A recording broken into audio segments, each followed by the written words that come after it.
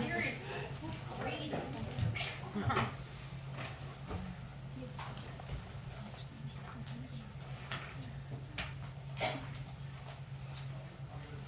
Welcome everyone to the last meeting of this council before the next election. We have Milano. Milano, why are you here? Yeah. You can't start yet, because I have to read something about you. Milano Abuscada was 13 years old. Milana is going into grade 9 at St. Paul High School. This past year, Milana starred in the lead role of Ariel in Cardinal Newman Elementary School, their production of The Little Mermaid.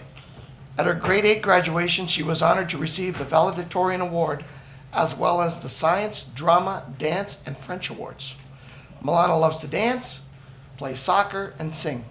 She has 2 sisters, and she is extremely excited to sing O Canada for the city. So whenever you're ready, you go ahead.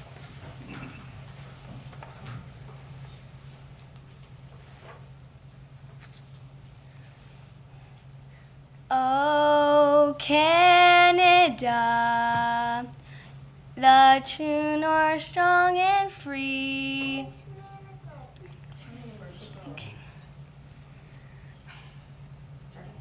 Oh, Canada,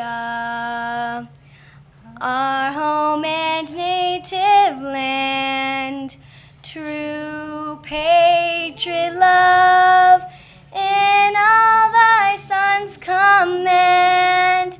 With glowing hearts we see thee rise, the true north, strong and free.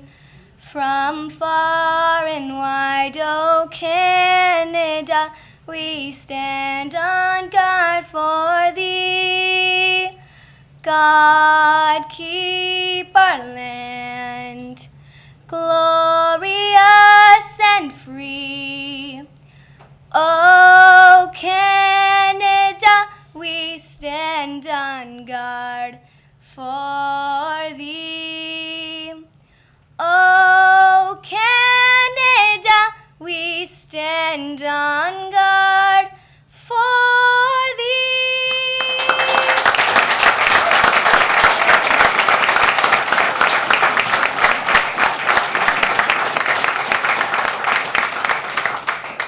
Thank you, Milana. Be seated.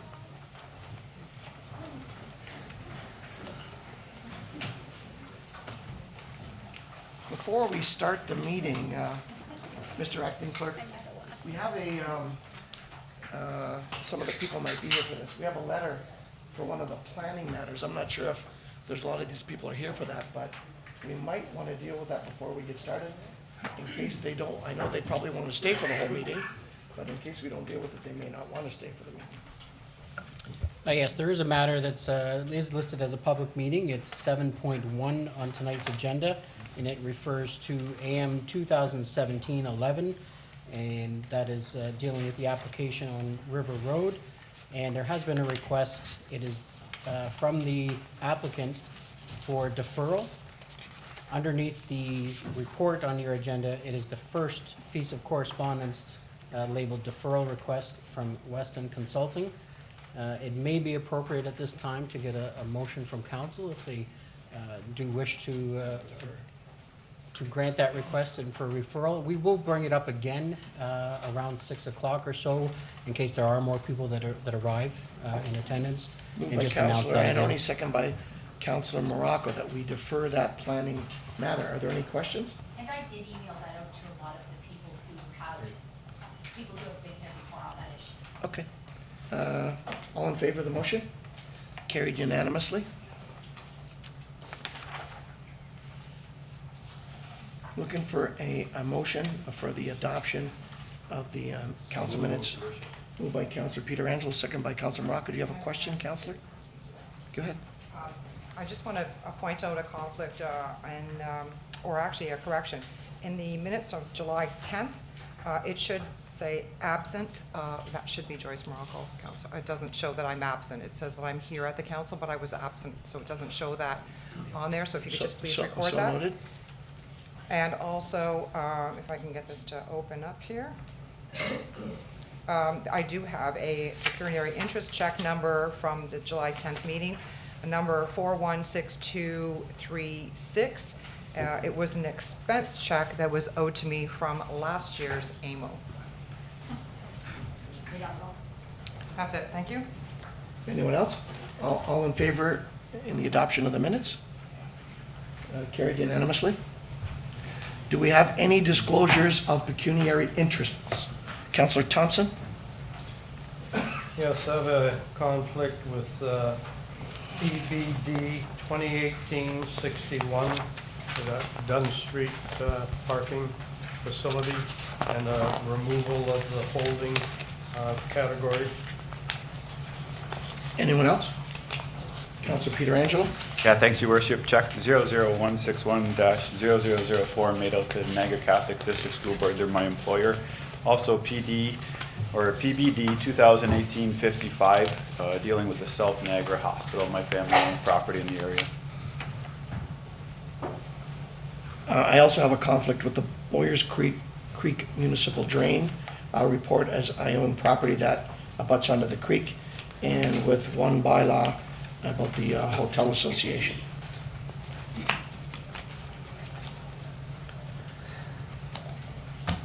I have a conflict I'd like to declare. Go ahead. Thank you, Your Worship. Sorry. No, don't apologize. Check number 417147, it's under your municipal accounts. It's for services and it's check payable to myself. Thank you. Anyone else? All duly noted? Thank you. The next thing is the mayor's reports. I would just like to offer the council and the mayor's condolences to the families of Susan York Jones, stepmother to Stephanie Young in our finance department. Also condolences to the family of Sherry Biggins, wife of retired firefighter Brian Biggins. On behalf of Jim, the mayor, he'd like to thank Councillor Strange for representing him on the tree planting with Canada Global Education, on the Niagara Summer Days Barbecue Competition, and the Osmos Authentic Mediterranean Restaurant. Must be an opening, Osmos. Councillor Campbell on the bingo sponsors charity check presentation. Councillor Morocco on the wreath laying at the commemorative service of the Battle of Lundy's Lane, and also at the Titans versus the Port of Spain soccer game. Councillor Pietrangelo for representing the mayor at the Niagara Summer Days Barbecue, the Day of 1,000 Musicians, and also at the Osmos Restaurant grand opening. Councillor Thompson representing the mayor at Flexo's 100th anniversary. Also, we have an announcement about the Heaters Heroes event. Big thank you goes out to Councillor Mike Strange and his volunteer team for recognizing young people in our community recovering from and affected by cancer. This event was also attended by Councillors Crater, Morocco, Campbell, Thompson, and Pietrangelo. Mike, did you have any comments you wanted to make on the Heaters? Mr. Acting Mayor, thank you very much. Just want to give everyone an update.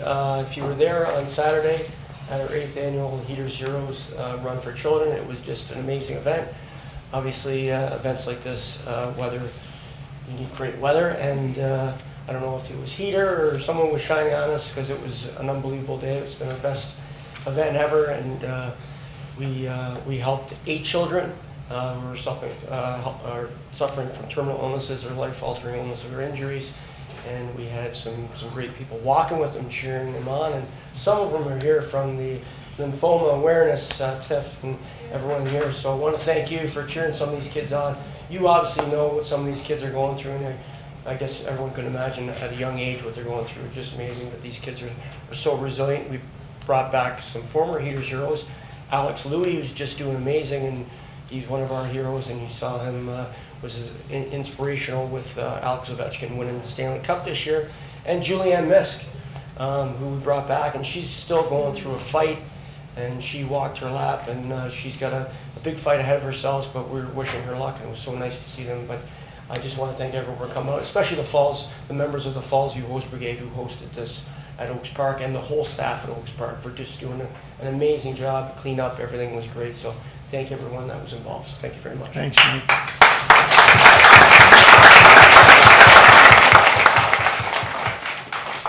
We have an announcement. The Terry Fox Fundraising Barbecue will be held tomorrow, Wednesday, August 15th, on the front lawn of City Hall from 11 till 2. All people are welcome. Everyone's welcome. And at this time, we have some video remarks from the mayor. Do we have that, Bill?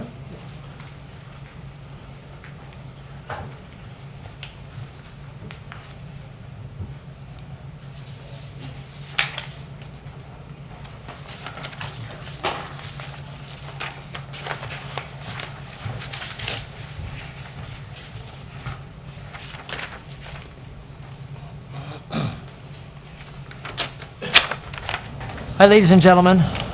I'm sorry I can't be there in person. As you know, I've been dealing with some challenges, but I did want to send a video greeting, mostly to thank many of you.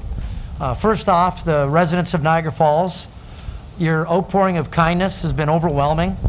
I want to say thank you, whether it's been texts or letters or calls or gifts or whatever way you've reached out, your prayers, that's meant an awful lot to me. I want to say thank you. Also, thank you to the counselors who have helped me out by representing me at different events throughout the city in my absence. I know you're busy as it is, and thank you for picking up the slack. I also want to thank our city staff. You know, they've done a great job in my absence. I know there's a lot of things to be done, especially our CAO, Ken Todd, who's doing a great job of keeping things together. I know many of you have been through your own challenges, and I understand. The main thing is that we don't focus really on the challenge or the sickness, but we focus on the outcome, the wellness and where we're going, rather than where we are. Before you know it, folks, I'll be better than ever, and I'll look forward to seeing all of you very, very soon. So again, thank you. Thanks, Jim.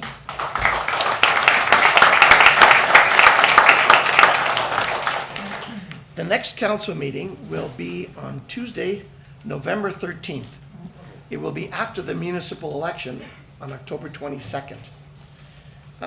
Having spoken to Jim yesterday at quite some length, he also wanted me to say on his behalf and on council's behalf and on my behalf, we'd like to congratulate everyone who has had the courage to put their name forward and put their name on the ballot for the next election. He would like to wish everyone the best of luck in the next election. All of the elected positions are important, including the position for mayor, councilors, regional councilors, and school board trustees. So we wanted to congratulate everyone for putting their name forward, wish everyone the best of luck in the next election, and remind everyone to try and get out and vote. Thank you. That concludes the mayor's remarks. We have deputation. Jim Crabb, Barbara Burrow, Martin Goyech, are they present? Yep. Could you come forward?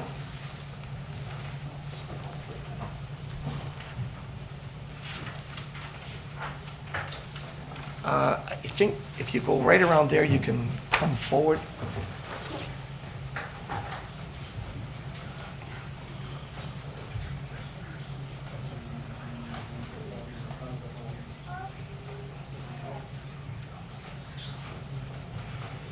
Hi, how are you? Hello. Hi. Come on up here, guys. The British Canadian Veterans Association, the BCVA, was founded in 1938 with a rich history of serving, helping veterans, veterans' families, and our community. Attendees this evening are Jim Crabb, Barbara Burrow, past President Martin Goyech. In 2016, the association approved the dissolution of their association as well as their assets due to age and decreasing membership. I was looking at you in particular. In 2017, following their dissolution, the BCVA provided a generous cash donation to the city of Niagara Falls in the amount of $70,000 to be used towards the 1812 Lundy's Lane Battlefield redevelopment project. This donation helps offset the costs of the capital project, which involves the implementation of important features of the Battlefield Master Plan, including interpretive display panels, accessible pathways, and other landscape amenities. The total project cost is estimated to be about $235,000. The design portion of the Battlefield site development project was approved in 2016.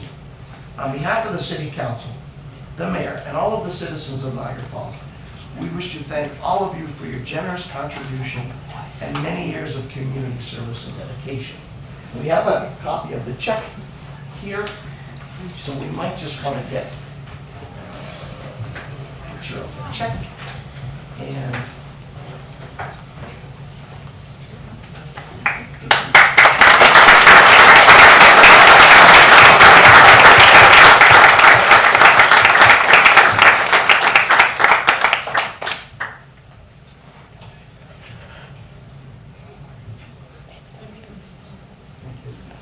thank you.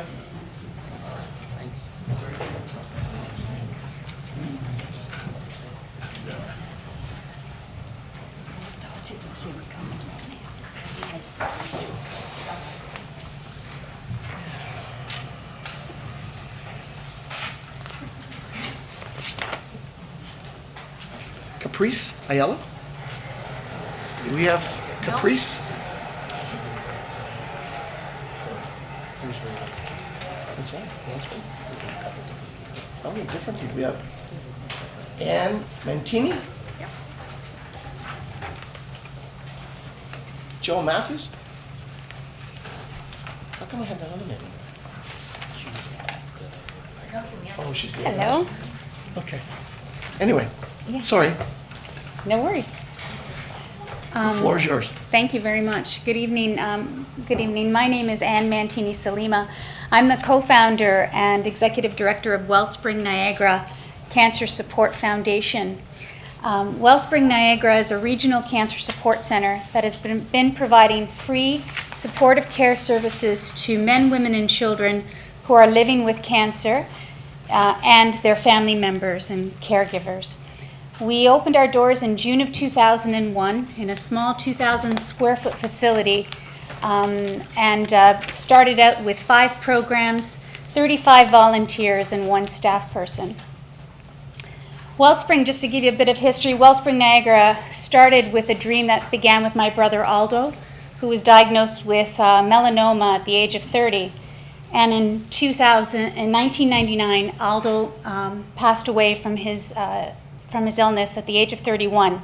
But before he passed away, he made me promise to continue with his efforts to establish a support center to serve all of the residents of the Niagara region. So I'm very proud to say since 2001, Wellspring Niagara has served over 73,000, has registered over 73,000 program attendances. Just last year alone, we served over 700 individuals and registered over 7,000 program attendances, and and offered nearly 40 programs, from supportive care, one-on-one support, group sessions, expressive therapies, coping strategy programs like yoga, meditation.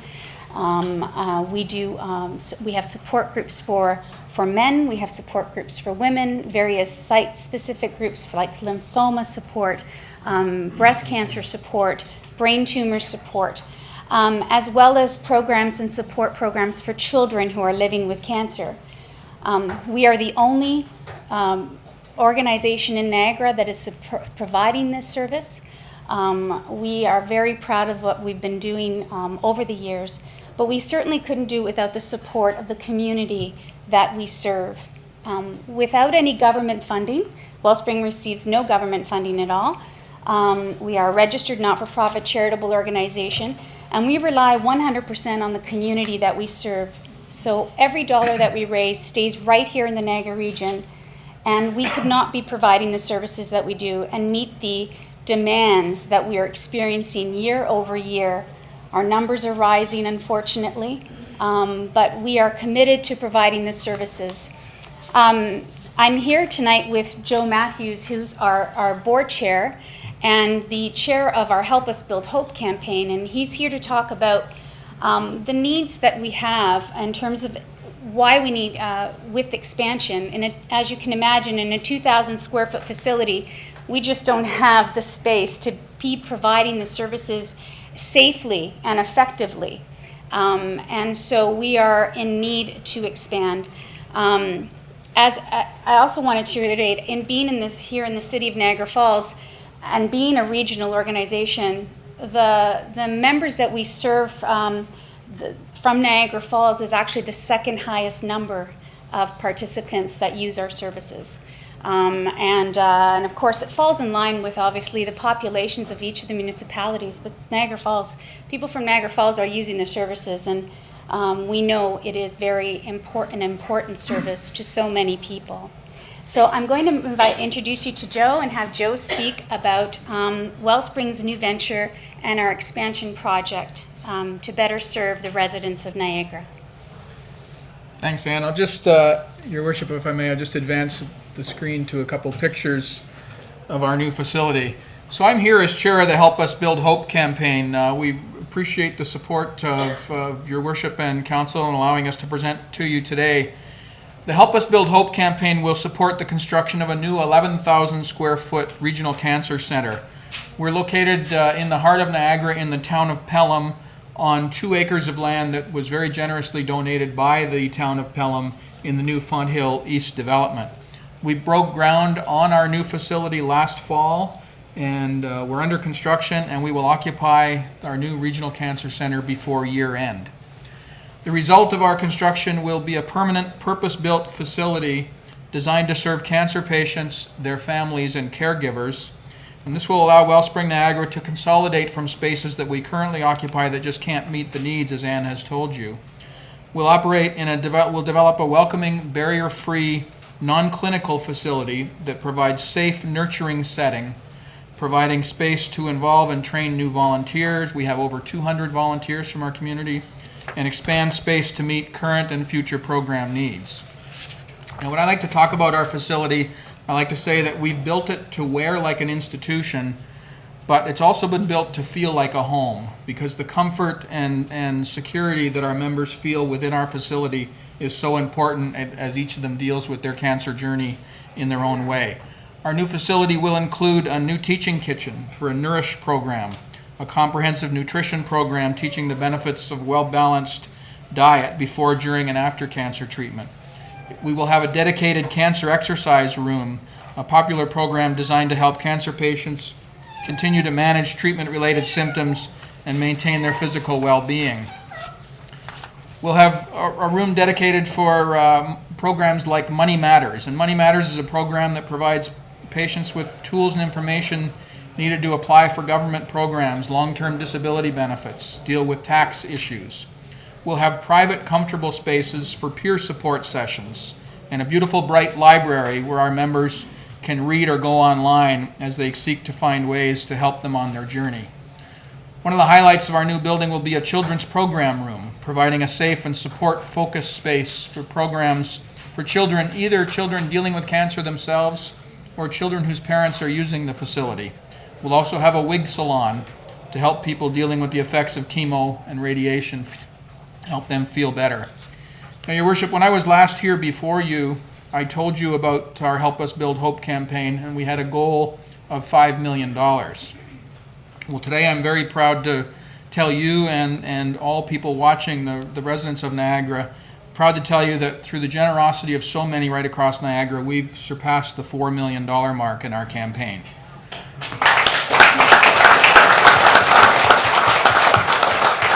Now, we're still actively seeking donations for our campaign.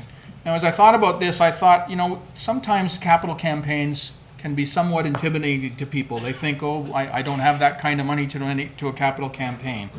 Well, just as we exist to serve anyone living with cancer, we welcome any gift of any size from anyone who wants to assist, whether it's $5 or $500, or if you're interested in naming opportunities in our center of rooms with donations of $25,000 and up. We welcome all support, and we thank you and we thank the people of Niagara who have supported us so well to date with our program. We want everyone across Niagara to have a stake in our new building because we are here to serve everyone across Niagara dealing with cancer.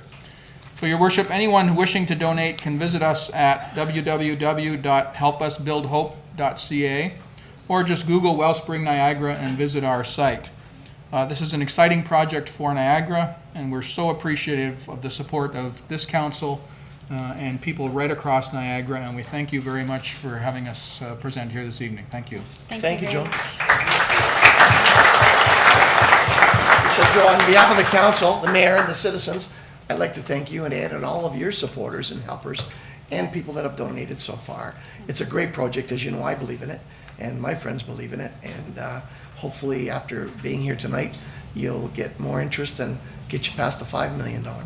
Thank you. If I could just acknowledge, I know that Nicole from Team Niagara is going to be here speaking to you very shortly, and I just want to acknowledge, since she's here, to thank her and her crew for supporting Wellspring Niagara and helping bring awareness of the services that we're providing. So thank you, Nicole. I just wanted to say that publicly. Thank you. Oh, Tiffany. I'm so sorry. I'm so sorry. I'm sorry, Tiffany. I'm so sorry, Tiffany. Thank you very much. Thank you.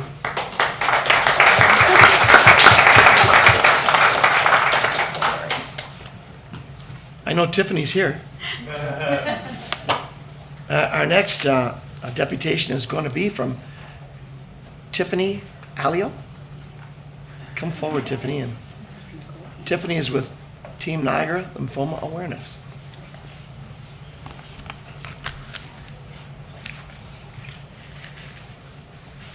We have a PowerPoint. Where should we?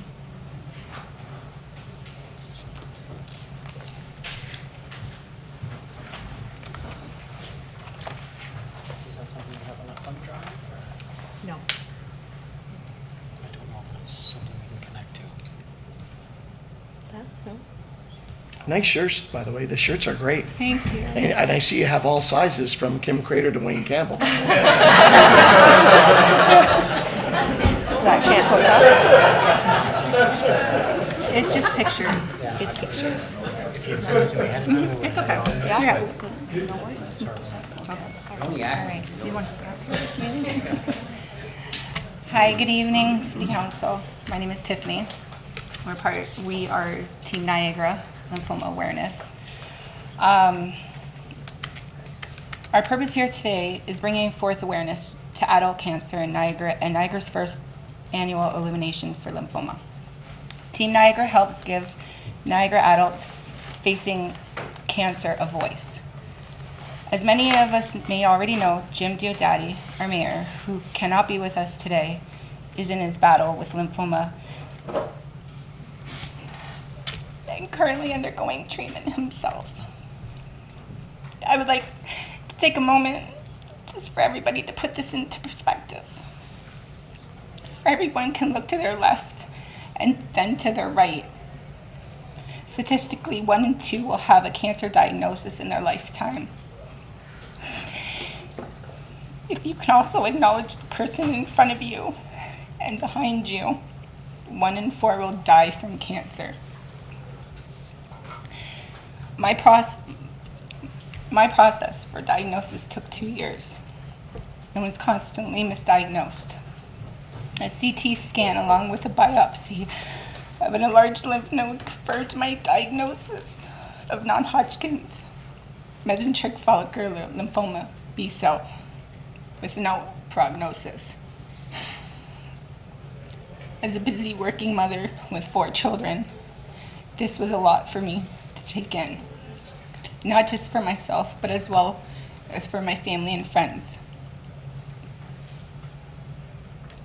This is a 6-letter word nobody ever wants to hear at any age. Lymphoma, which is a cancer of the lymphatic system, essentially your immune system, can develop in the lymph node, spleen, bone marrow, blood, and other organs. Mine's in my stomach. Lymphoma is the 5th most common cancer in Canada among 18 and 39-year-olds. According to Canadian statistics, an estimated 8,300 Canadians were diagnosed with non-Hodgkin's lymphoma. and 3,700 women were diagnosed with non-Hodgkin's lymphoma, and 1,200 died from this. Scientists don't know what causes lymphoma. Therefore, Team Niagara has decided to raise awareness by telling our stories in hope of driving more research and a better understanding of lymphoma. The symptoms can include swelling of the lymph nodes, chills, recurring fevers, excessive night sweats, weight loss, changes in appetite, persistent itching, trouble breathing, persistent coughing, and headaches.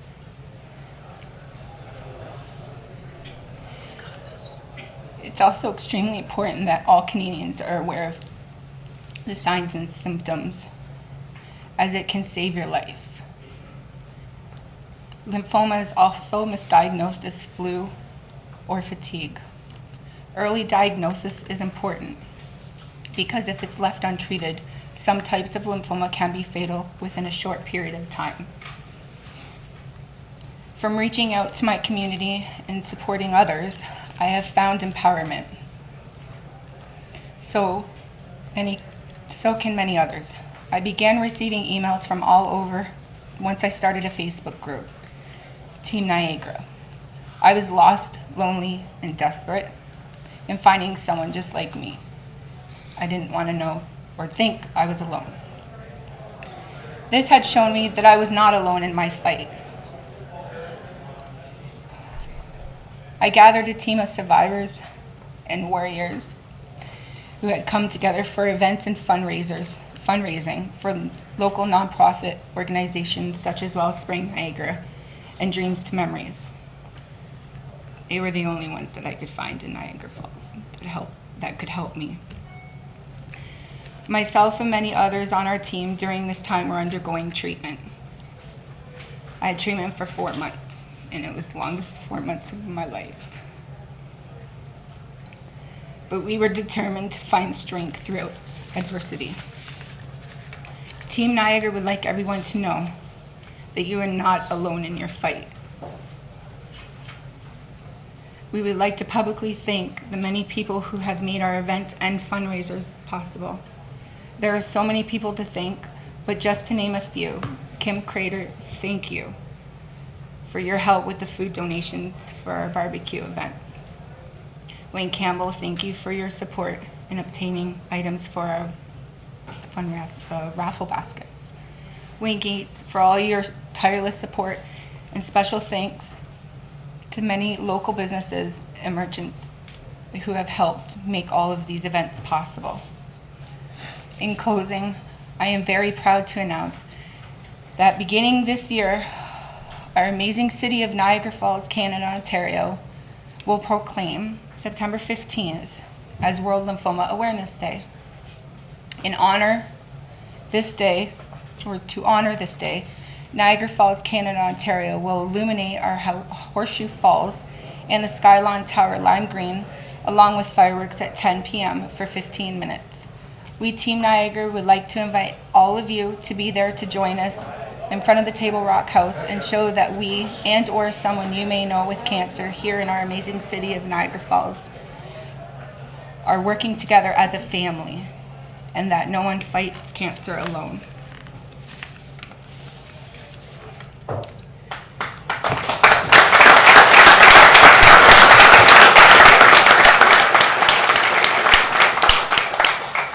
Someday, we hope to find a cure for cancer. But until that day comes, together you and I and all of us can build a lifetime of supporting each other and creating beautiful memories in our region. So please come out and show your support at our first annual Niagara Falls illumination of the Horseshoe Falls for those fighting cancer. Thank you. Thanks, Tiffany. Don't go away. We certainly admire your courage and your commitment to the cause. We have a couple of councillors that have, Councillor Crater would like to speak.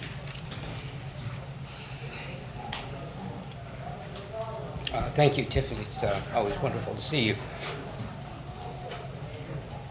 Just to share with the council, I met Tiffany a while back, and And I mean, I just have to congratulate her to have the courage to come out and share what she's been going through.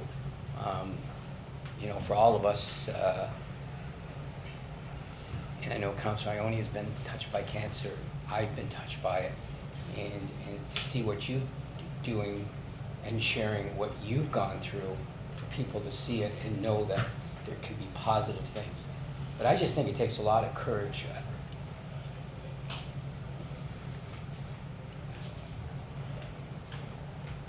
I remember when the doctor told me I had cancer, I didn't want to tell anybody. Like, you just didn't want to tell anybody. And we talked about this. And when I saw you come out and share with it, to make people aware and that there's hope, and our good mayor is going through this challenge. So I'm really proud, and I'm proud of the fact that I take small and Wayne takes large, but we're wearing our shirts today. So I just had to say congratulations to you and your team, and it's really my honor to get to know you and to be part of your events. Thank you, Your Worship.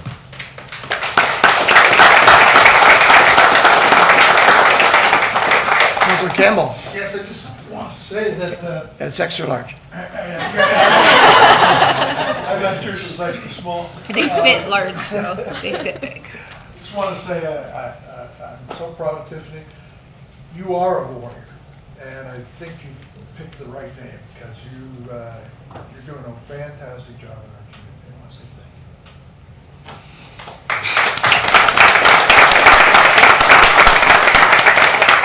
Thank you. Thank you.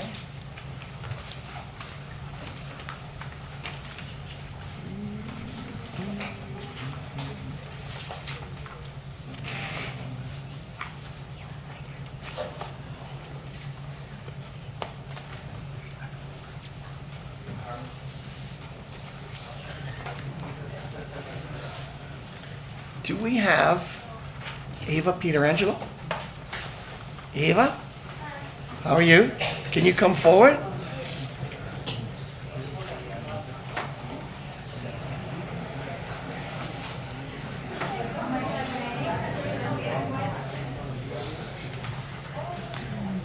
She has to, no, you have to come in, Ava. You gotta show her how to come in.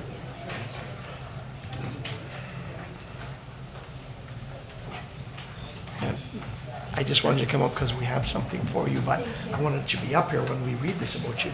On behalf of Mayor Diodati and members of council, I'd like to congratulate Ava Pietrangelo for winning a gold medal on the vault in the 2018 Canadian Artistic Gymnastics Championship. Ava's story was not without challenges. She had an elbow injury 1 year ago, which forced her to recover in the gym with hours of conditioning and therapy. She had one goal: to compete again. And compete she did.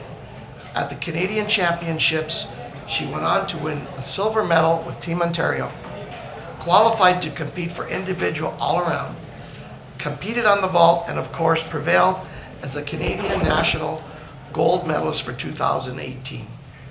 Ava credits her coaches Shannon and Holly Daw at Niagara Acrocats for contributing to her success. Are your coaches with you? No, not this. No? Okay, well, we have a gift for you.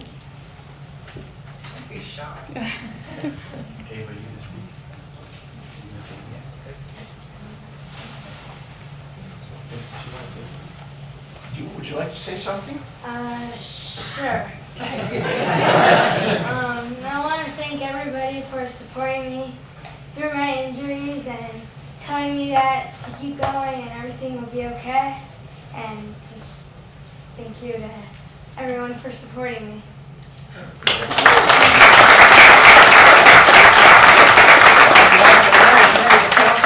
And all of the citizens of Niagara Falls will give you that gift. Thank you. And this. Thank you. Okay. Yeah. I'll take a picture. Okay.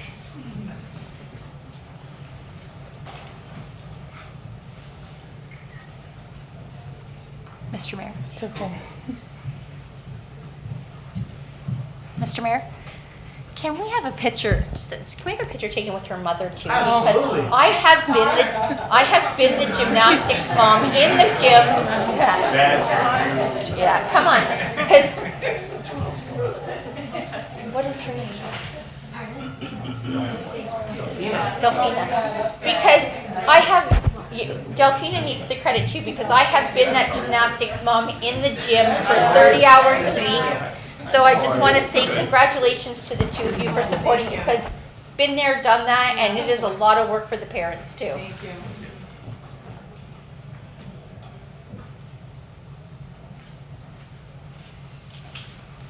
Thank you.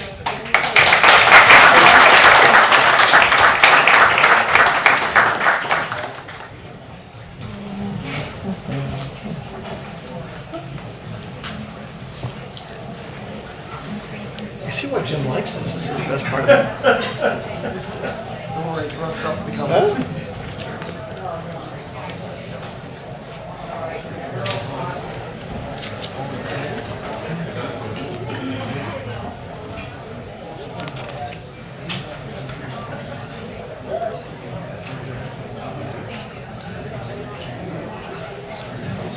Just wait till they close the door.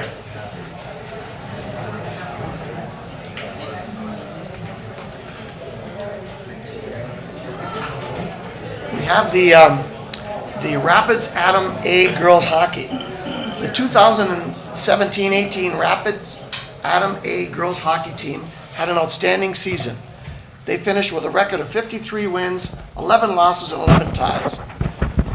Of four tournaments for the year, they came away with 3 gold medals and 1 silver.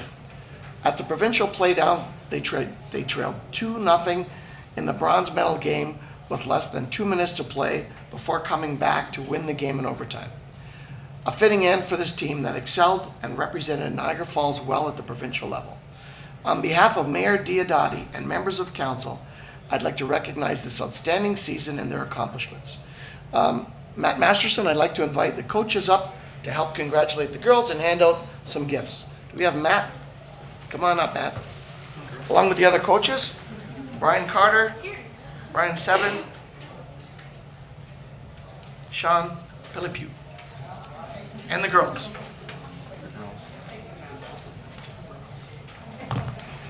Bring this.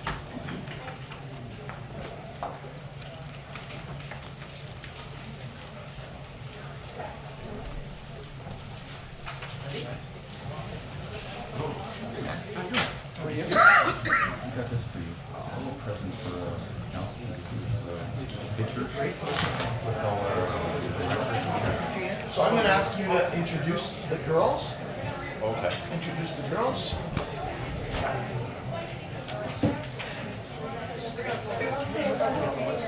And as you introduce them, I will hand them a gift. We also brought our ventilator. Hold this up and girls want to hold this. That's a provincial banner that's to be hung up at the Gale Center. You might want to turn just a little bit so the camera can see it. And come on around here. Come on here. Right around.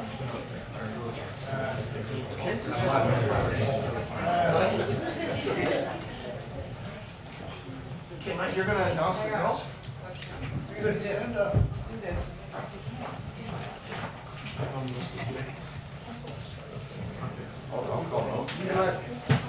First off, we'd like to thank Council for having us down. Ms. Grangelo for nominating us. We'd like to thank Council, obviously Library over the years, and we'd just like to let you guys know that girls hockey in Niagara Falls is really booming. We've been on the map, so to speak, and we hope for more banners to come. Our numbers have tripled already in the last couple of years, and we look to add more girls. I mean, girls out there want to involve in girls hockey. Come down to Niagara Falls. This is what we're going to be doing. We're going to win a lot of championships. Congratulations. Thank you. We'll start right here with Ryder Taylor. Oh, you're on.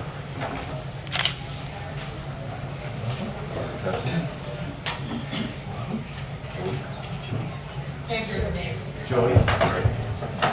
Seth. Cian. Mia. Addison. Gabby.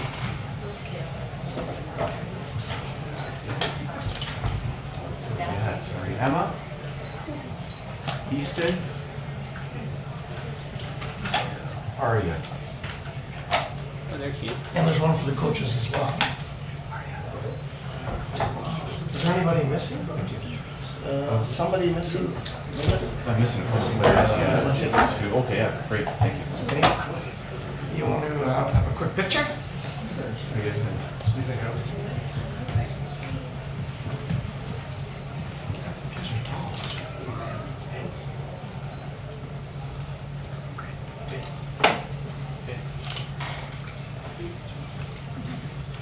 Congratulations.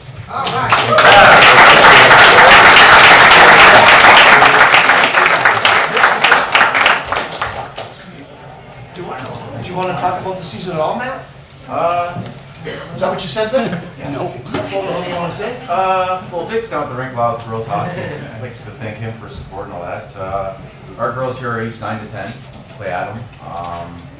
We started off a little slow throughout the year, but as the year went on, we got better and better, and just worked as a team, developed as a team, and this is a result of a lot of hard work and a lot of dedication to appearance and a lot of time and money. But the girls worked hard, and we only lost one game in double overtime in that tournament for Ontario. So tough break, but we bounced back to get bronze. But long year, and another year starts back up in a couple of weeks after Labor Day. We're back at it again with another season. But is there anything else you'd like to add? No, that's good. No, that's good. Thanks for having me.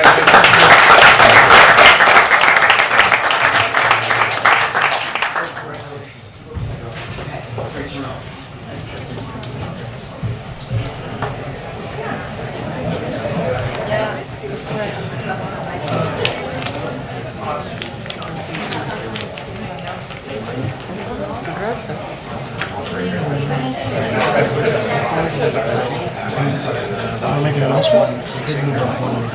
You did? Where? Should be listed there. It's Nick Mueller from Municipal Works Department. It's going to be the next 6.6. Lawyers Creek?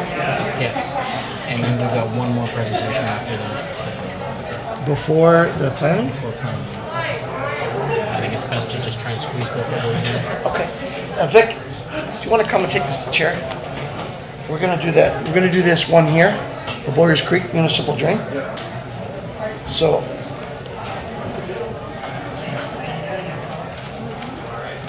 $6.6.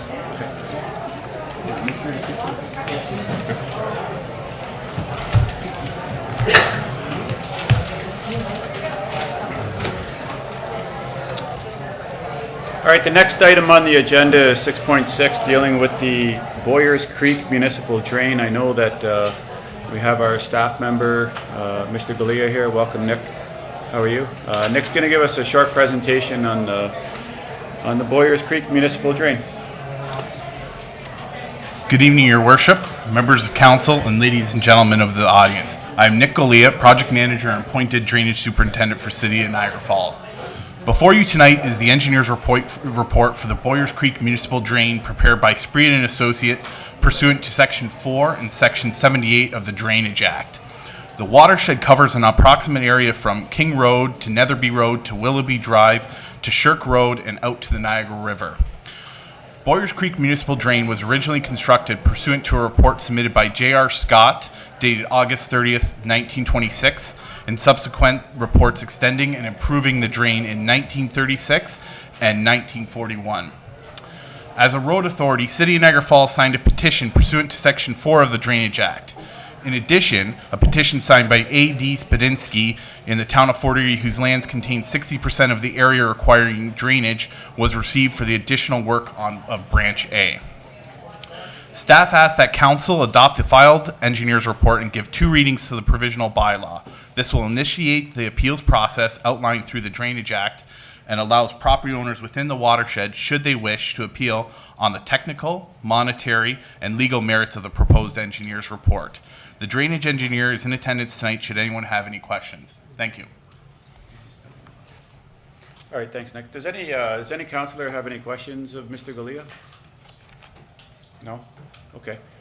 Maybe I should ask, is there anyone in the public that's here for this item and deals with the, okay. Does anyone wish to come up and speak to council? Why not? All I need is your name and your address so that we can record it into the minutes, sir. Welcome. Yeah, my name is Henry Schultens, and I live on 14,000 Sodom Road. And I think it's obvious to everybody that this thing needs to get done. The first meeting started in 2005, and we're still working on it. And it's a very important issue, and the big problem is who's going to pay for it. But I think that it should be adopted that we keep this process going. Thank you. Okay, thank you. Whoever would like to speak, you can just come on up, sir. Welcome. Again, just need your name and your address for our records. Andrew Spudzinski, 3980 Netherby Road, Fort Erie. Apparently, I'm one of the people that petitioned this. My question was and is to the drainage people.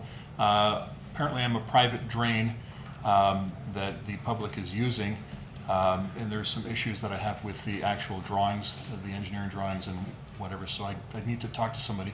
The main thing that I have is we've had these drains since 1941, I've just found out.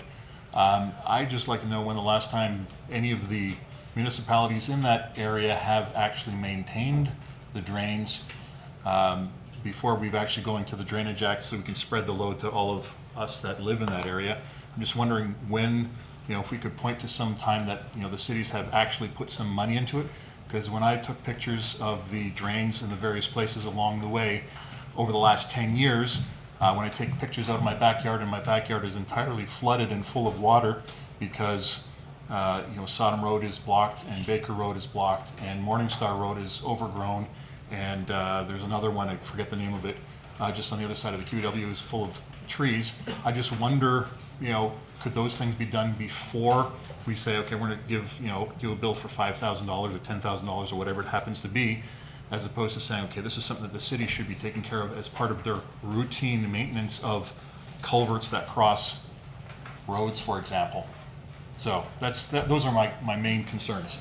So before, assessing me with another $5,000 in additional to my regular $5,000 some odd dollars a year that I pay for my garbage to be picked up and for the road to be plowed, I just wonder if somewhere along the line the city might pick up some of those, I don't know, fixing of drains and things that are directly on their properties before they nail us with a huge bill. That's all. Thanks. Okay, let me see if I can get an answer for you on when the last time the municipality has done any maintenance on the creek. Mr. That was a joke. Sorry. All right. Yeah, to say, I think he's just, unfortunately, I don't have that date. I think we've just done ongoing, maybe spot maintenance in that area. But with this drainage report, this gives us the mechanism now to do that ongoing maintenance within that creek itself. Sure. Andrew, did you have another comment?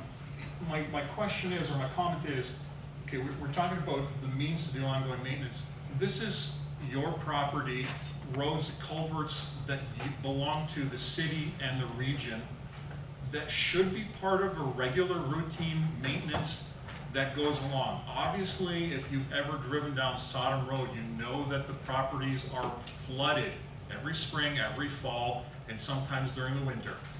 Somebody's got to be able to see that and say, hey, maybe there's a problem with the drainage here. Maybe we should look at our roads. I know they're not used a lot, some of the side roads where the drain goes through, but I did an investigation because I was curious. I've seen it, I've looked at it. I called Nick up in February. I believe we had a conversation about the drain on Morningstar. That was plugged, is plugged.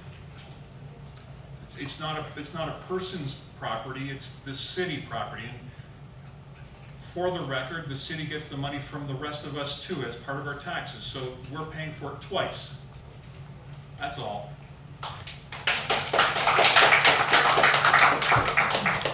Okay, thanks, Andrew. Is there anyone else here that would like to have a comment or wishes to ask a question at all? Come on up. I'm representing URES Corp for the property on 4312 Narrabee Road. I have the same comment as this gentleman that we always pay the property tax. So when this big bill come to us, it's a big burden, and I don't know what's the regular maintenance. And like when the rain falls, it's not exactly the rain on the farmland that's falling on that area. It's all the water along the road, they would go to that place when it's in the lower areas, right? So it's kind of unfair to let those owners to bear the big burden of the cost. Okay. Thank you. Is there anyone else here who wishes to make a submission at all? And folks, just to let you know as well, we have had this discussion before.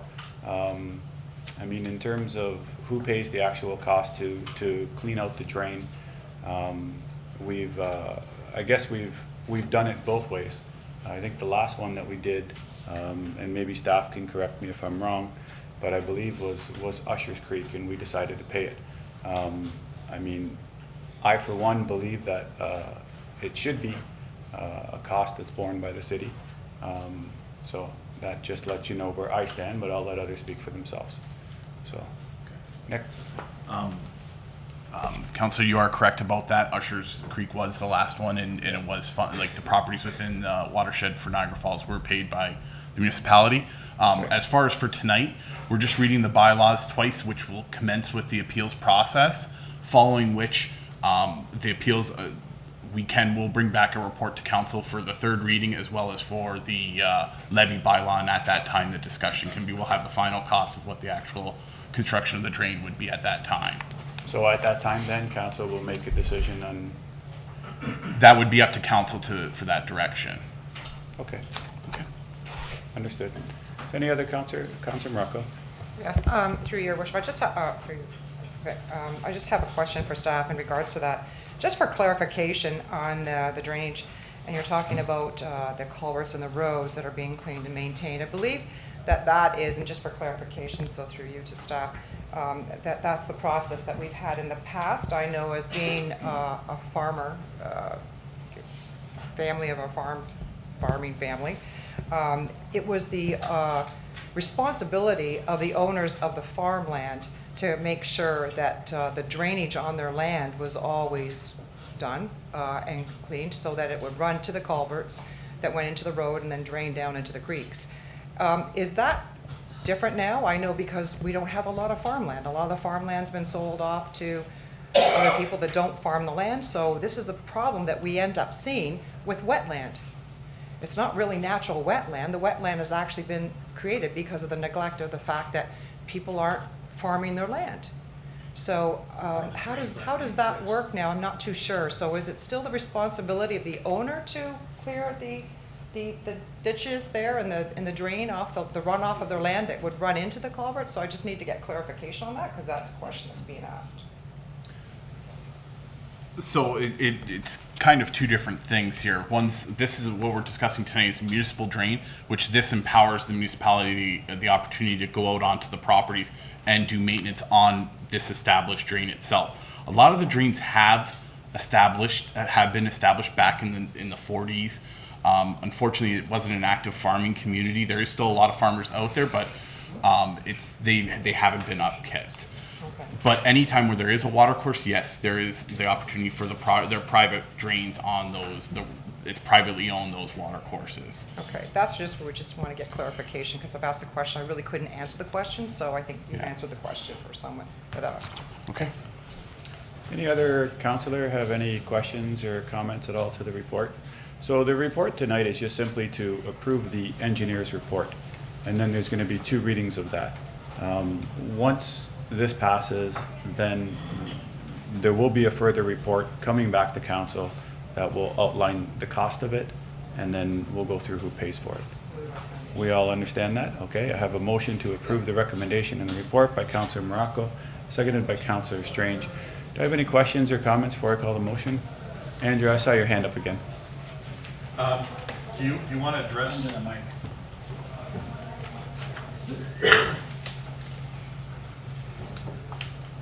Do you want to address the errors in the report or not? Absolutely, if there are, yeah. Okay, so I did a quick read through this afternoon. Besides, I'm not going to comment on the typos on there because there are lots of them, Niagara and Hollage being the two common ones. But the one that interested me the most, because it was on Branch A, so if you looked at the Branch A section on the map, if you have the map in front of you, you'll notice that there's a drain that runs, majority runs through my property, about seven hectares.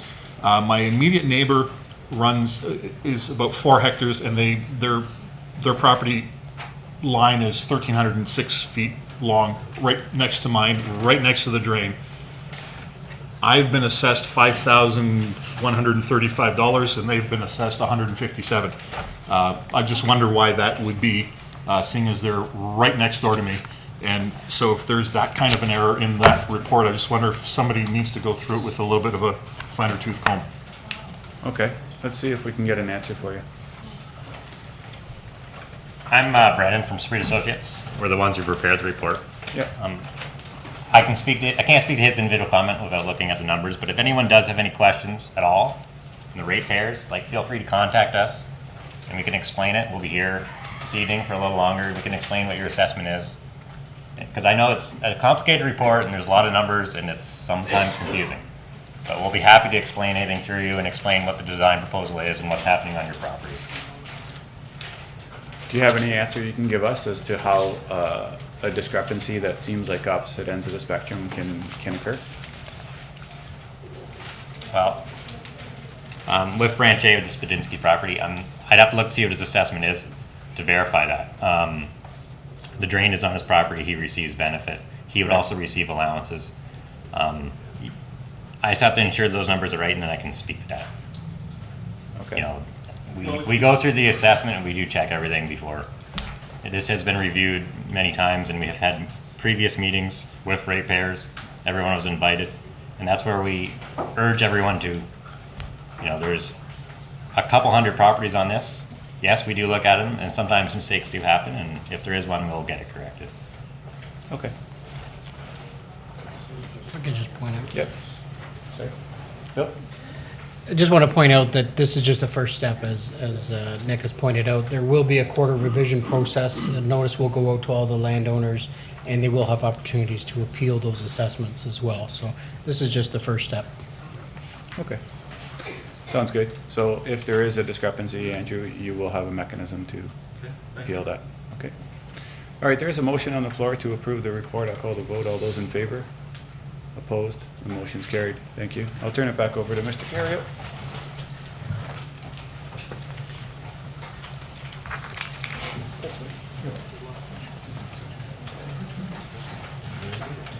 One last application, 6.7. 6.7.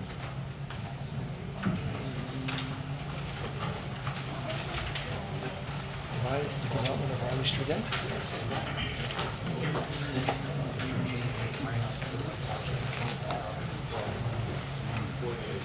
Okay, council, we're gonna go to 6.7, Riley Street End. Mr. Jay Mason will make a brief presentation on behalf of John Bevan regarding building a dwelling on the lands located on the Riley Street End. Mr. Mason?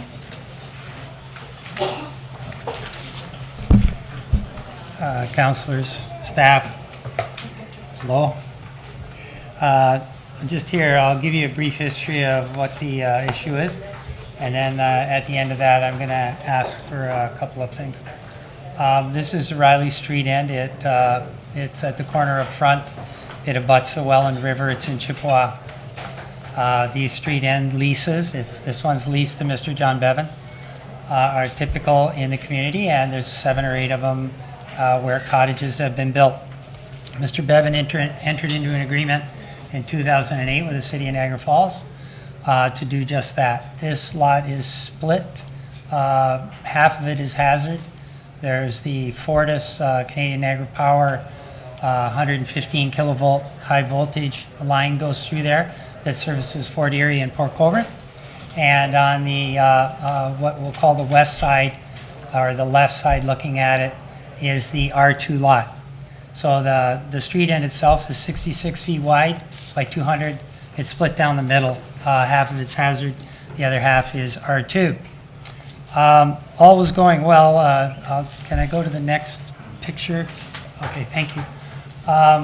This is what the property looked like when it was originally leased. Mr. Bevan asked that some of these transient things would be removed from the property so that he could make an application to build. Removal of these items took some time, and probably about 3 years later, it was cleared off. We can go back, I think, to the original picture. It was cleared off, and he made an application for a building permit. When he made that application, it was circulated, of course, and one of the interested parties was Fortis Canadian Niagara Power.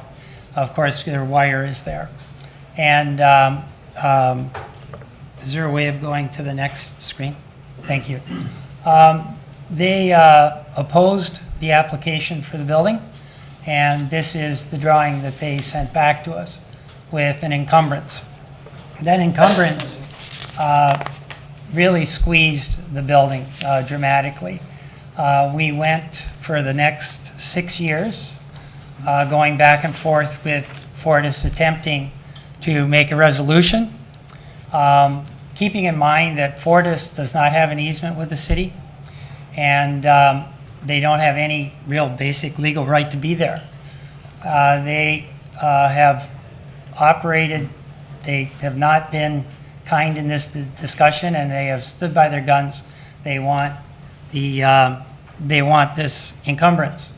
So this is the latest go-round, where we met with Kerry Campbell from City, myself, Councillor Thompson was there, Mr. Bevan was there, and a couple of parties from Fortis. We came up with a different design that shrunk the building 3 feet in width.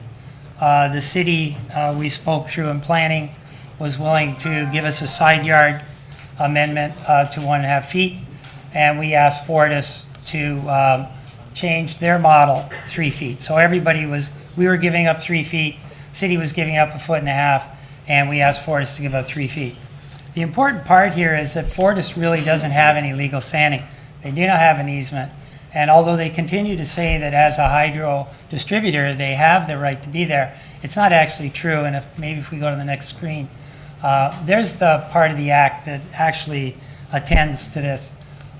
They do have a right to be there, but they do need an agreement with the property owner. And in this case, it's the city of Niagara Falls. So really what we end up here in a situation where you've got a private company on public land really disturbing or disrupting an application for an R2 lot that the city in good faith has leased to this party. This has been going on now 10 years. So again, I'll just make my points clear. Fortis, they don't have an easement. They don't really have a legal right to be there. This is the part of the Hydro Act that covers it. It's from 1998. Mr. Bevan currently is the legal occupant of the land according to your legal, and they have no agreement with him. He's paid the entire lease, including the portion that contains Fortis's poles, since 2008. He's paid while Fortis used the land to their own benefit and denied him his rightful use of the property by opposing his building permit application. Mr. Bevan has significant capital tied up in 2 designs now: an environmental report to Conservation Authority to establish top of bank, the building location, and he's got leaseholder carrying costs, obviously, through the 10-year period.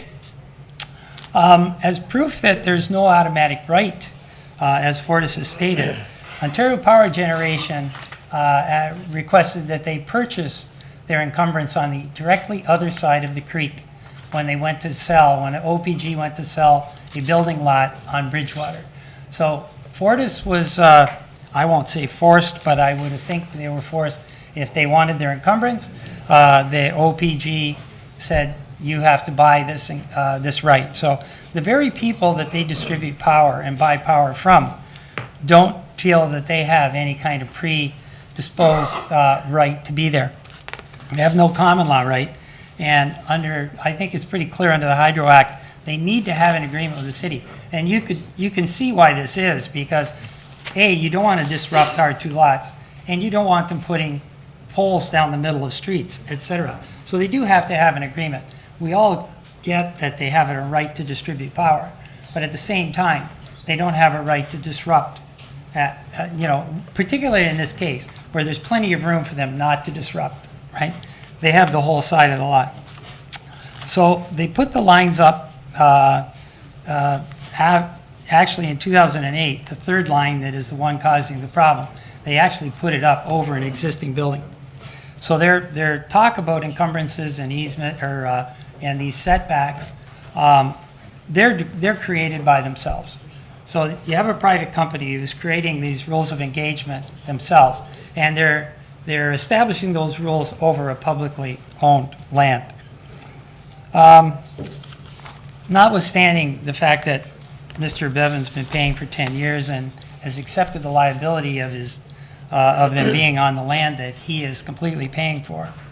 And in light of the lack of a legal agreement with the city, I'm going to ask a simple thing. I think it's simple. Recognizing that there's no agreement exists between the parties and that Mr. Bevan has been paying the lease for 10 years while having his application denied because of a private company's establishment of an encumbrance on public land, we ask that 1, the city require that Fortis, Canadian Niagara Power, move their wire to comply with the required setback. It's their setback, they're the ones requiring it, and that any remaining encumbrance not cross the center line that splits the hazard land from the R2 designation. The second thing is, I would ask that the city extend Mr. Bevan's lease back the 10-year period, because he's been fooling around with this thing, the stuff that was on the land that took 3 years to move off, then he made his application to the building department, and since then it's been Fortis CMP the whole way. There's counselors and staff here who are familiar with the problem, and I'm here basically just to bring it to light that you have a private company. This isn't the only property where their encumbrances are an issue, and I believe that there's a large land mass that may change hands in the not too distant future that's just to the north of this, that they go directly through the middle of it. And so this, you'll be hearing about these issues, I believe. They were, in my mind, forced by OPG to purchase the encumbrance. So OPG is clearly stating they don't have any common law right to be there. They're saying, no, you have to either own the land or pay for a lease, or at the very least, not have your lines disrupt anybody else's application. Councillor Thompson. Well, I think I made the motion to permit Mr. Bevan to lease the property.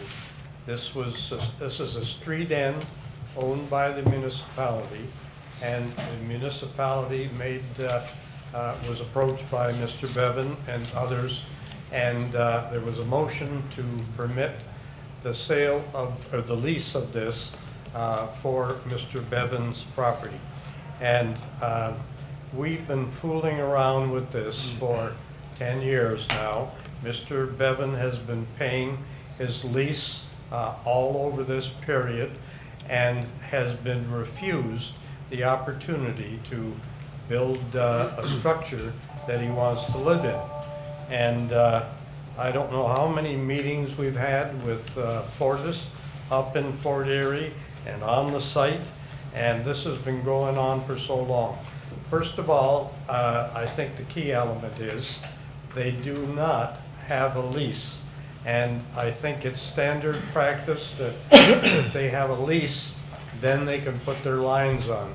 They've gone ahead and done this without having the legal authority and the lease to have this done. And no matter how many times we've met and talked about this, there doesn't seem to be any flexibility with respect to Fortis to try to accommodate some opportunity for Mr. Bevan to build this place and have the right to live there, which he's been contemplating for 10 years. So I would be pleased to, and I don't think this is going to happen just by making a motion here. I think the council has to support 100% the opportunity for Mr. Bevan to utilize that property.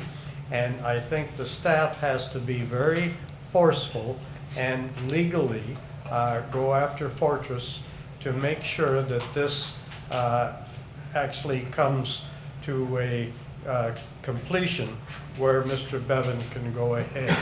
So I'm happy to make the motion that has been suggested by Mr. Mason, and hopefully it's unanimous by the council, and give the opportunity to staff to be very forceful in making sure we resolve this problem, so Mr. Bevan can go ahead after 10 years and finally do what he wanted to do in the first place. And I think we've all been a little negligent in really supporting this, and I think, I don't know, how'd you end up here? I think I suggested that, didn't I? Yeah, I think it has to be brought out in the open, and hopefully we can force them to be flexible, move the line, or at least give Mr. Bevan the opportunity to move forward. So I'd so move, yeah. Councilor Pietrangelo, are you seconding the motion? Go ahead. Yeah, thanks, Your Worship. If the motion is to refer this to staff, then I'm happy to second it if that's what the motion is. I just wanted to get clarification that that was the motion. I think, you know, this probably should go to staff. I think referring it to staff is natural, but I think Mr. Bevan's comments are appropriate, that after 10 years and no flexibility on the other side, definitely staff has to be involved, and it may be coming down to a legal situation where we have to use our solicitor regarding the non-lease, regarding the time factor, and so I'm suggesting Mr. Mason's comments with respect to the application, and naturally referring it to staff to carry that out, so he can have some opportunity. Councillor? Yeah. And I'm not clear what the motion is. Councillor Thompson? Yeah. Could we have the motion read? Can I reread my ask? I actually have an ask here. Do you want me to reread it? Go ahead. Okay. What I'm asking is that the city require, by letter, Fortis to move their wire to comply with their required setback, and that any remaining encumbrance not cross the center line that splits the hazard and the R2 designation. Bill, I have a copy of this for you. And secondly, that the city extend Mr. Bevan's lease by the 10-year period he has been attempting to clear the property to build. Are you okay with that, Councillor? Alex? Alex? Could I get a point of clarification, because I might be one of the staff people, have to, what was the word, comes out forcefully? The power lines are these lines. This hatched lot area is a setback that Fortis says, you have to set back your building this far from our power lines. So in actual fact, where Mr. Bevan is proposing his building. No, there's another, I'm sorry, just to interrupt Alex. You go to the next screen, the new design. There's this, that was the first design. This is the second one. We've moved the building 3 feet. All right. So in any event, the power lines are east of the building that's proposed. Right. The power company has a setback that they say they would like you to keep clear of. So it's not that the lines have to be moved, it's that if there was a smaller setback, you could actually live with it. Yes, absolutely. All right. I just wanted to clarify what the ask is. Sure. We would like the building to be permitted. Okay, we have a motion moved by Councillor Thompson, seconded by Councillor Campbell. Are there any questions to the motion? Any comments? All in favor of the motion?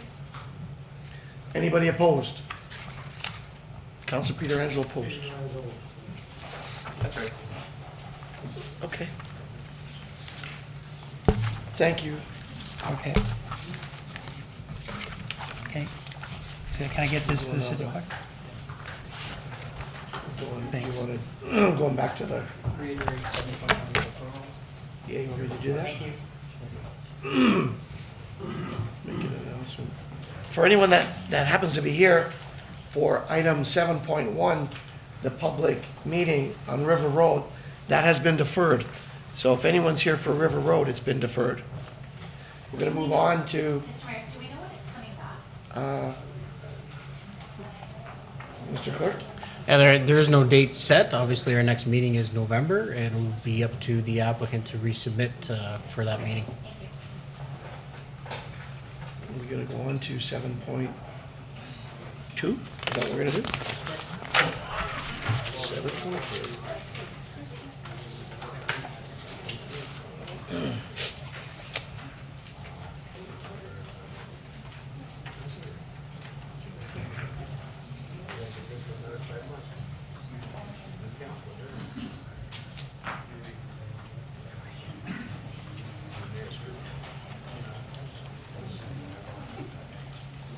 Mr. Clerk, could you please introduce the next item on the agenda?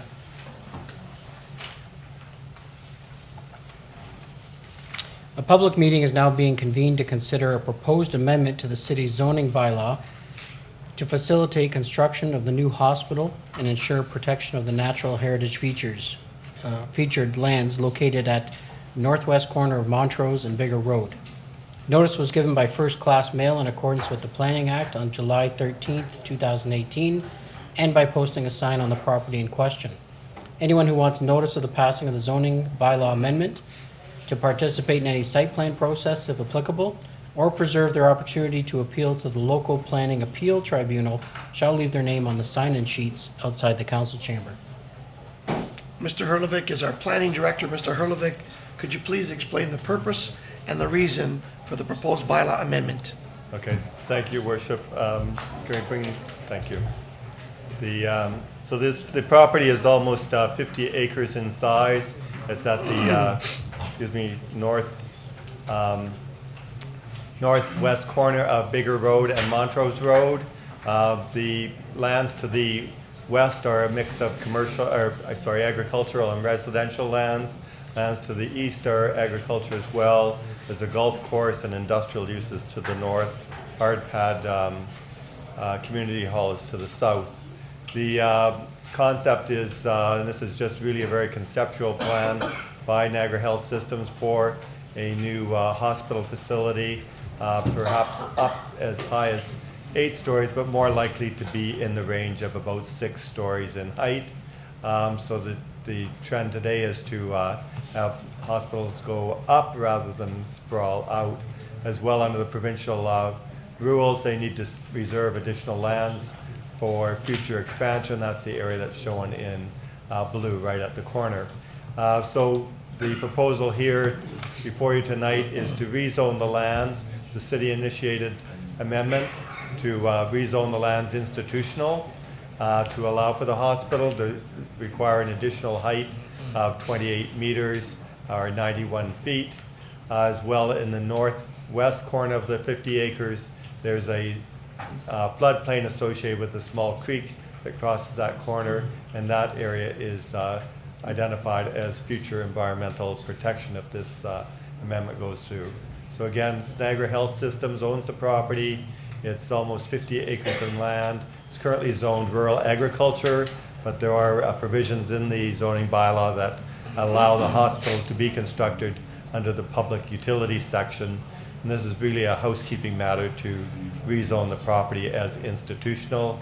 Again, so part 1, which is the majority of the site, would be institutional. Part 2 would be environmental protection to protect the floodplain lands along the creek.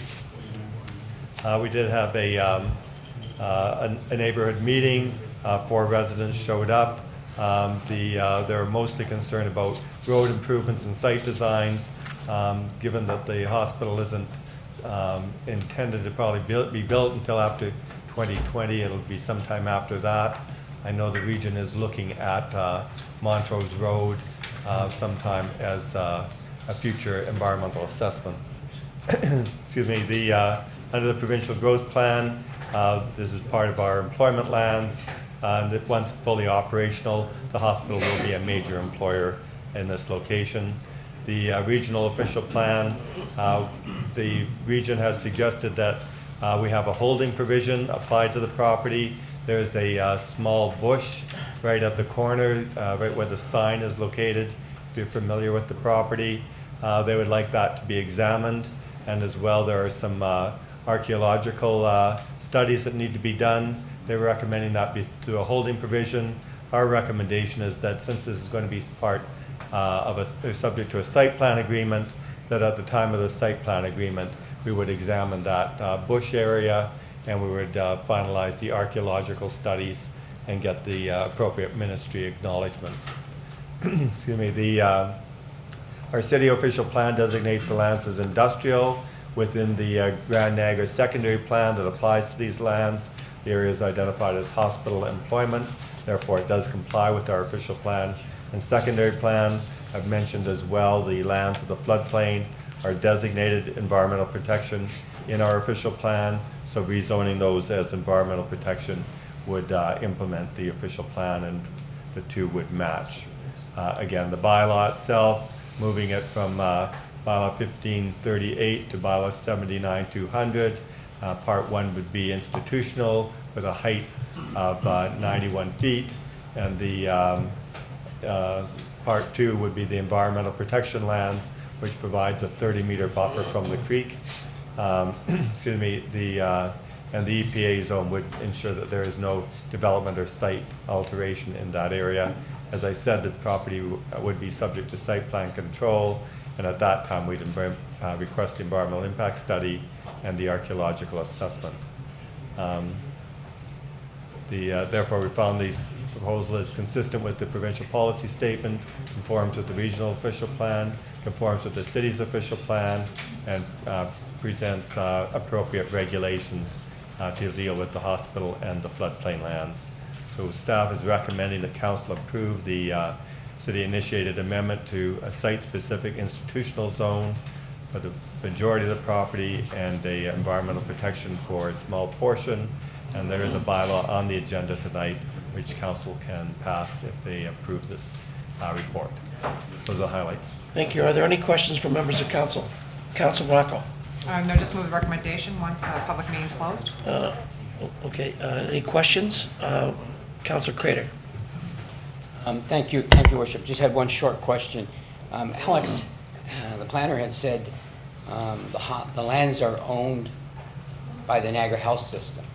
So the only question I had was, if the new government decides not to go forward with the hospital, I was always under the impression that we would own the lands, because I think we've already invested $12 or $13 million into buying a portion of the land, and we gave a tax receipt for about $14 million for the other side. So my question is pretty straightforward. If the hospital doesn't go forward, we own it, and the taxpayers would then try to recoup what we've paid out. Am I correct? Mr. Todd? To you, Mr. Mayor. The way the deal on the property was structured is 50 acres. The price was actually 11 million, not 13 or 14 million. If the hospital does not go forward, the agreement states that all 50 acres, not just the 20 we purchased, it'll be the 50 plus the 30 that was donated, all of that land comes back under the ownership of the city. Okay, thank you. Thank you. Any other questions? Members of the public are advised that failure to make an oral or written submission at this public meeting will result in the local planning appeal tribunal dismissing any referral it receives. Failure to sign the sign-in sheets will result in staff rejecting an appeal as per section 3419 of the Planning Act. Council will now hear from anyone other than the applicant who wishes to speak to the proposed bylaw amendment. Is there anyone here other than the applicant that wishes to speak? Seeing none, council will now hear from the applicant, which I'm assuming that's us. Are there any final questions from council? Any final questions from council regarding the application? Seeing none, the public meeting with respect to the proposed zoning bylaw amendment is now concluded. Moved by Councilor Morocco, second by Councilor Thompson, that we adopt the recommendations 1 and 2. Any questions to the motion? All in favor? Opposed? Carried unanimously. Conflict by Councilor Pietrangelo.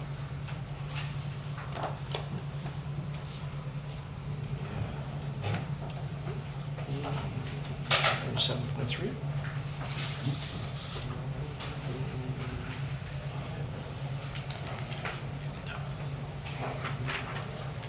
Mr. Clerk, would you please introduce the next item on the agenda?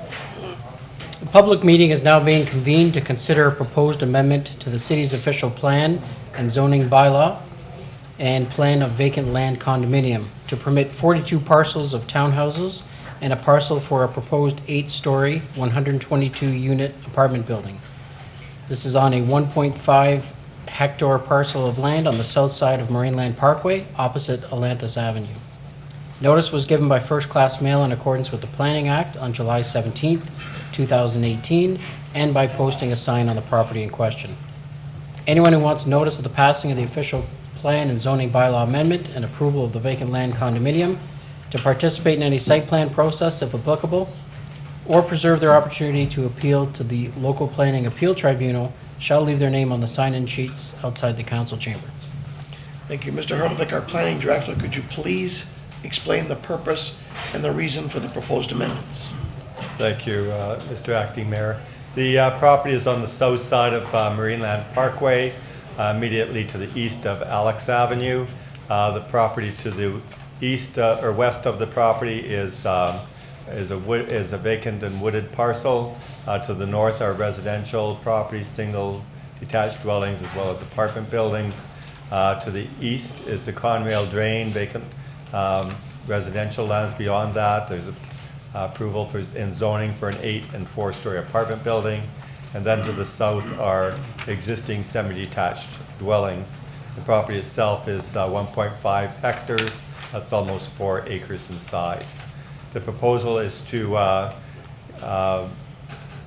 get an official plan amendment and rezoning and a condominium plan for this property. The build-out of this site then would be an 8-story apartment building next to Marineland Parkway with 122 units. There would be underground parking serving that particular building. And then at the back of the property, coming towards the existing residences, would be 42 townhouse units.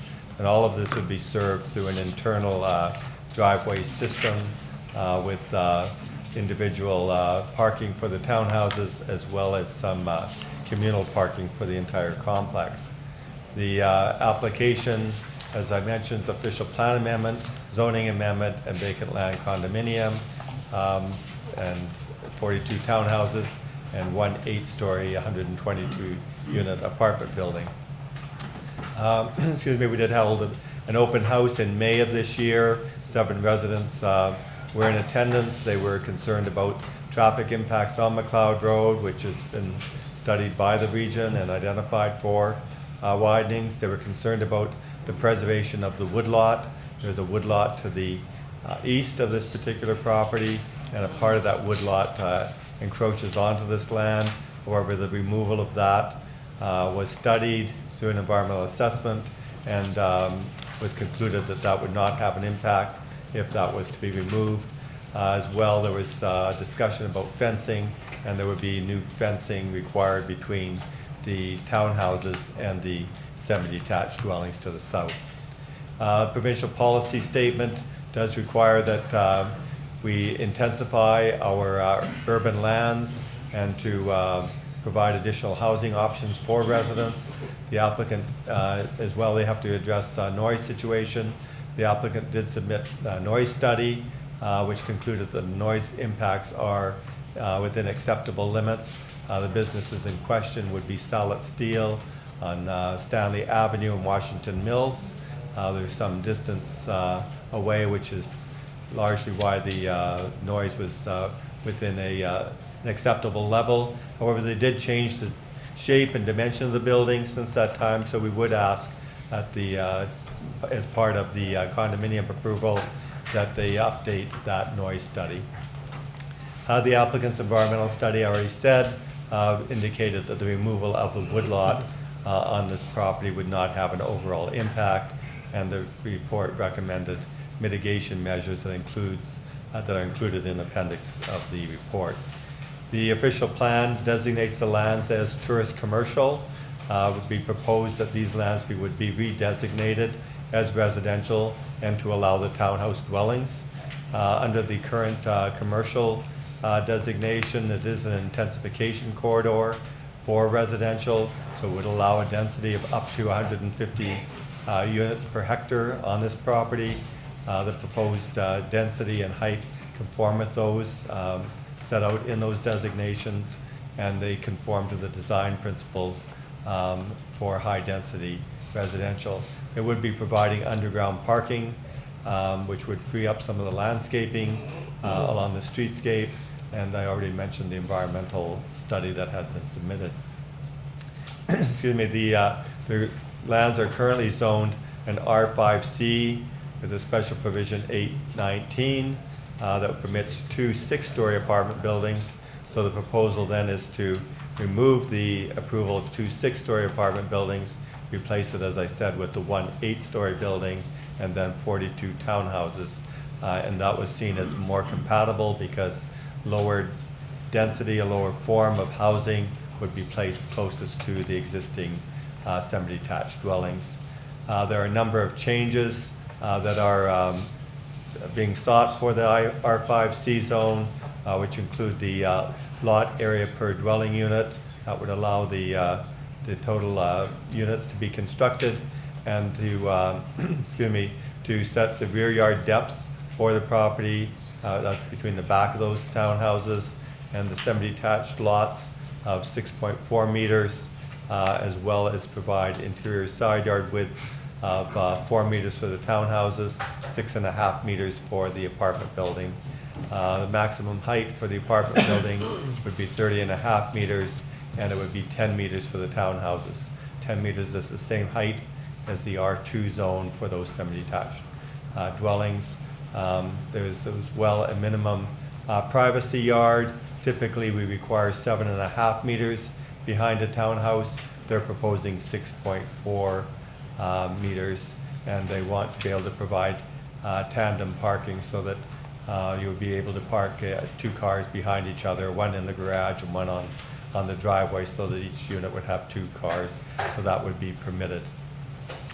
In terms of the condominium design, the plan of condominium is to divide it into 42 vacant lots for the townhouses, so they can be sold separately, and then there would be a separate unit or parcel that would be created for the apartment building to allow that to be sold as well. All the dwelling units would have to be sprinklered because there's no second means of ingress or egress from this property that is acceptable to the proponent. The underground parking for the apartment building is partly under a common driveway, so there would be an easement created for that driveway to allow for access and maintenance. And it's recommended that the noise study be updated, and then we have the balance of the conditions that are included in the condominium approval. So those conditions would have to be met before the condominium plan could be registered. Therefore, we found that the proposal does conform to provincial policy statements, conforms to regional policies, conforms with our city's official plan, and the requested site-specific R5C zone will add townhouse dwellings and permit appropriate standards for the development. Therefore, staff is recommending the official plan amendment change from tourist commercial to residential, to add a policy to permit the townhouses on the property, that the application to amend the zoning bylaw be approved, that the subject plan vacant land condominium be draft approved, that the mayor and his designate be authorized to sign the draft plan as approved after 20 days notice of council's decision, and that the plan approval be given for a period of 3 years, that's standard, and that the mayor and clerk be authorized to execute the condominium agreement. And those are the highlights of this application. Thank you, Mr. Hurlovic. Are there any questions from members of council? Seeing none, members of the public are advised that failure to make an oral or written submission at this public meeting could result in the local planning appeal tribunal dismissing any referral it receives if the party has not made an oral or written submission at the public meeting. Council will hear from anyone other than the applicant who wishes to speak to the proposed amendments. Is there anyone here other than the applicant? Please come forward. Please state your name and address for the record.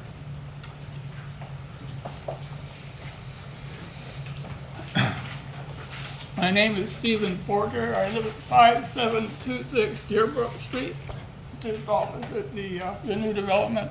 3 weeks ago, I had an idea, and I sent a letter to your Parks Department, and they got back to me and asked me to just present my idea briefly here because it might impact this development. It concerns what was labeled as Conrail Drain.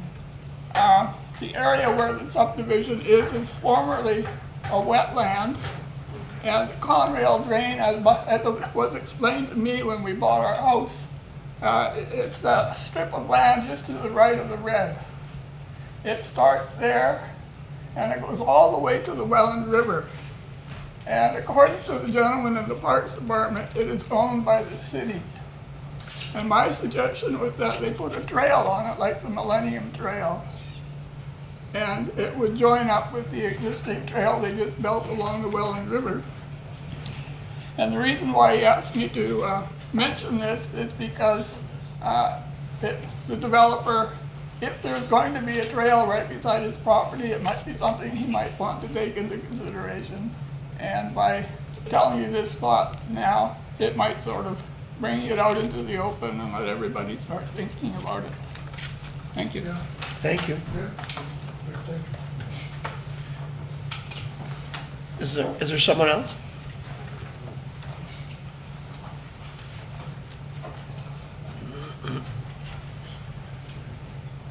Good evening, Your Worship and council and staff. Ladies Name and gentlemen. address?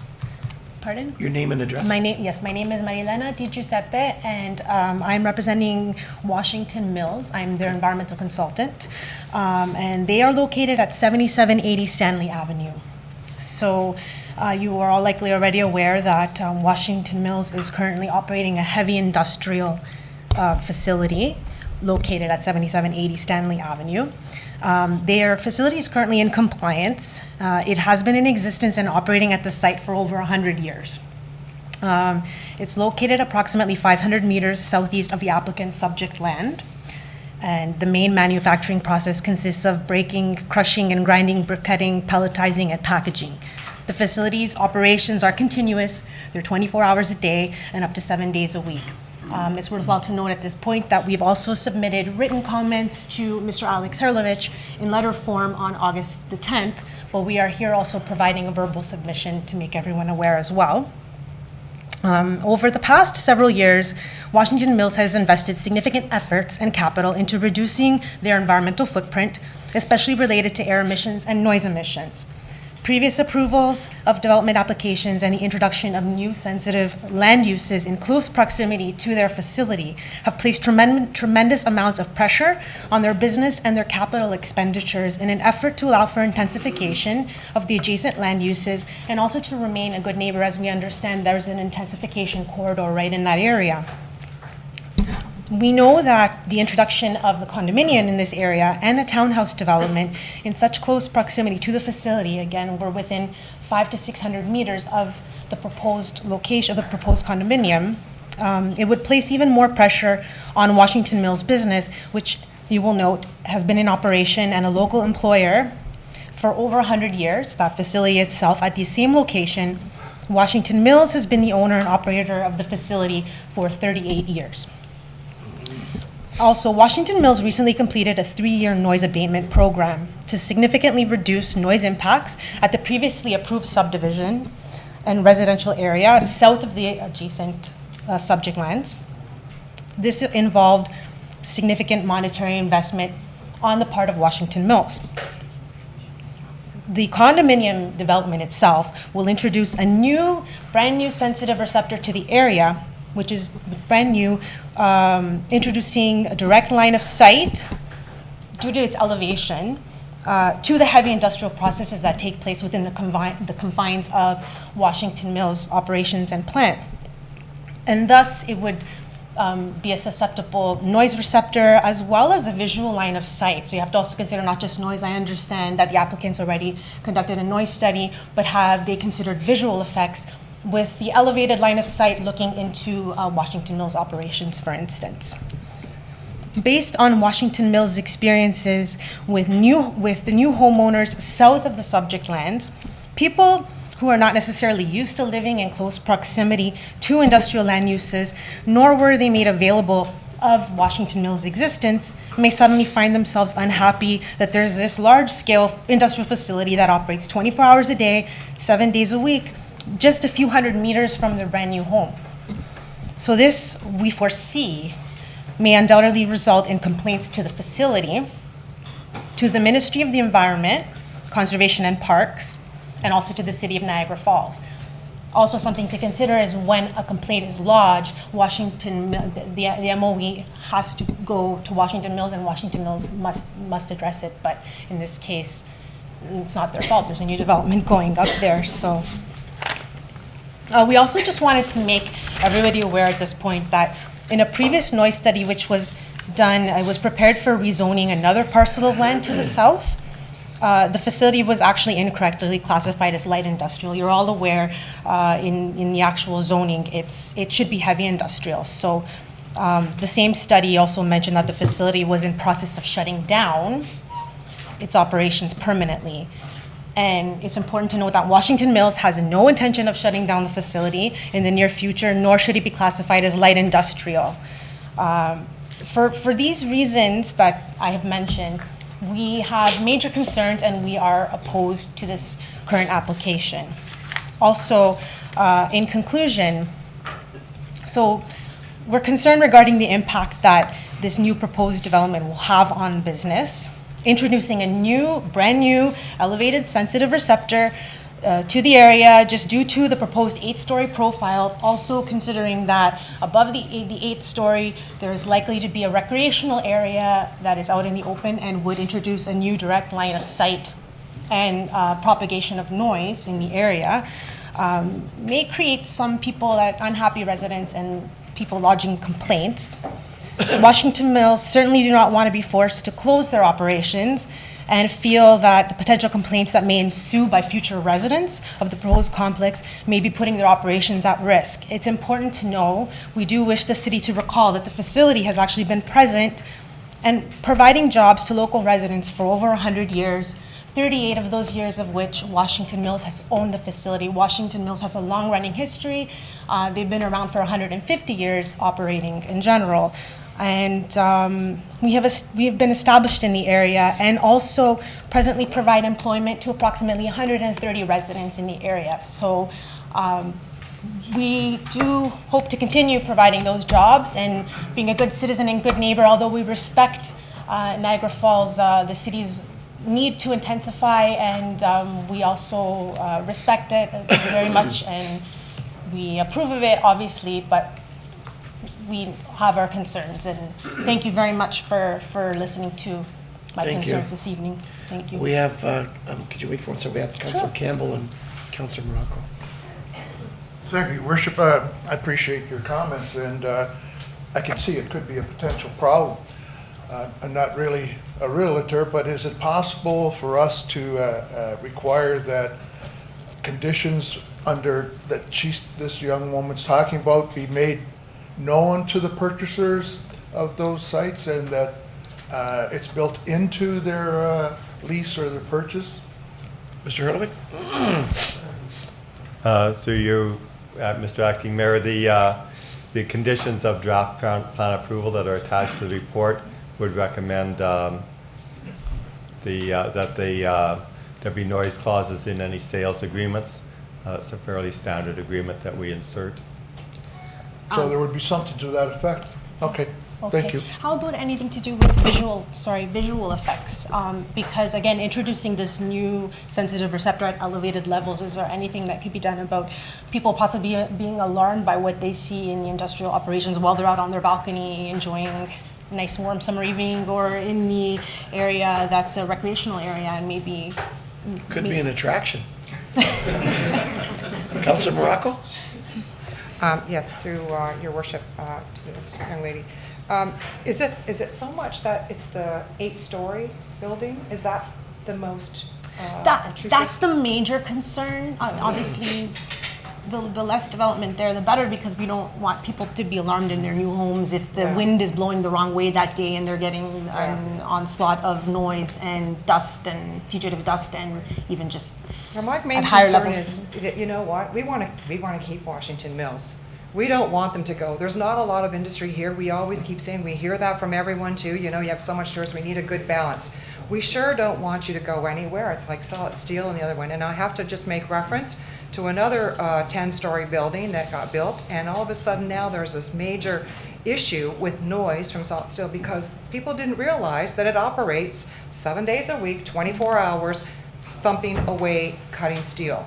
And you know, I don't want people to have that. We want to make sure that we're building a community that people are enjoying, and I don't want to have them, you know, it's buyer beware. I know you need to know that, but I didn't even realize how close this was and the tower. So now you're going to have people that are going to come back to us, and here we are, we're going to be aware that there's going to be noise, there's going to be smell, and visual. Right. So you know, I'm not too sure about the height. If you guys are okay with the actual, the rest of the building, not the 8-story. Well, we certainly are in compliance with the other, albeit we had to invest a lot of capital to do so, but we are now in compliance with the subdivision to the south, and it's a lower, I believe only 2 stories in that area.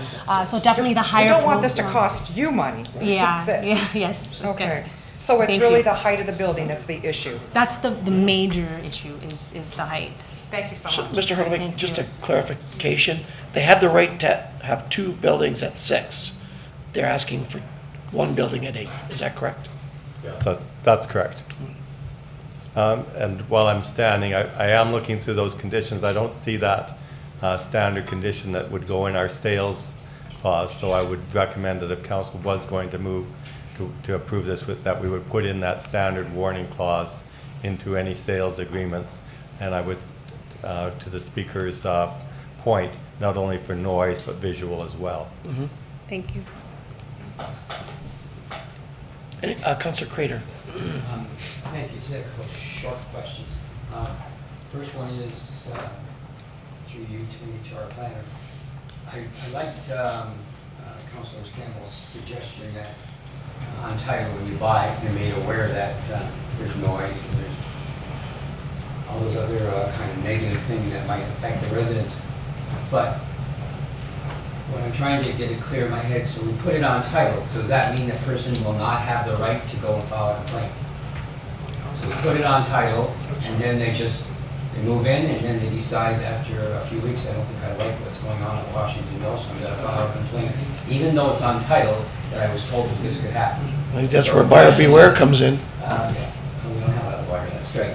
I don't know who wants to comment on that. But I know the answer, is they're gonna have the right, so even though we put it on title, they're gonna still complain if they don't like it there. The other thing is, and it comes from Rocco, you said quite clearly, there is a real sense of responsibility for us around this table to try to protect what we have with industry.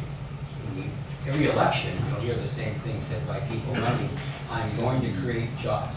I'm going to bring industry back to Niagara Falls. Well, what we don't want to have is the opposite. We're working in a way that might lose industry, especially one that's been there all that time. So this is my question to yourself and to Washington Mills. What could fit? Do you know what would fit? And Washington Mills would say, yes, that's appropriate, and we're not going to appeal it or challenge it. As I mentioned, we're able to work with lower level developments. It's the multi-story in such close proximity because you have to understand there are very heavy industrial operation occurring within the confines of their land, their property, and at lower levels you can't see what's going on. Occasional noise, but we put the abatement in, and we are in compliance, so that's great. And then life goes on wonderfully. It's once we don't even know 100%. Like we're really worried I'm very concerned about possible complaints that could be lodged by what people see in the operations, because 500 meters is not that far. So 6 stories, generally speaking, is 6 stories would probably still create an issue, frankly, because all we know thus far, based on fact, is the 2-story scenario, because that's all we know. It would have to be modeled maybe, but. And was there any conversations with Washington Mills and the developer? Did you have conversations? Not yet. Also, you haven't had any. Maybe I'll ask, do you know Slavy? Did they have any direct conversation? No. Yeah.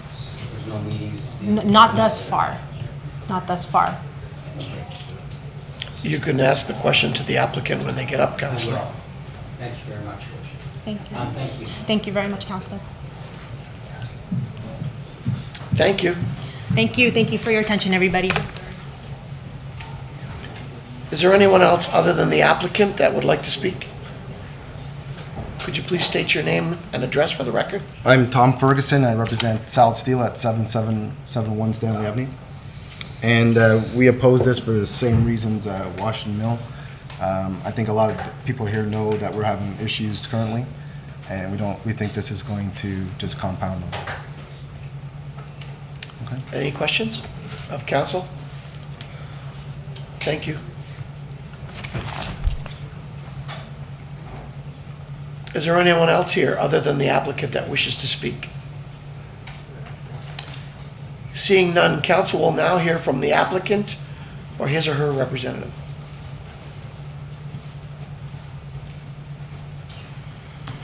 Good evening, Acting Mayor and Council. My name is Michael Sullivan. I'm the planner for the applicant. I did have a presentation. Is that available?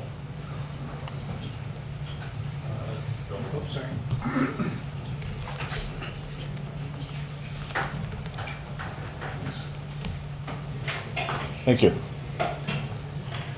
I'm not going to repeat what Mr. Herlovich has already talked about, so I'll go into it's more in the visual aspect. The application is as such. We have a couple of renderings on top left-hand side of this slide that show what the apartment is proposed to be, as well as the townhouses. 164 residential units in total, 275 parking spaces. As Mr. Herlovich mentioned, 169 of those spaces are underground, underneath the apartment building. We have applied for draft plan of vacant land condominium, official plan, zoning amendment, and we will be going for a site plan agreement as well. When my client bought this property, that was the site plan he had, and it's been referred to two 6-story built residential apartments, which are both visualized and shown in a site plan format. This was then a concept, the first concept he brought to the city, and this was in February of 2018. Included one 8-story building at the top end, the north end, with 42 townhouses. The reason, which has been alluded to previously about the townhouses, was to reduce the visual impact on the neighboring residents to the south and to focus the density onto Marina Parkway. This is the current concept. It's been changed. And this was a direct result of addressing regional and city comments. Principally, the main issues are that the region asked for road widening on Marina Parkway, which the apartment building has been moved south somewhat. And there was a conflict with the foundation and some other technical issues that resulted in us needing to shift the road pattern to the west. These are artist renditions of the townhouses, what's proposed, and the 8-story condominium building, with the visitors parking in the front and the entry road around it. And I would note that the entry to the plan, based on city and regional comments, is aligned with Old McLeod Road, so we create a signalized interchange there, I believe. So what has changed? Parking in number of units has not. There was a foundation conflict between the underground parking and the townhouse foundations. That's been resolved. There was no regional road widening previously. Region has asked for, I believe, a 2.1 meter road widening. That is now included. Townhouses, the visitor parking was initially partly underground. It's now completely at grade. And the high-rise parking ramp has been realigned. As Mr. Hurlovich noted, that's the technical details, that's the requested changes to the zoning. I won't go into that in any detail. Just to say, in my view as a professional planner, this represents good planning. It increases density, looks at high rises and townhouses in the area, provides a variety of density types for the area. It's a walkable location. It's within easy walking distance of many services. It's going to be on full municipal servicing. Stormwater management will use an underground receptacle for storage of water. Regional road widening is included. Natural heritage, there is no significant natural heritage features found on the site. There was a woodlot that has been addressed to the region's satisfaction. And all the adjacent features, there's a woodlot to the west as well as to the east, those have both been preserved. And the applicant is proposing to use geothermal heating for the building, a green roof, increased noise and temperature insulation for the high rise, I'll get into that in just a moment, and a pedestrian-friendly design. So that's the end of my presentation, and the applicant asked me to provide a slide on the merits of the application for council's benefit. First one is the building structure exceeds the Ontario Building Code requirements. That's what he proposes. Reduced sound levels and increased thermal resistance. There's going to be an R80 insulation at the rooftop, in the rooftop area to reduce sound levels. And you can see the various ways in which the applicant is trying to meet to make this a high-level building. We were aware of the Washington Mills issue, if I can call it that. So Novus Environmental was hired to provide a noise impact study. They did. I believe that was accepted by the region and the city.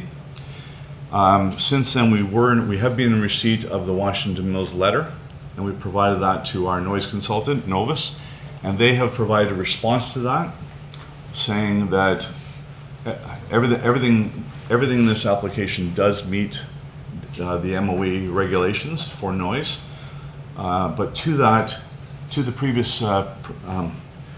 previous presenter, we have not been in touch with Washington Mills in terms of a site plan at this point. We are open to that. We're open to discussing how to make this application work. And the reason a rooftop amenity area is being proposed is for the visual of the falls. I'm sure that people will look to the south as well. I don't see that as an issue from what I can see. It's going to be 8 stories up. It's going to be at the top end of the property. The building itself, the windows will be upgraded with higher degree of noise insulation, and there will also be noise amenity put elsewhere. But the applicant, I have been advised by the applicant that he will look at increasing the quality of the building construction for noise, and we'd be into discussing it with you, with your client. Okay, thank you very much. Are there any questions from council of the applicant? Thank you. Are there any final questions from council regarding this application? Seeing none, the public meeting with respect to the proposed official plan and zoning bylaw amendment is now concluded. Does a member of council wish to make a motion on the proposed official zoning? Councillor Thompson. Subject to the site plan with Washington Mills. And the addition that Mr. Hurlovich has asked to be added. Mr. Hurlovich, would you please repeat what you asked that? Yes, that was the condition regarding a warning clause about noise and visual sites of the industry. Yes. No, it's not. It wasn't in the report. Mr. Hurlovich is adding it, is asking us to add it. Moved by Councillor Thompson. Councillor Morocco? Sorry, I'm not going to support the motion based on the fact that I think that we've got 2 industries here speaking against the proposed, basically the 8-story, not so much the rest of the town housing, but the 8-story seems to be the issue. I've already had other complaints in regards to the other building in Thundering Waters Golf Course with the 10 stories and not realizing the amount of noise that came from there. So I think that still needs to be addressed. I have no problems other than that 8-story. I think that they haven't even consulted with the businesses, Salit Steel or Washington Mills. I think that needs to happen so that they all are on the same page with that. And if they're okay, then I'd be okay with it, but I'm not going to go against our industry. Well, we have a motion on the floor. We do not have a seconder. I'll second it, but. A second by Councillor Campbell. On the condition that part of the motion include that they do meet with each other, Say that again? that the businesses and the developer meet with each other and discuss. Consensus. Yes. Councillor? But if we vote to approve it and we ask them to get consensus afterwards and we've already approved it, there's really no consensus and they already have our approval. I too was worried. We stand here every day and say the only industry we have is tourism and we have to protect the heavy industry we have here now. And I don't think by ignoring Washington Mills and Salit Steel in regards to this apartment building that we're doing any favors to heavy industry and the jobs that they employ. So I'm a little worried about giving the approval and then saying work it out. I'd say work it out, then come and get an approval, but I wouldn't support it as it sits now. There are too many people employed out there in jobs that we will not be able to recreate. Councillor Campbell? Yes, if I could just extend that further. I think the presentation tonight by Washington Mills was to highlight they're not going away, and neither is Salit Steel. What they don't want to have happen is after it's built, people buy into it, and then they come with complaints. So with the addition of the noise Untitled? Untitled, I think that is going to satisfy their concerns, because they're not going anyplace.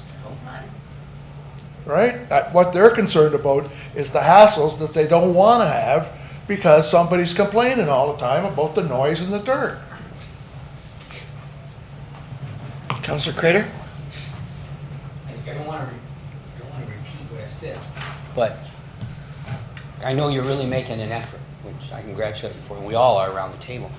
But I simply asked the question, we can put it on title. They're still going to complain if they want to complain, and they're going to have the ministry come in, and they're going to file a complaint. If there was a process where it was clearly, you put it on title and you can't complain, then maybe I could support it. But we know that's not what's going to happen, even though it's well intended what you're proposing. So I am not going to support it, and not because the developers, it looks like a really good, I will say that, certainly looks like a great proposal, the way you put it together. It's just unfortunate, it's the location so close to a couple industries that are near and dear to our hearts. We live here. I grew up with Washington Mills. I have a number of friends that worked there for years. So I'm just sharing it with you. That's the predicament we find ourselves, some of us around the table. So, and I'm saying with the greatest respect to the developers, I congratulate you for developing in our community. And if there's still, we'll see how the vote comes out, but if there's still a way to move your project forward and protect two of the special industries in our community, then that's what we want to do. But I thank you for that. Mr. Herlovich, would you like to comment? Mr. Herlovich, could you at least comment a bit on the concerns council has on approving this, that the people in the new project can affect the existing approved industrial businesses? I don't understand. If they have approval to be in an industrial area, noise, dust, it's given. Right. It's a given. Right. So how does us approving this give the right to a new owner to stop what's happening in our industrial subdivision? Because that's what it appears Well, there are a couple of that's things. being suggested. Yes. So, Mr. Mayor, there are a couple of things going on. So, just as Councillor Crater has said, there are warning clauses that doesn't keep people from complaining. However, if MOE was to go out there, they're going to measure the noise levels that come to bear. So the noise studies that were done basically say the noise levels being received at this site are under the noise levels that would be required by MOE for a residential building on this property, that distance from Washington Mills. the speaker for Washington Mills already identified that they had to go in and mitigate their building to reduce the sound levels to respond to complaints about townhouses and the proposed condo building on Thundering Waters. Those buildings, those residential buildings, are closer than this, so those levels were already brought down to meet those concerns. Salit Steel has an agreement with the owners of Green Vista Condo, and in order to ward off any action by MOE, to bring down their noise levels as well. So the industry is responding by bringing down their noise levels. The report that was submitted says that it does meet the standards for noise. So all I can say is then the developers said they're going to put additional noise mitigation measures into the building. So they are addressing those particular issues. Well, we have a motion on the floor, moved by Councillor Thompson, second by Councillor Campbell, to approve the recommendation. Councillor Thompson is asking for a recorded vote, Mr. Clerk.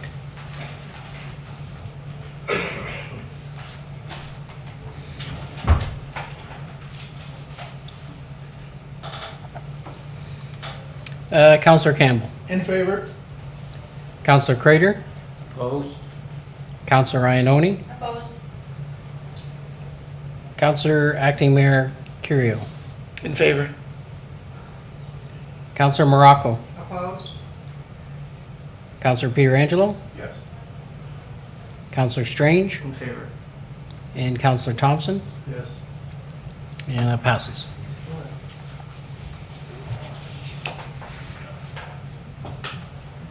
Thank you.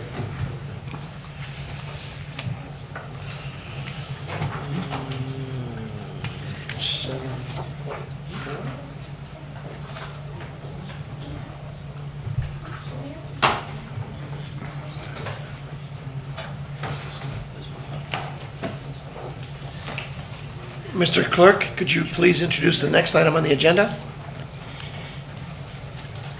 A public meeting is now being convened to consider a proposed amendment to the city's zoning bylaw to permit a recreational facility and protect a wooded area on site located on the north side of Swayze Drive, west of CN Railway, and a portion of Kerr Park.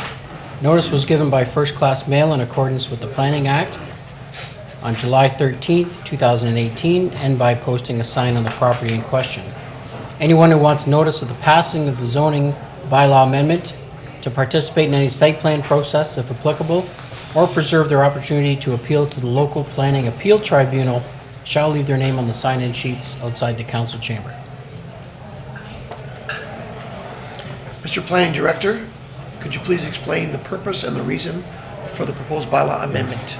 Thank you. This application involves two parcels of land. One is on the north side of Swayze, and the second parcel is on the south side of Swayze. That's the parking lot for Kerr Park.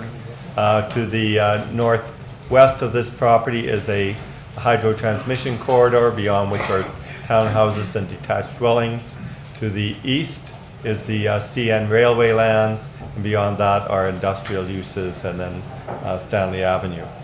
The proposal for parcel 1 is to preserve the north part of that property as environmental protection. There's a steep wooded gully on that area, and that area is to be protected.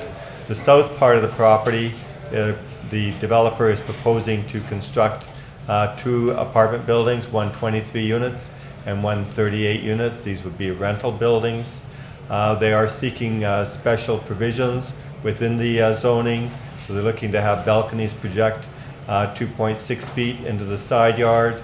They're looking for a side yard setback of 6 meters. That happens to be on the side where the hydro corridor is.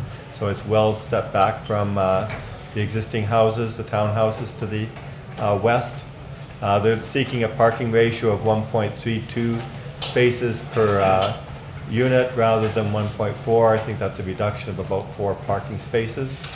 The railway is seeking a setback of 30 meters between their property and the first building, and there would be a berm along that property as well. That's shown in the blue oval. The second property is the Kerr Park parking.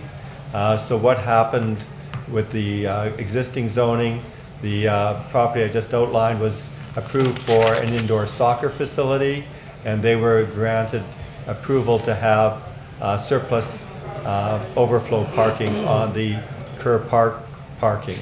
The developer of the apartment building does not need that. He can provide all of his parking on site, and so therefore we're removing the special provision that would allow parking of the north property on our property. So that will return that parking lot exclusively to the city and to Kerr Park users. The zoning, as I mentioned, is a total of 61 units rather, on 3.2 acres on the north side of Swayze, and then to return the city parkland back to open space. We did have 6 residents out at the public meeting or neighborhood meeting in March. They were concerned about parking impacts on Swayze, potential traffic infiltration through the neighborhood, potential odors from the treatment plant, not that this was going to make that any better or worse, and proposed fencing and servicing. The applicants were told, or the applicants responded that the traffic is expected that they would travel in through Stanley Avenue coming up from Thorlestone Road. There would be proposed wood fencing along the hydro corridor to screen the houses to the west, and that the site was to be serviced from the combined sewer that crosses the property to the north. The provincial policy statements do require that we have 40% of our new residential development in our built-up boundaries. So this form of housing would help us achieve that goal, and it will provide rental housing. As you know, the vacancy rate in the city at the moment is quite low. The city has mandated minimum separation distance from the industries, and this residential project exceeds the distances set by the ministry. Excuse me, the parcel to the north, where the apartments are proposed, are designated residential already. So we're simply just adding the residential zoning, and the northerly part of that property is environmental conservation, and that's zoned environmental protection, so that will remain. The development has a density of, or development can reach up to 4 stories and 75 hectares. This is a 4-story buildings, and it would be 74 units per hectare. I mentioned already they're preserving the land to the north. The proposed height of the building is, move too fast, is a little higher than normal, but they're proposing to put pitched roofs on the building, so there will be 4-story buildings. Parcel 2, as I said, removes that, or returns that to parking for Kerr Park. The requested R5B zone then has site-specific regulations for the side yard width, building height, parking, balcony encroachments, and allowing 2 buildings on 1 lot. I showed that on the site plan a minute ago. The west lot line abuts the hydro corridor, which is 34 meters wide, so the reduction in side yard on that side is acceptable. The requested increase in height is to accommodate the 4th floor and a peaked roof, so those are acceptable standards. Reduced parking standard is a reduction of 4 parking spaces overall, and given the scale of the project, that was seen as acceptable. The balcony projections are also minor in nature. There's adequate separation between the 2 buildings on the site, and it will maintain that 30-meter setback from the railway right-of-way. So therefore, it's consistent with the provincial policy statement, conforms to this region and city's official plan. It will introduce that 30-meter setback, and the removal of parking from the city-owned land will return that solely to Kerr Park. So therefore, staff is recommending the rezoning of a portion of the lands on the north side of Swayze from open space to an R5B zone with special provisions for a 4-story building with 61 units, and to rezone the lands on the south side of Swayze as open space for the purpose of off-site parking for the park. Those are the highlights. Thank you, Mr. Hurlevik. Are there any questions from members of council? Mr. Hurlevik? Seeing none, members of the public are advised that failure to make an oral or written submission at this public meeting will result in the local planning appeal tribunal dismissing any referral it receives. Failure to sign the sign-in sheets will result in staff rejecting an appeal as per section 3419 of the Planning Act. Council will now hear from anyone other than the applicant who wishes to speak to the proposed bylaw amendment. Is there anyone other than the applicant? Please come forward. Come forward to the podium, state your name and address, please. Thanks, everyone. My name is Dave Shelton. I live at 3266 Judith Avenue. The property that we're talking about here faces west to my place. I've been there 60-odd years. My family's been there longer. And I attended the meeting that was spoke about earlier. I can see where we got to go here to expand the city and all this and get the tax base up and all that stuff. But like Kirk Park is kind of dwindling. The city recently has taken a parcel over by Vine Street to make sure it didn't become a subdivision. And the kids used to play soccer in that field. There was some nets there and people walked their dogs, and it's quite a green space, which our city is losing all the time. Kirk Park is kind of every day. I don't complain about the noise, but there's always baseball bats, people screaming and yelling and all this stuff. It's something that's very great for the city, and to kind of start crimping it, to me, like, I think it's an opportunity for the city to maybe get that land, maybe talk to the developer, take it up on our own. Also, besides that, today I'm driving down here. They're giving up the parking on the north side or the south side there. They said we don't need that parking. That parking lot was full when I drove through there today. They're all there for the soccer games for the kids and all that stuff. And so, you know, if there's something going on over at that new development, like, they're going to want to go over there. They're going to be, you know, everybody's going to be butting heads, whatever. It's a mid-rise, and they got balconies. My property's kind of a little bit low. Like, it's a watershed in that area. So all those 4 floors, they're all going to be on their balconies facing west, looking into my backyard. A slight concern for me. The other thing is, I would love to have a traffic study done. Well, I live on Judith Avenue, and Swayze branches off Judith. There's only one way to get to the plaza. The developer says everyone's going to go Stanley to Thoroldstone to go to Camiso's or something, but I have all the city tractors, dump trucks, everything that comes from the city, they go in front of my house. The buses go through there. There's no main route to get through to the plazas, like the Plaza Stanford Green Center. Like, there's liquor store, beer store, banks, shopping, all that stuff. There's no way to get there. Like, Churches Lane is a very small road, and you have to go out of your way to get on that. Brook Street probably should have gone through. I can't really show you on that map, but just like we're running out of green space. What happened to Optimus Park? Like, it's gone. I know that wasn't the city-owned property, but probably we should have tried to keep some green space here within us. The other thing is, like, I was listening earlier to the Washington Mills thing with people building near industry and that, and I found that fairly interesting. Now, where this is going, we have helicopters continually.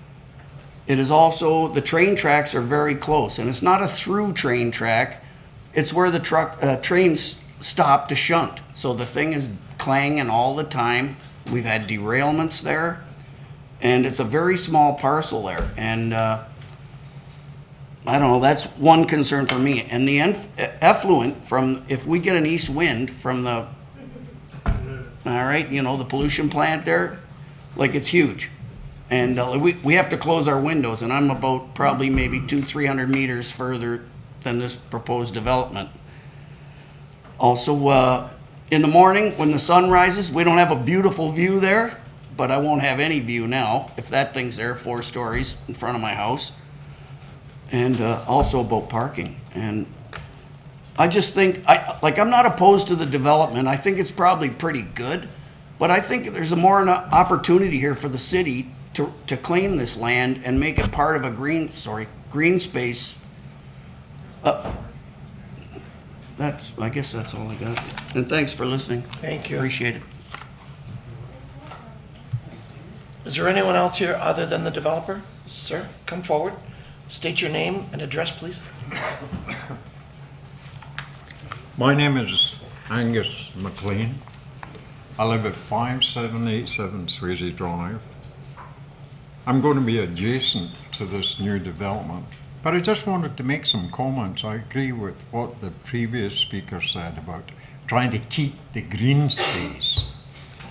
Quite a few people have come to me when this application came out, the notice, and they said, are they going to cut down all the trees? And I said, well, no. He said, well, that's what it shows.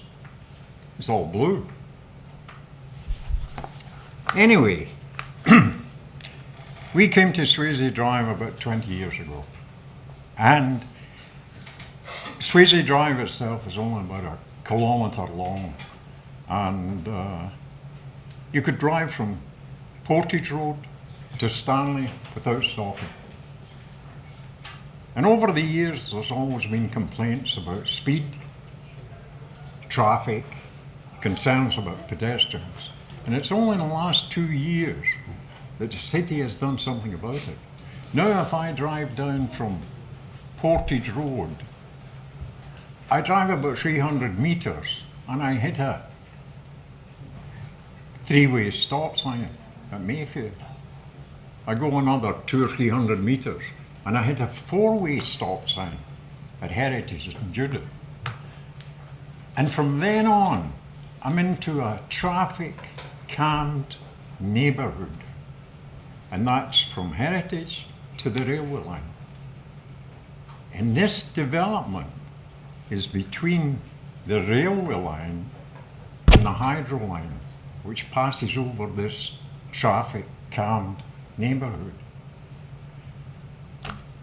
The density of this is such that it's going to put at least 80 or 100 cars into this little area. The developer has been quite shrewd when he's asked for the ability to park across the road in this car park. I walk my dog 3 times a day, winter and summer, over in this. And I watch the way this car park it's used, but twice in a month it's overflowing with cars for families going to the baseball matches and so forth. But here again, the city did something with this park because it was always used as a party place on a Friday night or a Saturday night. And it was always a dumping ground too for garbage. People would drive up and dump their garbage there.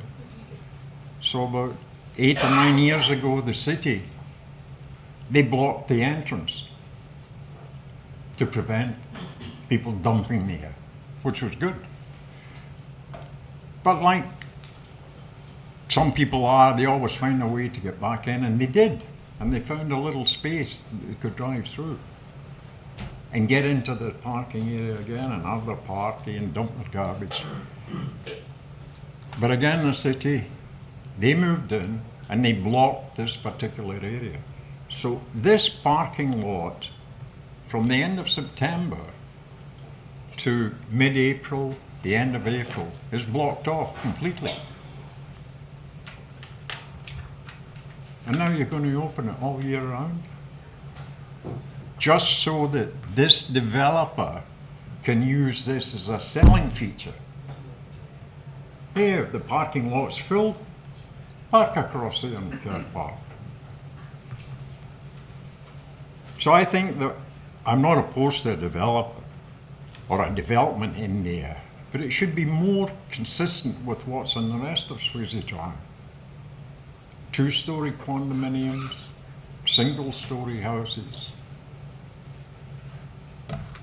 Thank you. Is there anyone else other than the applicant who wishes to speak? Seeing none, council will now hear from the applicant or his representative.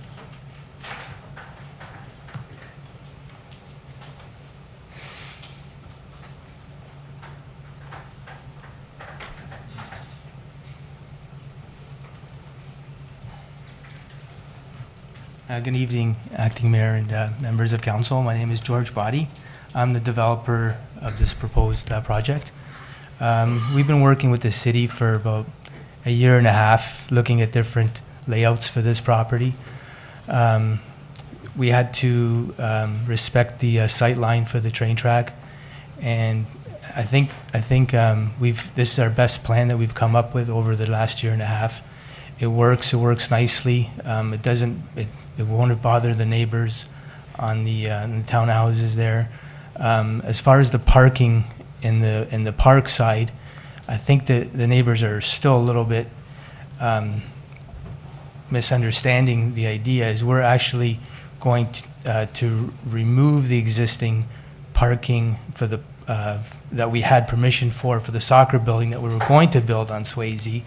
So we're removing our permit, if you will, to park at the park. So we're not using any of the parkland parking for our development. We're strictly parking on our own site. So I think that's all I'd like to say. Thank you very much. Okay. Are there any questions from council regarding the application? Any questions of the applicant?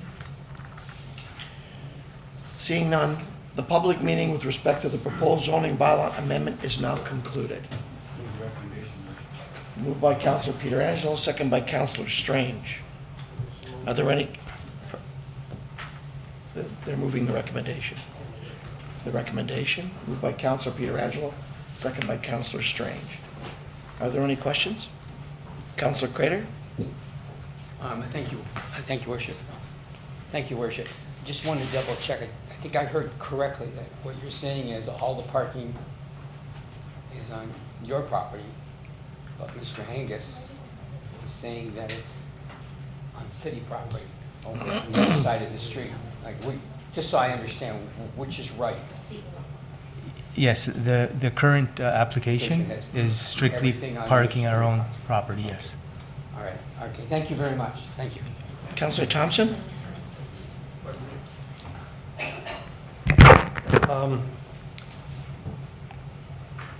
Actually, I listened to all the speakers, and some of them had concerns about the parking, and really the parking is coming off of Kerr Park, and you're not having anything to do with that. The other comments about the odor from the sewage treatment plant and other comments I'm extremely familiar with. For 8 years, I lived in the condominium adjacent to this, and I wanted a nice, quiet end unit. I had the closest one to this property at the Swayze Drive property there. And there's all kinds of trees. You can't see anything to the other properties. And we bought the property, and my wife and I moved in there. And the first night we went to bed, and I didn't realize that I wasn't smart enough to check it out, but the railway line is about 150, 250 feet away from that. And Putner shook us out of our bed that night for the first time. It was unbelievable, the noise. But after 3 weeks, for some reason, didn't bother us again. And I think that this has been an eyesore for so long, this particular property, to have somebody go in and if you're talking about 8 or 10 story hotel or apartment, I think that would be a real concern. But I think you've located them properly, and you have complete protection to the condo with the trees and everything. If somebody wants to rent there with the railway track, that's a different story. But I think that's, and you're not touching the park. The park is staying there. There's no green area. There's no green area on that property right now. So I think that's a very good project for there. Clean it up, and I think it's appropriate for that. But I'm very familiar with it, all the problems there. Councillor Campbell? Yes, thank you, Your Worship. One of the neighbors complained about the possibility of people looking into his backyard. I was wondering if it might be possible for the developer to plant some mature trees along the property line that might alleviate the concern of the neighbors, people looking in on their backyards. I believe the complaint came from Judith Avenue, which is like 2 streets down. It's not even close to, like, trees wouldn't do anything. You know, we are definitely doing landscaping and adding trees into the developed area, that's for sure. Okay. But, I mean, he's on Judith Avenue. He's not even on Swayze Drive. Mr. Hurley, did you have your hand up? Well, to the same point as Mr. Body. So the speaker who had privacy issues lives here, or fences along here. So if we put trees here, I'm not sure how that blocks visibility coming across here. Okay. Well, we have a motion. We have a motion on the floor by Councillor Pietrangelo, second by Councillor Strange. Are there any other questions? All in favor of the motion? Any opposed? Carried unanimously. Thank you. Thank you. Mr. Clerk, could you please introduce the next item on the agenda?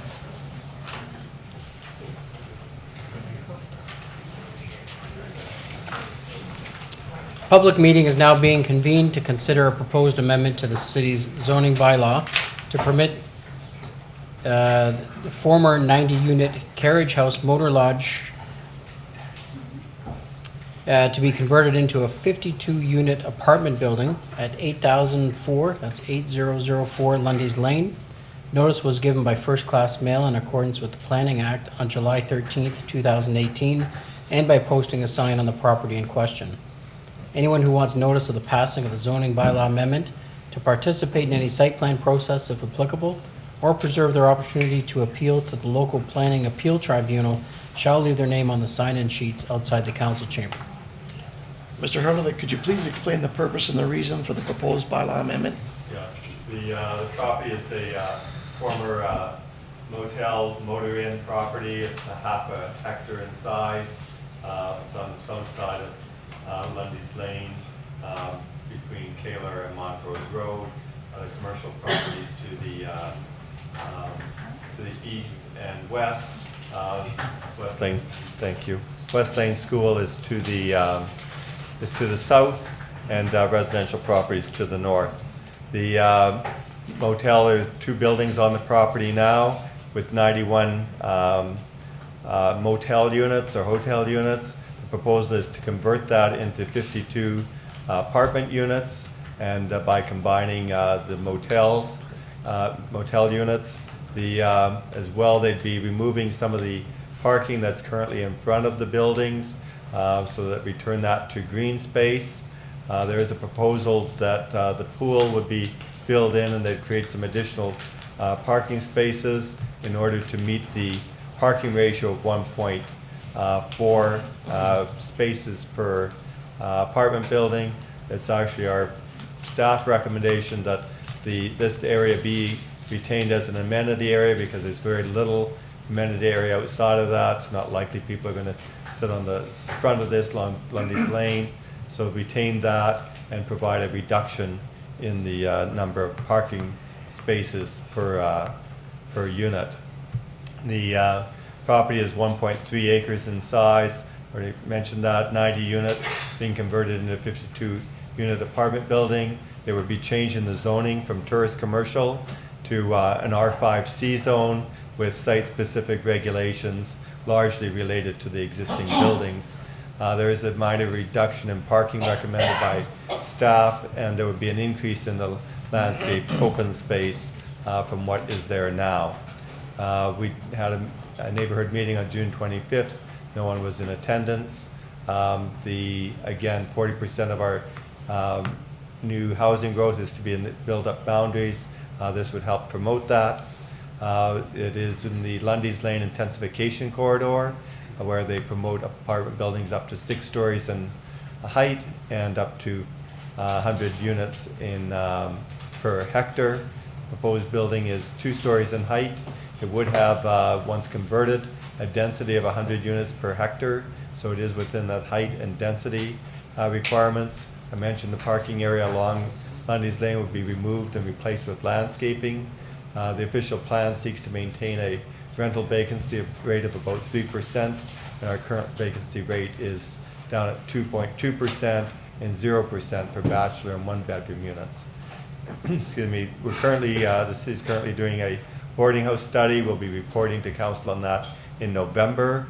But one of the possible alternatives that's recommended in that study would be to allow for the conversion of motels and hotels to become apartments. This would then allow building permits to be taken out, and the units would be brought up to standard to meet the Ontario Building and Fire Code and improving the living conditions of tenants. So they are looking for a number of zoning changes from the standard R5C. Again, this largely pertains to the building.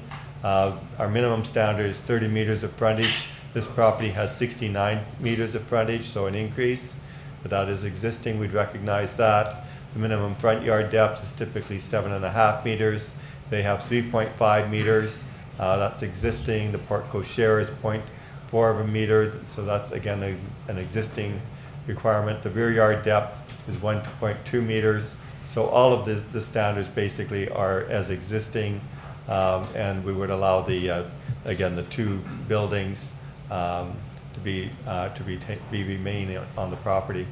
The proposal is they actually showed the drawing with 1.4 parking spaces per dwelling unit. We're recommending 1.28 spaces per unit. That would be a reduction of about 8 parking, or sorry, they were going to provide 8 parking spaces. It would be a reduction in parking, but it is on a bus route, and it's expected that many of the residents will not have cars. Again, there was a phase 2 site assessment and a record of site condition for the Ministry of the Environment is recommended, and the site plan application for the landscape upgrades, waste disposal, and removal of signage would be required, as well as building permits. Therefore, it's consistent with the provincial policy statements, regional policy plan, conforms with our city's official plan. The requested R5C zone would permit an apartment building, and the zone change would allow the buildings to be used for dwelling units and would remove the offending boarding house use that's there now. There would be a holding provision until that environmental assessment is conducted. We are recommending the zoning bylaw for the R5C density to allow it to be converted to a 52-unit apartment building, and that there be an H condition on the, a provision on the property for the environmental site condition and record of site condition. Those are the highlights. Thank you, Mr. Hurlevik. Are there any questions from members of council? Councilor Campbell? Yes. Is anyone living there now, Mr. Hurlevich? I believe people are living there. What's going to happen? Any provisions for those people? I mean, as I'm well aware, I'm part of that housing committee, and are they going to be kicked out, thrown out, or are they going to be worked around? Yeah, I don't know. Maybe the applicant can address that. It might be that they develop in phases so that they can move people from various units and while they convert and then move them back. But I would let the applicant speak to that. Thank you. Councilor Pietrangelo? Yeah, thanks, Your Worship. Just through you to Mr. Hurlevich. Mr. Hurlevich, this location was the site of another application last year where council imposed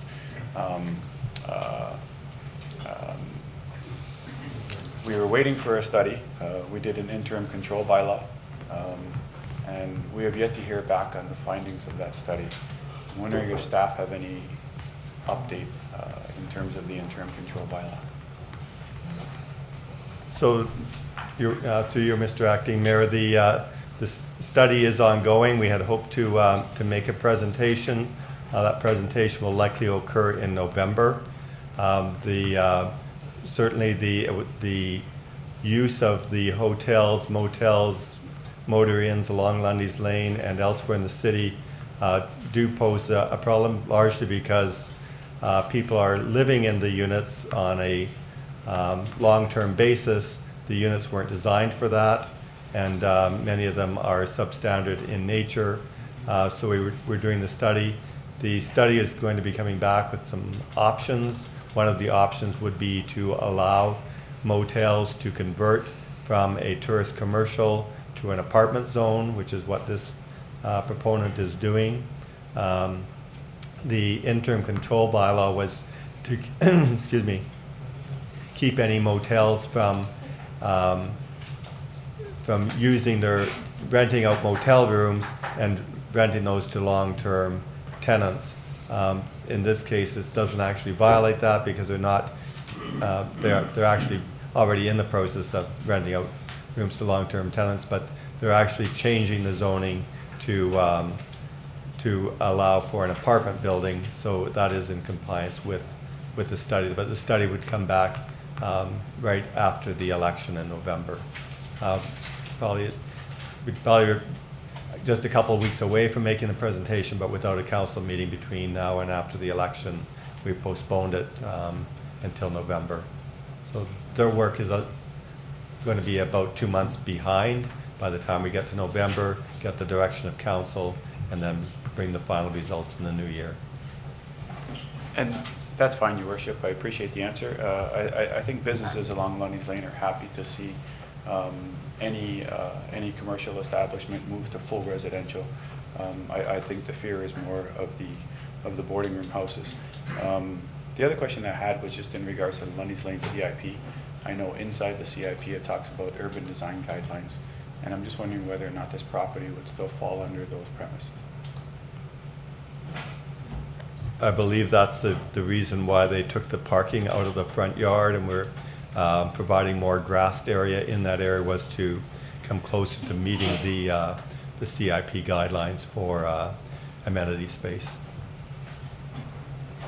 And just to follow up that then, Your Worship, through you to Mr. Hurlovich, I know in the CIP it talks about properties, any one of them that are going from commercial to residential, still maintaining a portion of commercial or retail property. How easy is that to change in the CIP? That would be my question. I personally don't know that I am in favor of keeping a commercial portion on a property. I think that we should allow properties that want to convert from commercial to full residential the opportunity to take advantage of whatever's in the CIP. I don't really want to muddy the waters with this application because I understand that this is a rezoning. It's something that I plan on bringing up on a new business. However, I did want to make the applicant and others that are here for this application aware that it is something that I'm going to be asking council to look at. So if you'd like to answer the question now, that'd be great. My question more is in regards to commercial properties that rezone and become full residential, maintaining a portion of commercial or retail property in order to take advantage of the benefits of the CIP. I'm not sure I fully understand the question, but the question is, can we force them to maintain a part of their property as commercial? I'm not sure we can force them to do that. I thought it said in the CIP right now that in order for a property to apply for any of the benefits under the CIP, if they're converting from commercial to residential, they must maintain a portion of the property as commercial. Okay, so not applying for a CIP funding, so then that doesn't apply, is basically, I guess, a short answer. And I think what I'm saying is I don't know that I really find that fair. I think that any property that goes from commercial to residential shouldn't have to maintain a portion of the property as commercial in order to receive any of the benefits that are under the CIP. All right, well, I'd have to look at the CIP more specifically to that to really answer in any detail. I think it would help any property to achieve the urban design guidelines that are in the CIP if they were able to take advantage of the benefits that the CIP offers, even though they weren't maintaining a portion of the property as commercial.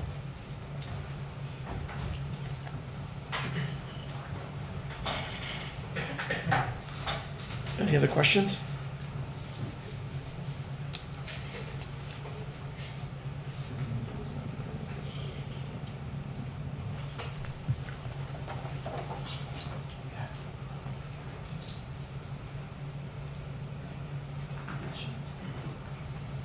Thank you. Members of the public are advised that failure to make an oral or written submission at this public meeting will result in the local planning appeal tribunal dismissing any referral it receives. Failure to sign the sign-in sheets will result in staff rejecting an appeal as per section 3419 of the Planning Act. Council will now hear from anyone other than the applicant who wishes to speak to the proposed bylaw amendment. Is there anyone here other than the applicant? Please come forward. Either or. Please state your name, David. Good evening, Your Worship, members of council, staff. My name is David Yovanovich, and I am the project administrator for the Lundy's Lane BIA. As always, I thank staff, council, for the support you've given the Lundy's Lane BIA in trying to achieve our visions of becoming a very vibrant community, a neighborhood which is welcoming to business development. We are very pro residential intensification. We've been deemed a intensification corridor. And the reason I'm actually here this evening is not to talk to that. What I'm here for this evening is the fact that the first time the Lundy's Lane BIA was made aware of this particular application was by the police department late last week.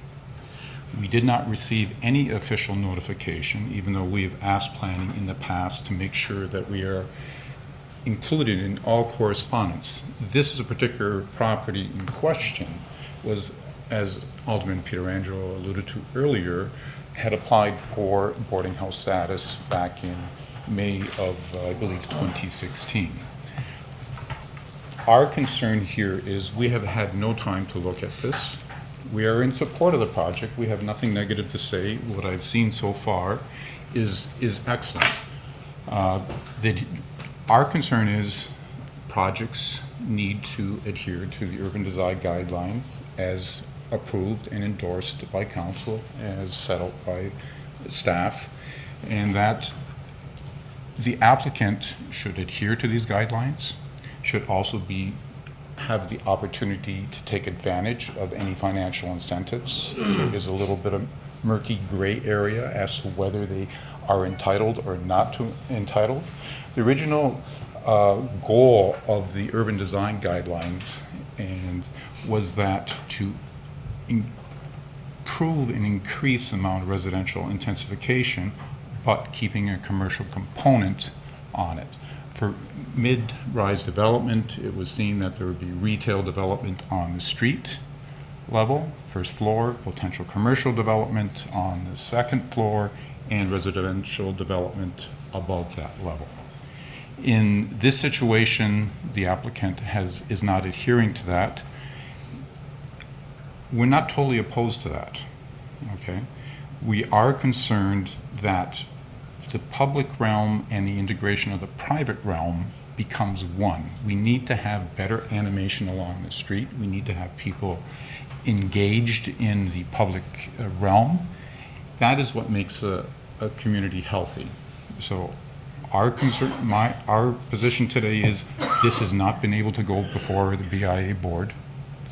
We just want to be on record that we are not opposed to this particular development, but we have not had a time as a board to have an official position on this particular development, and that we want to make it note and record that we were not apprised of this particular application coming forward. So I have nothing negative to say about the applicant and what I've seen so far, and what the new ownership group has done with this property since it's taken over has been excellent. Police Services is very happy with the direction. We've been happy with the direction that they're going. We have nothing negative to say about that, but we do want to make sure that we are apprised of these situations at all times moving forward. Current bylaw states that only neighbors with 120 meters of that particular applicant property need to be informed. This is something that affects an entire neighborhood, a growing neighborhood. The West End is the burgeoning part of town. This is where all our future growth is.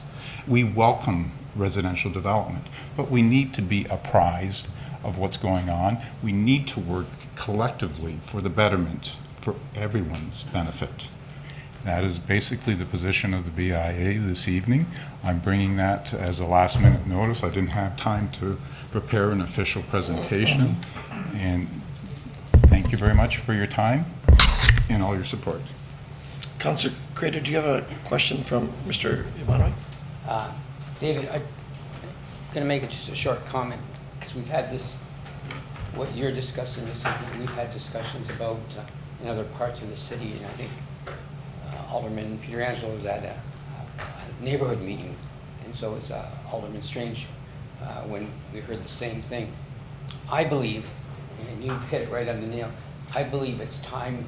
I know the Planning Act says if that's the development, and so within a certain number of feet, we're supposed to notify people in the area. But I think it's come time, as you just said so succinctly, clearly, that we start looking at, we have to notify the broader community. And with the social media out there, because the way it's been is you just put it in the review, and hopefully people will see it. And I just think it's time now we start using some other media to get it out there. And there's a lot of media that we don't even charge it. Social media is actually free. I think it's an opportunity to get out to the general public that there's a major development going on, or the BIA, or out in Chippewa, that's where we heard it. And I think that's something that for the next council, Alex, that the next council should take a look at changing. We can always increase the number of people that we contact. That's not contrary to the Planning Act. But I think it's time that we get that message out, because we're hearing it. We're hearing it. It's the third or fourth time I've heard it. And you're quite right. The BIA should have been at least notified, certainly, because it has an impact out there. And you come here not because you're opposed to it. You're just saying, hey, you should at least notify us. So I'm glad you brought it up, and it's something that we talked about. And maybe Councillor Pietrangelo might want to comment on it as well. Thank you. Thank you, David. Thank you. Councillor Pietrangelo? Yeah, thanks, Your Worship, and I appreciate David's comments. I think his are more specific to the BIA. So, I mean, if we have a rezoning application in the Clifton Hill BIA or on the Victoria Center BIA, that we notify the BIA of that rezoning. I think that's more the issue. Whenever we have business improvement areas, it would make sense to notify those people, because they're the ones that gather as a board and make decisions that invest in that area. Exactly. So I think that's an easy motion that we can make from now on. Whenever we have a rezoning application, that we notify the respective BIA should they fall into a BIA, and we'll do that under new business, David. Okay. All right. Thank you. Thank you. Thanks, David. We have another, come forward, man.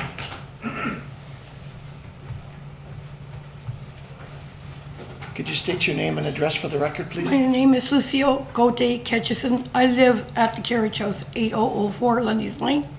And I'm not against this, but what I'm worried about, because I have several people that even come from Windsor, they can't find anywhere to stay. And I agree that the boarding house, in the past, I've seen there are a lot of bad people there, but I am not doing drugs, I'm not doing stuff. My boyfriend's not doing stuff, we're clean, we're paying our rent. And yet, this thing may threaten us, or we may end up getting kicked out because of this, because if what he's proposing, we won't be able to afford this. What do you do for people? He's over 73, my boyfriend's 73, I'm 57. And I'm not able to work, and he is on old age. And what do you do about this? There's a couple other people in the building. We got another guy that's old, a senior citizen too. What are you gonna do with him? Throw him on the street?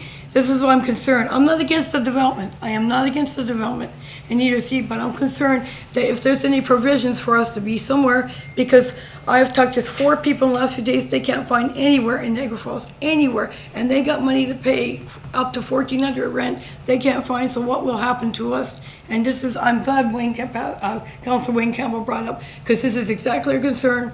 And like I said, we've never been in trouble with, I've never been in trouble with the law, I got no criminal record, I'm living in a border house, I'm not doing anything, I've not had any, there's no complaints against us, so I don't understand what's gonna happen, I just want I to. think Councillor Campbell's gonna raise that with the applicant, ma'am. Okay, thank you. Is there anyone else other than the applicant? Come on forward.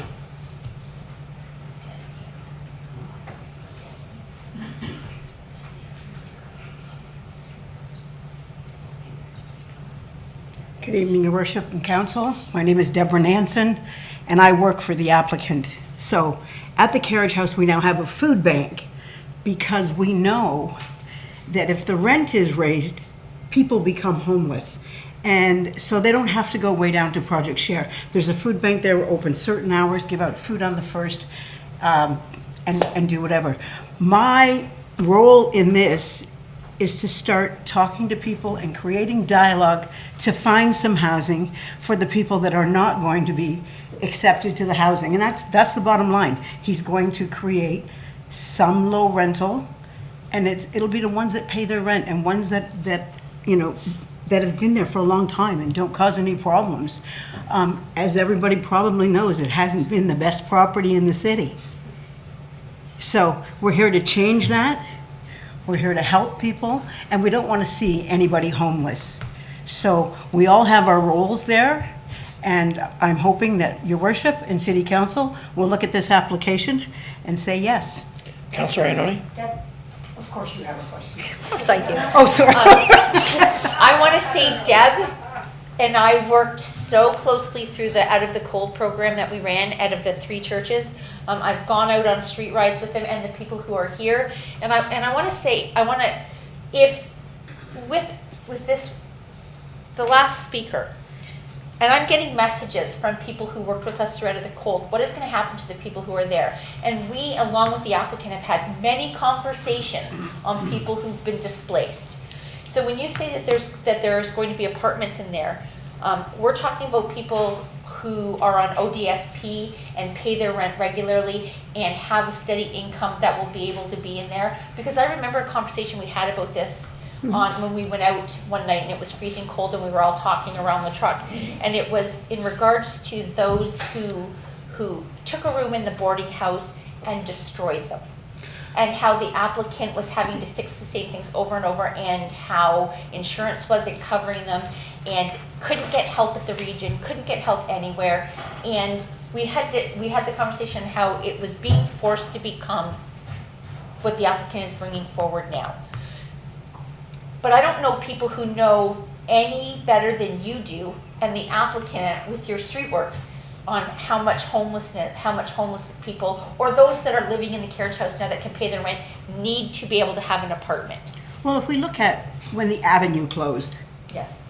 there was a few vacant rooms at the Carriage House. So I'm not the manager, but the manager of the Carriage House rented to one person. And one of the staff went in and there's 7 people sleeping in this room because there's no place to go. So we did a street outreach one night, and I don't go to the same places that some people do for street outreach, because if homeless people don't want to be found, you're not going to find them. So abandoned buildings, stairwells, the backs of vans, the backs of empty transport trucks. That's where we should be looking for our homeless in the winter, because that's where they go. And this is why I went with you, because I was behind. It was a world I didn't know existed. It sounds very ignorant, but it was a world I didn't know existed.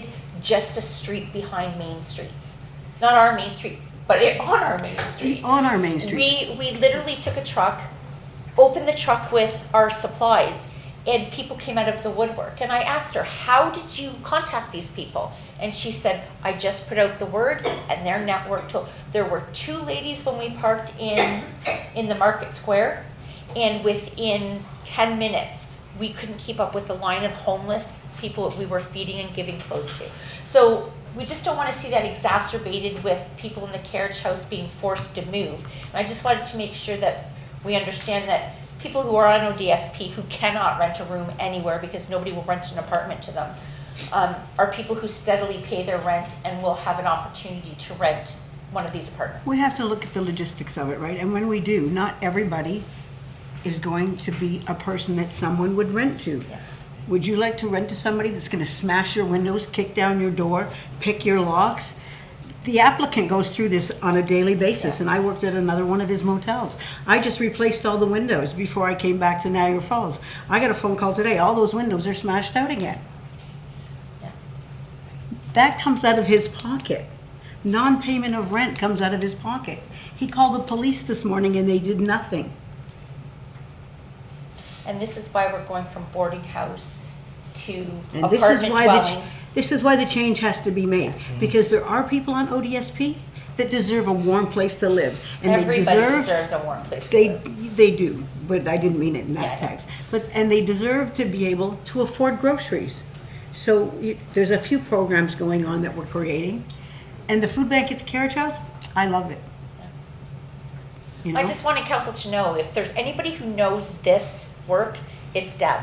And we couldn't have done the outreach or even understood how to deal with people at the River of Life if it wasn't for this outreach group. And that includes the applicant who was out in the freezing cold with us, serving the homeless. So I am going to say, council, there is another truck outreach coming up. I will let Caroline know.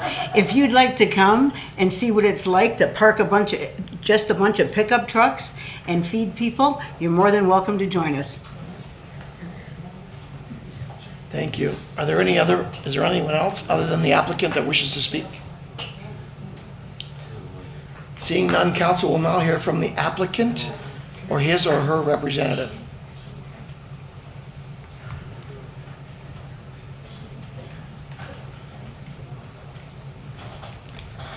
Good evening, Acting Mayor, Council, and staff. Appreciate your attention to this matter. I promise that I will be brief. The owner is here if you should have any operational questions. He'd be pleased to join me. Staff has done an excellent job of summarizing what the nature of the proposal is. This is not new construction. This is renovation of two existing buildings, which is something I'm sure we're all confident that we want to happen. As it stands now, that cannot happen. He cannot get a mortgage on this property for a boarding house, which is not a permitted use. In order for him to facilitate these renovations and make the improvements that are necessary to provide suitable housing, not substandard housing, that complies with the building code, the fire code, and get building permits, and to do this all legally, he needs to have a permitted use there. The only way that that can happen is by having the zoning bylaw amendment approved. So certainly appreciate the gravity of this question. If you want the improvement to occur, this zoning bylaw amendment needs to occur. So we do have to do the renovation, as was suggested. It is the proposal that this would be phased to minimize the disruption to the existing residents, so that we would be able to renovate portions of the buildings at a time. And definitely, as you've heard, the hearts of the people who are behind this are in the right place. And they own other facilities, and they can help to relocate them as best as possible. And they do want to provide better living conditions for all of them. They're not going to be creating 2-bedroom condos for sale. Some of the newly renovated units are going to be bachelors, so that they can be smaller square footage and be more affordable to those who have lower financial means to be able to afford it. So this is not going to be cookie cutters. This is going to be designed very intentionally. As staff has suggested, we know that it's consistent with provincial and regional policy and the city's official plan, and is definitely consistent with the Lundy's Lane intensification corridor. That's basically what this was intended to do, was facilitate the renovation and upgrade of these substandard housing developments. I think one of the most telling statistics from the staff report was related to Canada Mortgage and Housing Corporation, that we're targeting a 3% vacancy. We've currently got 2.2, but bachelor in 1 bedroom, 0%. So there definitely demonstrates a need for this to occur. And I promised I'd keep it short, and I'll leave it at that, answer any questions that you may have, but appreciate your consideration of this serious matter. We did have one question raised by Councillor Campbell. Councillor, would you like to I ask just the was applicant? concerned about, are people going to be moved out, going to lose their residence? And I heard you say you were going to do it in phases, but in my mind, if you're full today, you gotta move somebody out, even if you're gonna go on a phase basis. So can you give us a little heads up on that? Square footage of the facility is not going to change. We're going to have the same amount of living space as much as we will have smaller units. The opportunity will exist if we have a 2-bedroom unit with kitchen and fully compliant with building code, that 2 current residents who may be living in a room could cohabitate as roommates and be able to afford the rent and have a far superior quality of living space. I don't think that's the answer I was looking for. I was looking for the answer that you're gonna have to displace people. We're trying to avoid displacing Can any. you help me understand how you're trying to avoid it? Okay, Bernie, if you want to give me a hand, because he's more dealing logistically with these The individuals. councillor's, I think, asking about during construction. Yeah, During construction, yeah. yes. Now Bernie's also on construction, so he'd be able to give you. Currently, there's 2 buildings on the property. One building is actually standing vacant for the purpose of getting the zoning bylaw so that the renovation can start on the one building. As that one building comes available, I will empty, there's 4 wings, 1 wing going down, 1 in the back, 1 coming up on this side, so I will do 1 wing. And some of those tenants, not all of them, I'll be honest with you, some of those tenants will be able to move into the newer units. Some of the tenants that cause problems, that are unruly, no, they will not be moving into the other units. And as that wing becomes available, then I'll move people from that wing over to another wing. So are there going to be some people displaced? Yes. But I have a list of tenants that I definitely want to keep. Actually, they're one of them. I don't have no problem with them. Yes, I will displace some people. As she can tell you, the tenant that's here, there are some people that need to go. So, Thank you. Okay, Councillor? Yes, thank you. Are there any other questions? The public meeting with respect to the proposed zoning bylaw amendment is now concluded. A motion by Councillor Ioannoni, second by Councillor Crater. The council approved the recommendations. Are there any questions to the recommendation, the motion? All those in favor? Anyone opposed? Carried unanimously. Councillor Pietrangelo? Your Worship, I just wanted to follow up on my comments on the Lenny's Lane CIP. I believe right now in the CIP, it states that if you have a property that's going from commercial to full residential, that it does not qualify for the benefits of the CIP. I just wanted to make a motion that we amend our CIP so that any property who is going from commercial to full residential can still apply for the benefits of the CIP. Okay, we have a motion by Councillor Pietrangelo, second by Councillor Strange. Everyone understand the motion? All those in favor? Carried unanimously. Good, good. Mr. Clerk, would you please introduce the next item on the agenda?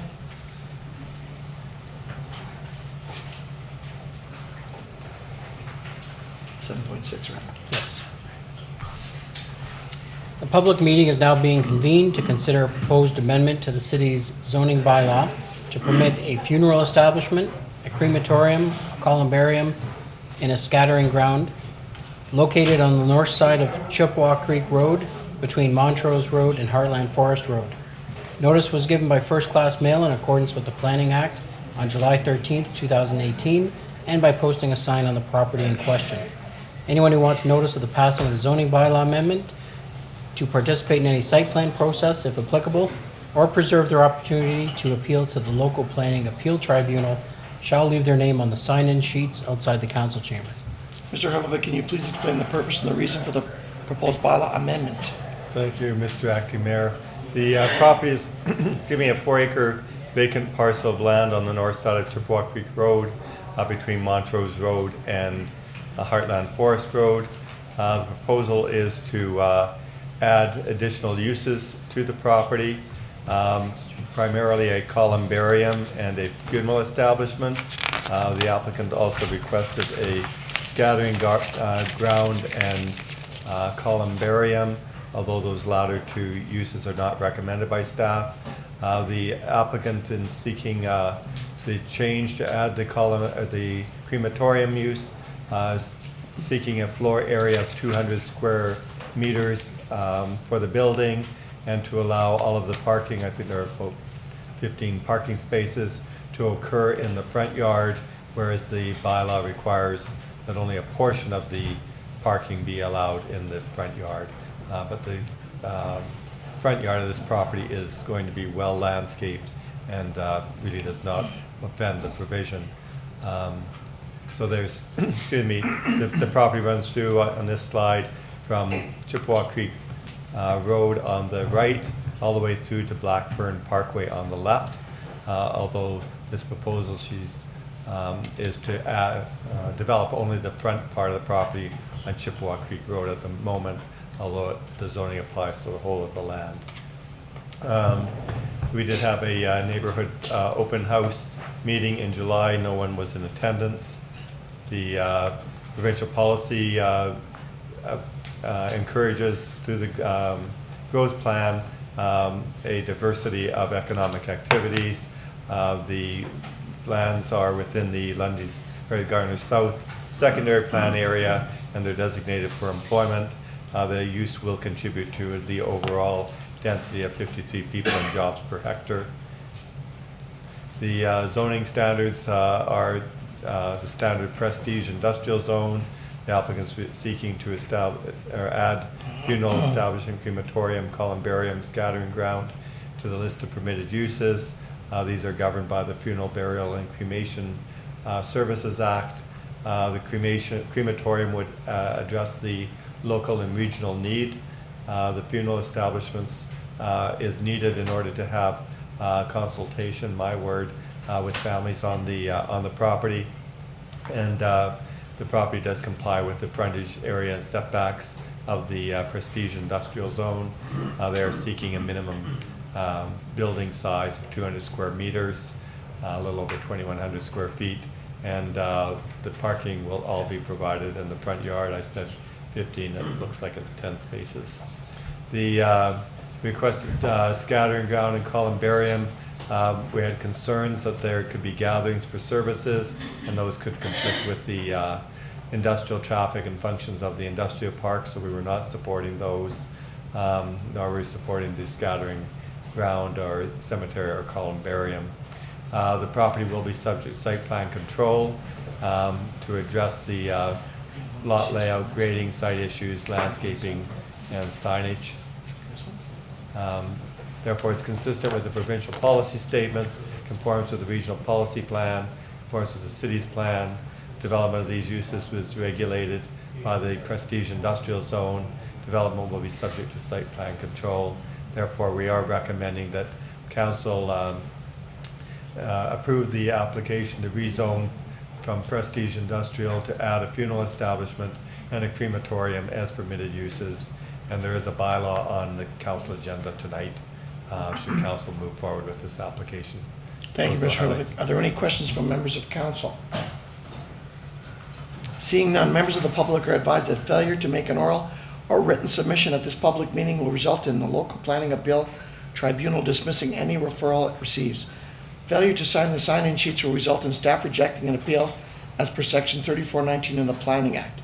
Council will now hear from anyone other than the applicant who wishes to speak. Is there anyone here other than the applicant? Beam. Please state your name and address.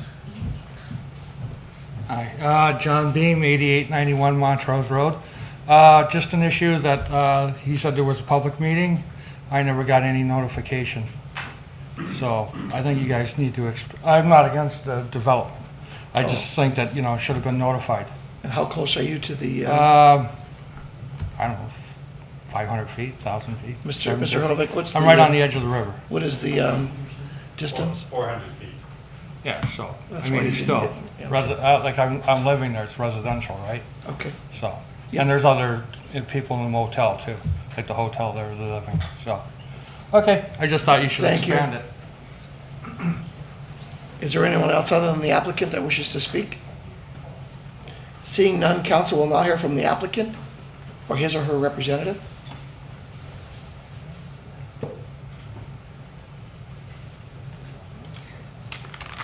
Acting Mayor, members of council and staff. I'm just going to be as brief as I can with this. Prior to you reaching a decision on this application, I would like to give you a brief background history which has led us to tonight's meeting. In the past several years, Ed and Ruth Ann Newesteg, the owners of Patterson Funeral Home, have noted an increase in the request for cremation as part of the services they provide. And in order to provide this service, like other establishments in Niagara Falls, they've had to go outside of Niagara to Hamilton and Niagara Falls, New York, to get access to a crematorium. For this reason, the Newestegs over the last 2 years have looked at alternate sites where a crematorium could be built in the city. One location was on Montrose Road near the new proposed hospital, which had its issues. Another at the former Niagara Funeral Home on Main Street, which did not have planning support. And with the help of Wendy Canavan of your Economic Development Department, this site, which has its merits in providing a place for this needed facility. The site is along the picturesque north side of the Chippewa Parkway facing the Welland River, just west of Montrose Road. It is large enough that through landscaping can be screened and isolated from other adjacent uses in the area. It should also be noted that because of Regional Niagara's traffic requirements, there shall be only one allowed shared entrance off Chippewa Parkway. All other sites in the new industrial park will have their access from the Blackburn Street just north of the site. Due to this site's natural isolated conditions, it was felt a scattering garden and columbarium would go hand in hand and would be ideal to be incorporated with the crematorium proposal. With that said, this is not an all or nothing proposal. The scattering gardens and columbarium are secondary to the much needed crematorium. However, for the reasons provided, we request, in addition to approving the crematorium, that you also consider approving the scattering garments and columbarium. That's pretty much it. Any questions? Any questions? No other questions? Thank you, Peter. Thank you. The public meeting with respect to the proposed zoning bylaw amendment is now concluded. Councillor Thompson? Yes, thank you. First of all, I don't know whether everybody realizes how important this is for our community.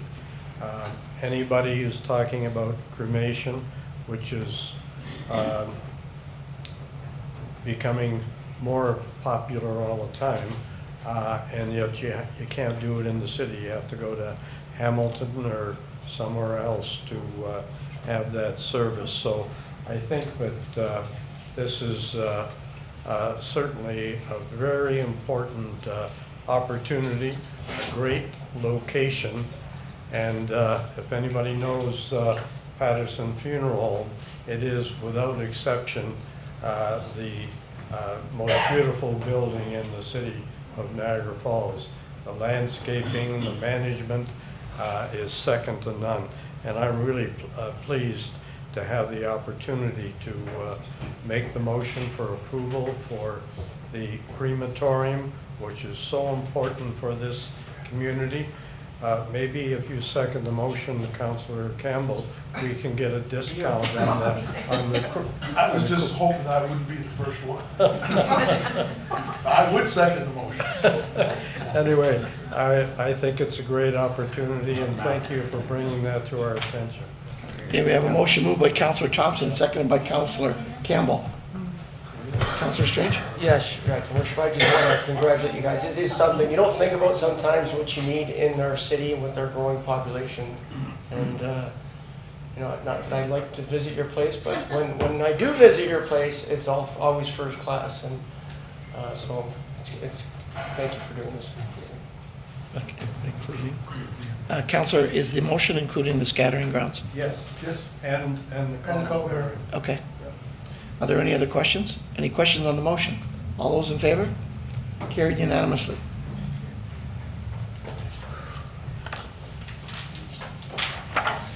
Mr. Clerk, could you please introduce the next item on the agenda?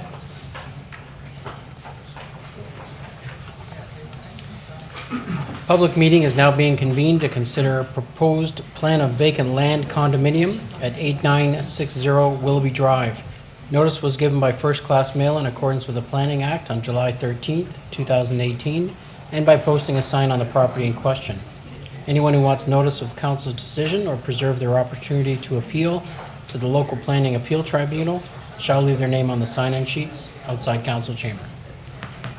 Mr. Hurlevik, could you please explain the purpose of the application? Thank you, Your Worship. Yes, this property is at the corner of Weinbrenner Road and Willoughby Drive in Chippewa. It's the lands of the former Rutland School. There are single detached dwellings to the west, PSW to the east, dwellings and vacant land to the north. The vacant land condominium is for 58 townhouse dwelling units. This is the first phase of a development. It is zoned residential low density group multiple, an R4H zone. So this was at council not so long ago, where we went through an official plan and zoning amendment for this property, and so the applicant is now back to apply for the vacant land condominium. So each of these units would be developed on a vacant parcel. It would be sold. It is an internal road system. They do provide for the 10-meter setback between the back of the development and the PSW. The property does comply with the zoning on the site. The townhouse units are expressed in the picture on the screen. As I've been saying, we're required to provide 40% of our intensification target in our built boundaries. This would add to that. The PSW lands are to be protected. Those lands are zoned environmental protection, and there is a 10-meter setback that was approved by the Niagara Peninsula Conservation Authority. And there are a number of conditions in the appendix to the report that would require that they do a landscape plan to address stormwater management, runoff from the property, and berms that will protect that PSW. The official plan designates the lands residential. They have an overall density of 23 units per hectare. Will provide additional housing choice, and it will be similar height and setbacks to existing residential. And again, through conditions, the PSW will be protected. The zoning bylaw is an R4H. There's an H on there for the archaeological assessment. There is a letter that we received. It should be in your handout package or added to your agenda late today from the region, stated that they are satisfied that the archaeological work has been satisfied, and therefore the H can be lifted. There is a bylaw to that effect in the council agenda. It's a vacant land condominium. Again, it's going to be private roads off of Willoughby and Weinbrenner Road. The scale of development is compatible with the surrounding dwellings. The Conservation Authority recommended a series of mitigation measures. Those will be implemented through conditions of draft plan approval. The developer will be required to enter into a condominium agreement to do any works that the city sees necessary. The H provision, as I mentioned, there is a letter confirming that they have been satisfied regarding the archaeological resources on the site, or the fact that there are none, and so therefore the H can be lifted. Therefore, it's consistent with the provincial policy statement. The regional policies conforms with the city's official plan and zoning bylaw, and will assist in providing a part of our 3-year short-term housing supply. City and regional interests will be met through the conditions of draft plan approval. So therefore, we're recommending that the phase 1 of this condominium development be approved subject to the conditions of the report, that the mayor designate be authorized to sign the the plan after the appeal period is expired. Draft approval will be given for a 3-year period, and the mayor and clerk will be authorized to execute the condominium agreement. Those are the highlights. Thank you, Mr. Hurlevik. Are there any questions from members of council? Councilor Campbell. Yes, Your Worship, through you to Mr. Hurlevik.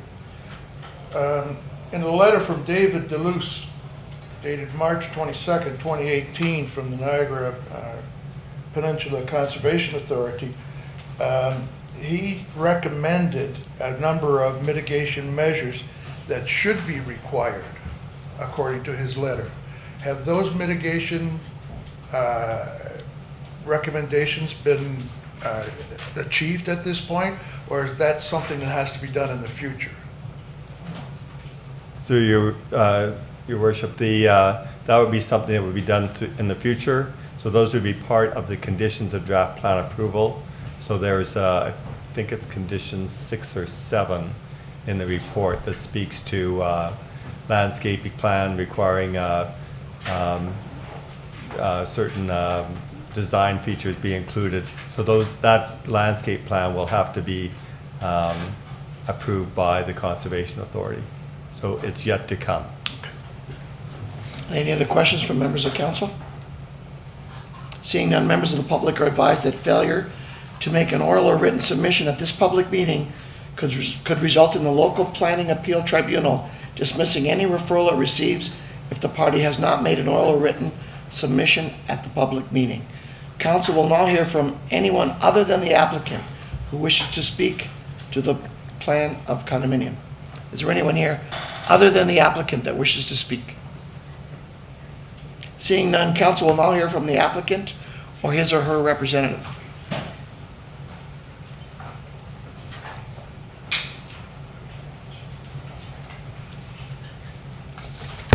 Good evening, council. I have a presentation here. Is there?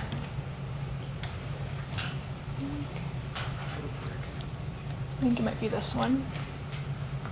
Okay. Good evening, council and members of the public. My name is Jennifer Vita from Upper Canada Consultants. I'm the agent here on behalf of 800-460 for the application of draft plan of vacant land condo. Many of you will remember we were here in March to request approval of site-specific zoning bylaw to rezone the old Rutland School property from institutional to residential. Council approved zoning in March to permit the construction of 104 townhouses and an apartment building with 52 units and the preservation of over 21 acres of wetland.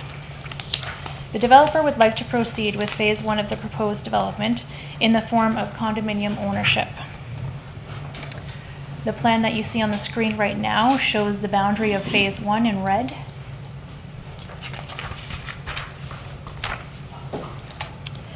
The boundary of phase 1 is adjacent to the corner of Willoughby and Weinbrenner roads as outlined in red.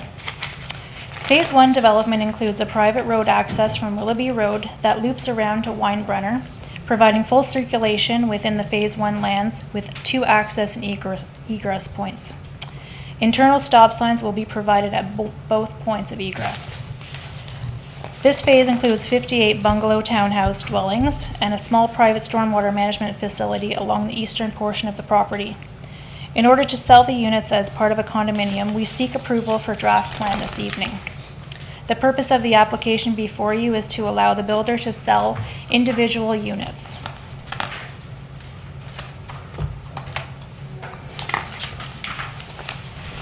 At this time, 800-460 Ontario Inc. is working with Silvergate Homes, who will be building the first phase of the townhouses. Silvergate Homes has a reputation for high-quality building, and we expect this development to be no different. The rendering above shows the modern architectural style that is being proposed. I would like to address the letter of objection that was submitted as well. The land use, including the number of units and dwelling types, has already been approved by council through the zoning in March. In terms of process, the application tonight is not to debate the land use of the property, but simply to apply a condominium ownership to the land. The boundary and buffer of the areas of the woodlot and the wetland were determined and approved through the zoning process in March as well. Over 67% of the total lot area is to be protected, in the zoning, which will serve to enhance and protect the woodlot into the future. The proposal before you tonight does not seek to change the zoning or the boundary of the woodland or wetland. It is simply seeking to implement the previous zoning approvals. We have read and reviewed the staff recommendation report and the associated conditions of approval. And I would like to seek clarification from Municipal Works this evening, if possible, on the effects of condition number 33, which outlines the requirement for a wet weather study to be completed as a condition. I'm wondering if we can possibly get a response to that item. Okay, what item is that, number what? Condition number 33. 33.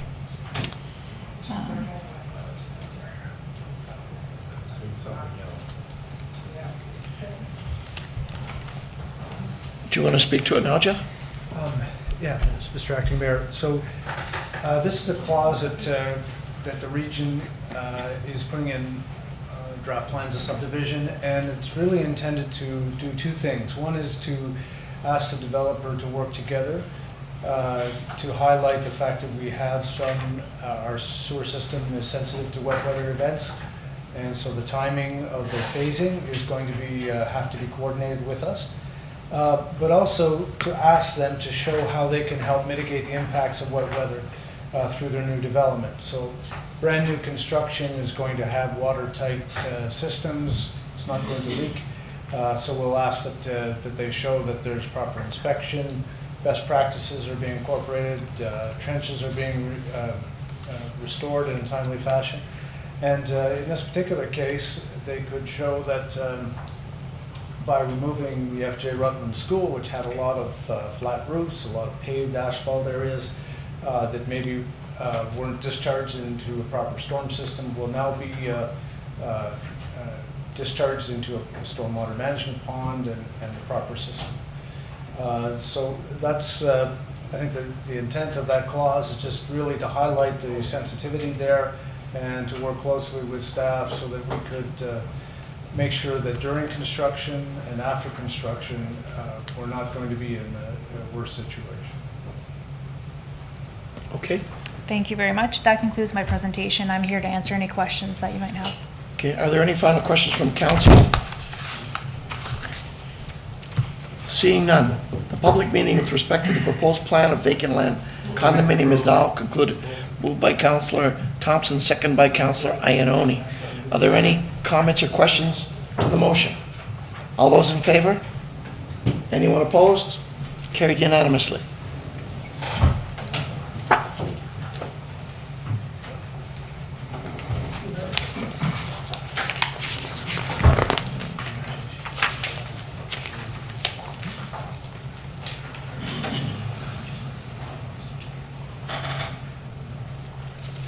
Under reports, item 8.1. What's council, what's the feeling of council? Move the recommendation? Or do you want to speak to it, Councillor? No, I just want to say that this is a request by the Dock Volunteer Committee for, I think, $17,000. I was on this committee for a while. I think when the dock in that particular area was built, the volunteerism in Chippewa and the dock committee is, without exception, created actually three docks, and it's all been volunteer and donations. There's been a problem with the ice that has created this, and they need some help from the city. So I would be happy to move the recommendation with Second. respect to the dock. So we have a motion by Councillor Thompson, seconded by Councillor Morocco, that we accept the recommendation. Are there any questions to the motion? All those in favor? Anyone opposed? Carried unanimously. 8.2.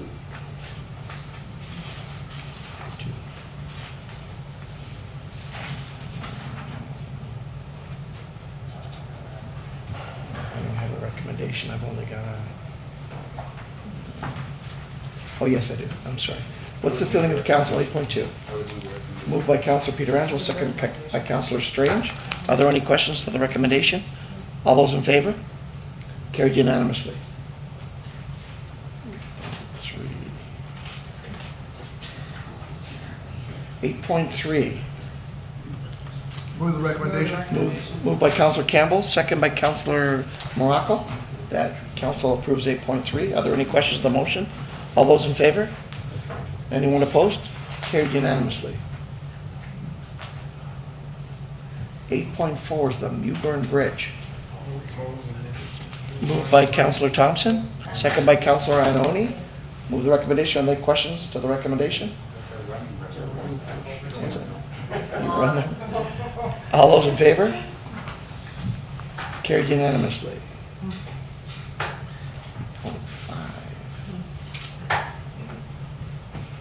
8.5, approval of the cemetery bylaw amendments. Moved by Counselor Thompson, second by Counselor Pietrangelo, that we move the bylaw amendments. Are there any questions? All those in favor? Carried unanimously. 8.6. Move the recommendation. Moved by Counselor Campbell, second by Counselor Strange. We move 8.6. Are there any questions to the motion? All those in favor? Carried unanimously.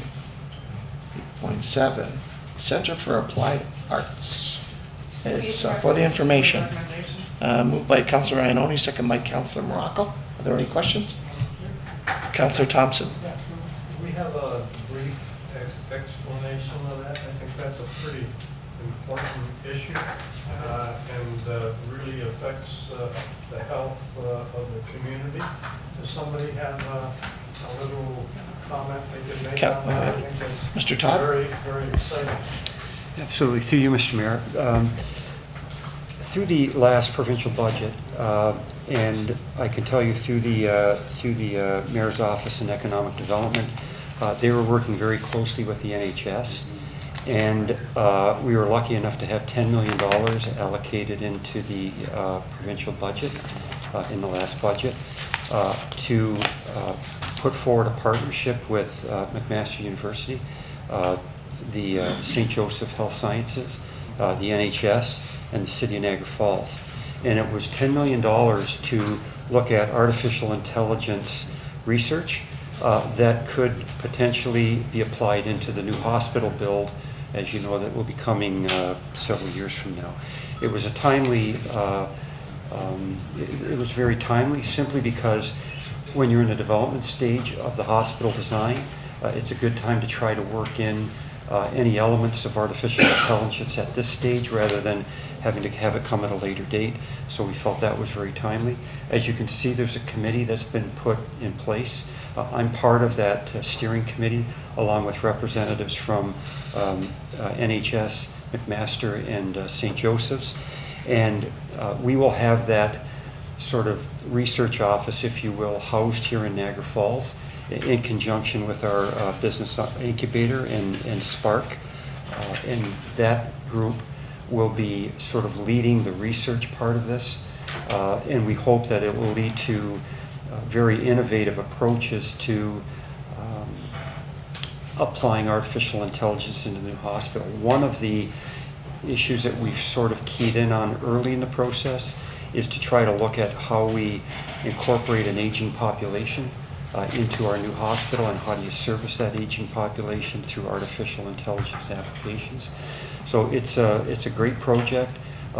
Niagara Falls and the Niagara South Hospital will benefit from this tremendously.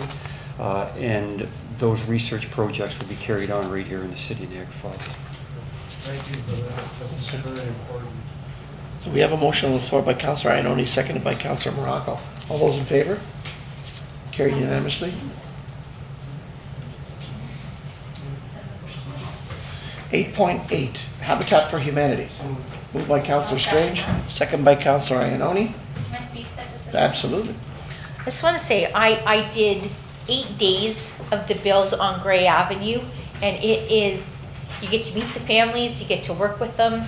They explain how Habitat for Humanity works. I know the public often thinks that the houses are given to the people. They are not. They are sold to the people through regular mortgages like everybody else has. There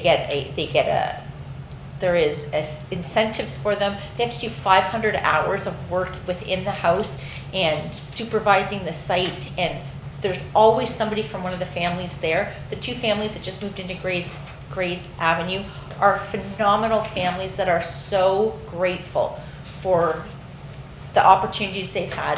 One family has a very disabled young son who is 10, and Habitat for Humanity had donated a lift. They've been lifting their son for years, and Habitat built a lift that, if you look at the square up here, that lifts him out of the bed, moves him over, and puts him into the shower. That they put in, that they had special donations in the room, then brings them back out of the shower and back into the bed so the parents don't have to physically do it. It has increased their quality of life huge. And I just want to say, for anybody who wonders what's taking place at those houses, donate your time for a build. It really is worthwhile. Thank you, Councillor. So we have a motion on the floor by Councillor Strange, second by Councillor Ioannoni. All those in favor? Carried unanimously. Monthly tax receivables. Moved by Councillor Morocco, second by Councillor Crater. Move the recommendation. Are there any questions? All those in favor? Carried unanimously. Move the accounts. Moved by Councillor Thompson, second by Councillor Pietrangelo, that we pay the accounts. Any questions? All those in favor? Carried unanimously. 8.11, matters arising from the Heritage Committee. Moved by Councillor Pietrangelo, second by Councillor Strange. Move the recommendation. Any questions? All those in favor? Carried unanimously. Revitalization grant. Move the grant application. Move the grant application. I'm trying to pull it up. Moved by Councillor Pietrangelo, second by Councillor Thompson, that we move the grant application. Are there any questions? All those in favor? Carried unanimously. Deeming bylaw? Deeming bylaw, Hawkins Street? Moved by Councillor, the deeming bylaw, 8.13, 8.13.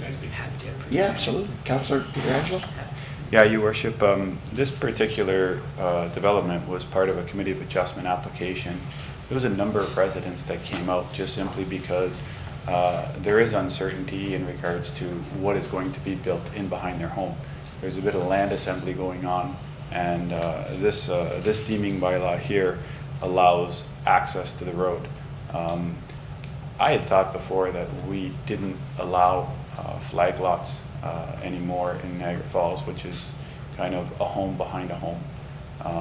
But that's exactly what this is. I can tell you right now that the committee was not unanimous.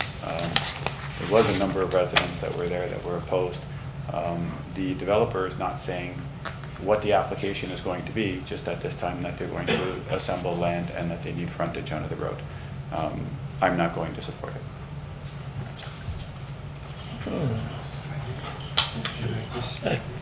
Mr. Todd? If I may, because Mr. Hurwitz just stepped out for a minute, but this is a Habitat for Humanity bill. It's a proposal by them, and it's, as outlined in the report, it's for basically a multiple low-density residential. I believe they're townhouses, but Mr. Hurwitz can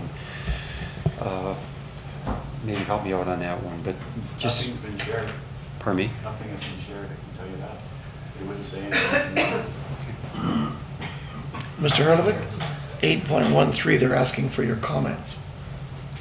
There's a townhouse somewhere. It's the one on Hawkins Street? So, yeah, that will be a future application, is that the question? Yeah. So, yeah, they're doing this severance, they need to do part lot control so that all of those properties can be combined into one parcel, and then they would need a zoning change to facilitate the townhouses at a later date. We do not have a motion. Moved by Councillor Thompson, second by Councillor Ioannoni. Move the recommendation. Are there any questions to the recommendation? All those in favor? Opposed? Councillor Pietrangelo is opposed. 8.14, request to the Niagara Region Urban Boundary Expansion. Moved by Councillor Pietrangelo, second by Councillor Strange. Anyone, any comments? No. This has been going on for 20 years. All those in favor? Carried unanimously. 815. Gateway CIP. Moved by Councillor Thompson, second by Councillor Morocco. Are there any questions on the recommendation? All those in favor? Carried unanimously.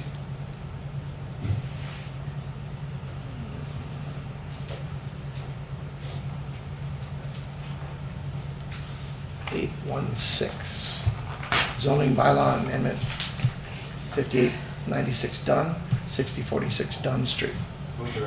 Moved by Councillor Peter Angelo, second by, conflict, second by Councillor Crater. Are there any other questions? All those in favor? Carried with Councillor Thompson conflict. Move the balance of the agenda. Well, it's slow going through this computer. 817, modification of Warren Woods. Moved by Councillor Peter Angelo, second by Councillor Strange. Are there any questions? All those in favor? Carried unanimously. 818, regulating vacation rentals. Moved by Councillor Thompson, I'll second that. second by Councillor Campbell. Are there any questions, Councillor Crater? Can I just get a short overview of what it is that we're doing with this? About 600 emails. Short overview of what's happening. Who wants to do that? Mr. Hurlovic or Mr. Todd? We give you'd like a short I will give it a overview of shot. what we're I will give it a approving. shot. You know, I'm known for being short, my presentations. So the purpose is to define bed and breakfast in our zoning bylaw. Excuse me, zoning bylaw. Talking too much. Well, council approved the plan to do that, so these are actually bringing the bylaws forward. So what it says is, at one point after council dealt with this at a public meeting, we made another motion to say that in bed and breakfast, it would be owner occupied only. And so we need a resolution to that effect, and so that's what this report is to do. And there's a resolution on hand. It's a belt and suspenders thing. That's, you know, council did what we advertised what we were going to do, but just to cover ourselves, because we said owner or manager at the public meeting. If there was any doubt, this is just a resolution to cover ourselves. Okay, Councillor Crater? Yes, thank you, thank you. Any other questions? All those in favor? Yeah, no, I have a question. Oh, sorry, go ahead, Councillor. Thanks, Your Worship. I guess through you to Mr. Hurlovich, the night that the motion was made to not allow managers in bed and breakfast, I thought it was specific to VRUs, or are VRUs included in the bed and breakfast definition? VRUs, vacation rental units, are not owner occupied, or if you have so a bed and breakfast is a place where the owner lives and he rents out rooms. A vacation rental unit, he doesn't live there and he rents out the whole dwelling. We're only allowing vacation rental units in the TC zones, the GC zones, and the CB zones. So those are not residential zones. So the owner doesn't need to be present there. Okay, I have one more question. Go ahead, Councillor. I know a couple of the emails, I know a lot of them, they're all just a form email. But a couple of the emails that I got, people were inquiring as to when they're allowed to apply for their license and perhaps how quick they'll be processed. I don't know if staff would be able to answer that. Do we have to wait until the regulations go into place before they're allowed to apply? Yes, we'll have to wait. So when these bylaws are passed tonight, we'll probably send out notice of passing on Friday, and there will be a 20-day appeal period. If nobody appeals, then they'll be in place, and then they can submit their application for licensing to the clerk's office. We're going to use the same licensing that we've already been using for the tourist homes on River Road. So it'll be the same process. The building inspector will have to go out, the fire inspector will have to go out. If there are any upgrades, they'll have to make building permit application and do those upgrades, and then they can get their license. Okay. And just, I guess, will that be available on our website, on the city's website? I will work with our media people to see what we can put out there, but do you mean can they apply online? The short answer is no. I just mean the application, or something that lets them know that they can now apply. That's all. Yeah, probably some media release would be the way to do that. Okay. We have a motion on the floor by Councillor Thompson, second by Councillor Campbell. All those in favor? Carried unanimously. Opposed? Oh, I'm sorry. Councillor Ioannoni opposed.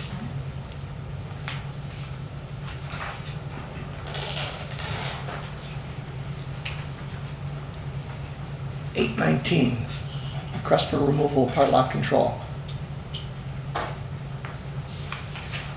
I'll move the recommendation. Moved by Councillor Campbell, second by Councillor Morocco. Are there any questions?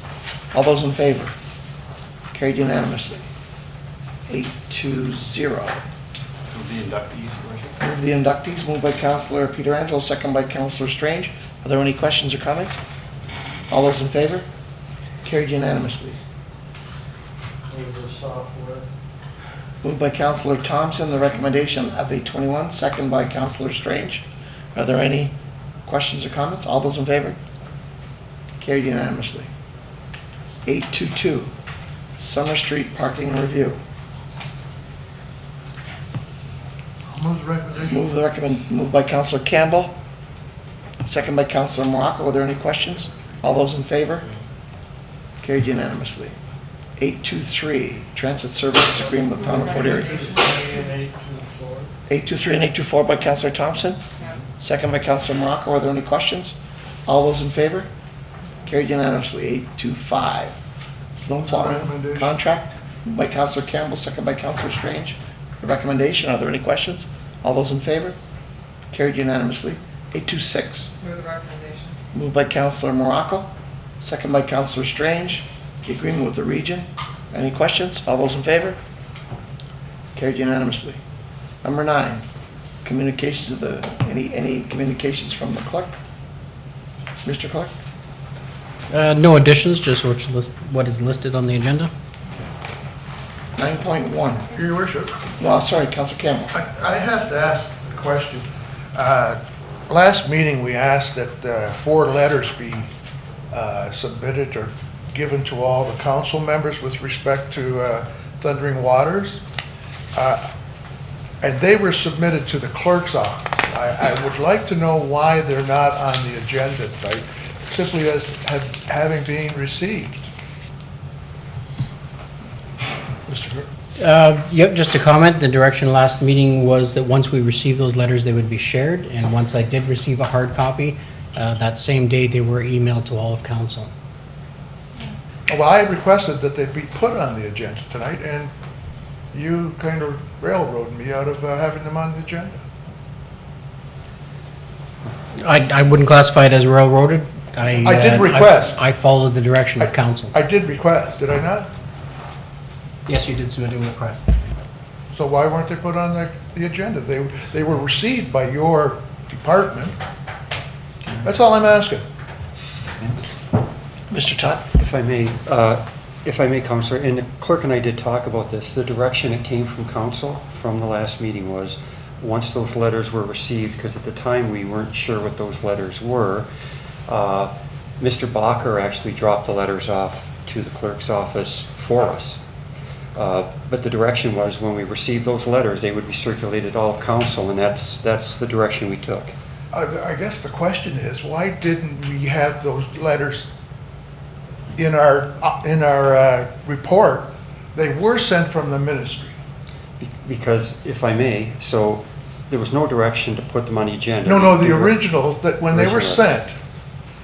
sent to planning department, those 4 letters were directed to the planning department with certain requests and recommendations, and they were not part of that report. Okay, so I'll take a shot at Mr. Hurlovich, can jump in. So there were certain letters in that grouping that were submitted to us, and they had certain comments in them. Subsequent to those letters, there was a process that took place where there was follow-up with staff, there were subsequent meetings, And ultimately, from that same person that may have written that letter, there was a final sign-off as to what the recommendation was coming forward. So the comments in that original letter that was referenced bear no resemblance to what, or only some resemblance to what the final result was that was entered into at the end of that process. So to have that letter there really had no relevance to the recommendations that were going forward that night, because it was a different position that that staff person at that agency was putting forward. In one of those letters was recommended that a bat study be done. And that study was recommended that it happened very, very quickly just before, a matter of fact, we agreed to move forward with it. Was that bat study done? Mr. Hervig? Yes, Mr. Acting Mayor, excuse me, yes, the developer has conducted the bat study. They did it in June. That's the only month that they do that. That's when the maternity period is on for bats. And we don't have a copy of that bat study yet, but the study was done. In order to put up their monitors, the acoustical monitors to measure the bat activity, those monitors have to be approved by the, not the monitors themselves, the locations have to be approved by the ministry. And I have learned that it proved exactly what probably people suspect. There are bats present.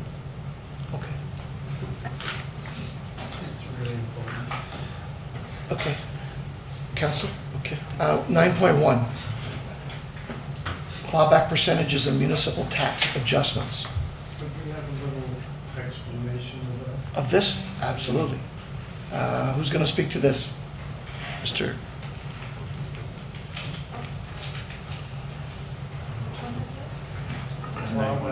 Clawbacks?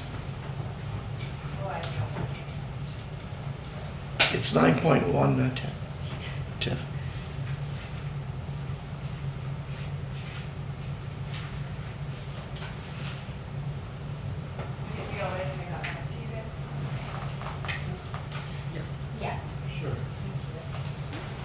I just wanted to point out that the reason it is on the agenda is just that the region, had passed a motion, and part of that motion be that it just be circulated to area Is this receive and councils file? for information. Receive and file? So it wouldn't have been something Tiffany had at her hands? No. Okay, thank you. Receive and file by Councilor Morocco? I think we can, but I think we should need an explanation. I don't understand. Would you like one to come back? Oh, just give me a call. It's being circulated. That's fine, Okay. but, Mr. Todd, would you, I was trying to figure out what it means. okay, could you put it in your note that we get the interpretation and give it to council? He doesn't even know what it is. That's why I said, could you get the interpretation and send it to council? Okay. Receive and file by Councilor Ioannoni, second by Councilor Thompson. All those in favor? Thank you. And then we can all find out what it is. Well, it's gonna come to all of us.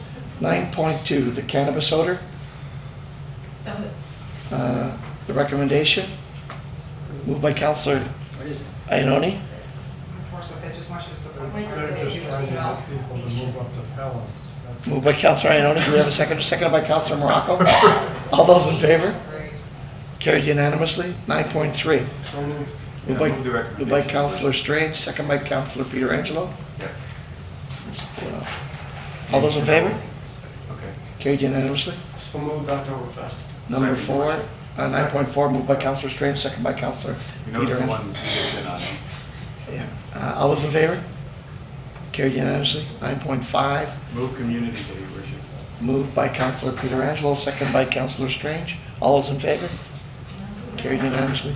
9.6, Move awareness, your worship. moved by Councilor Thompson, second by Councilor Pietrangelo. Prostate Cancer Awareness Month. All those in favor? Or two.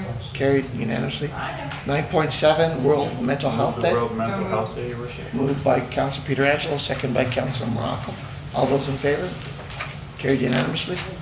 9.8, Celebrate Old Downtown. move some of the recommendations. Moved by Councilor Ioannoni, second by Councilor Campbell. All those in favor? And I'd like to speak to 9.9, You'd like to speak to that one? or 9.9. 9, carried unanimously on 9.8. 9.9, Councillor Ioannoni? Thank you. I think this is very telling that this is coming to us to support do a municipal proclamation in regards to addiction. So St. Catharines was supposed to open a safe needle site, which had been debated, approved, and this council sent their support in regards to St. Catharines opening a safe needle site.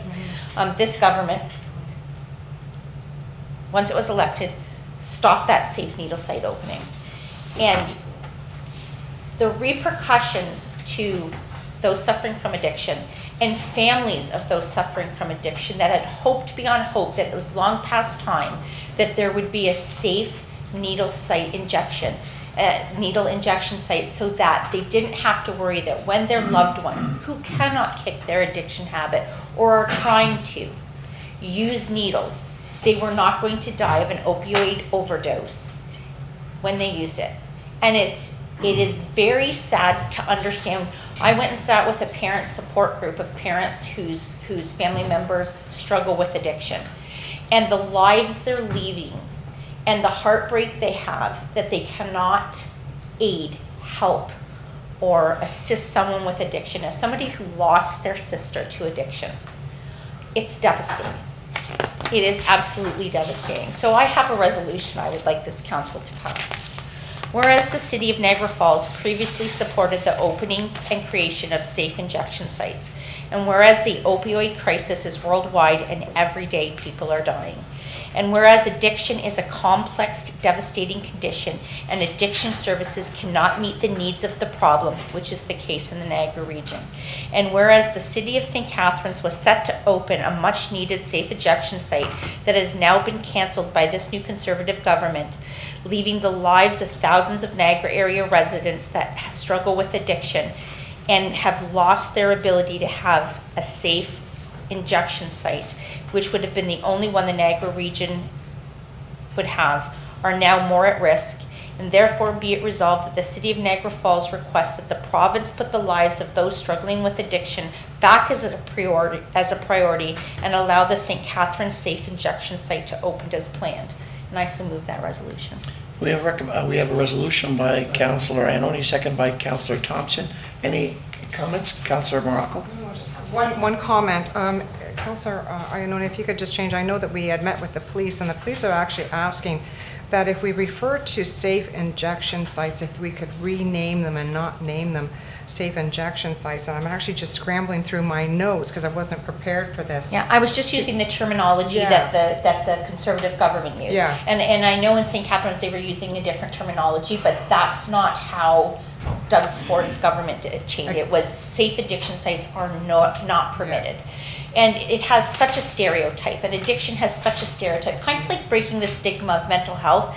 You really have to break the stigma of addiction too, because it is every political party, every color, every ethnicity, it's touching every way of life now.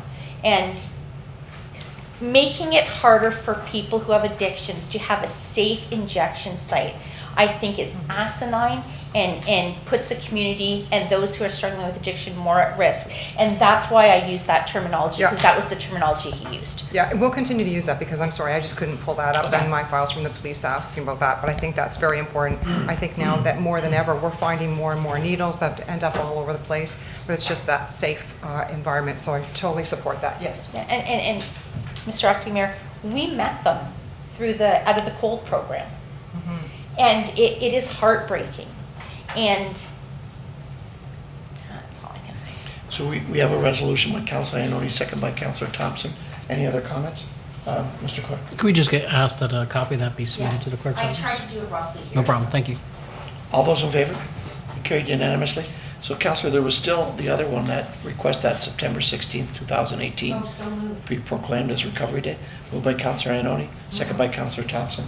All those in favor? Sure. Carried. And I want to say, isn't that amazing that municipalities have to proclaim a recovery day, but the province thinks that addressing addiction through safe injection sites is not something that's needed. 9.10, the downtown BI is requesting access to CIP funds for local improvements. Councilor Morocco. Yes, I actually just attended the meeting. I know that there's been some correspondence back and forth with city staff and also our acting clerk, Bill Mattson.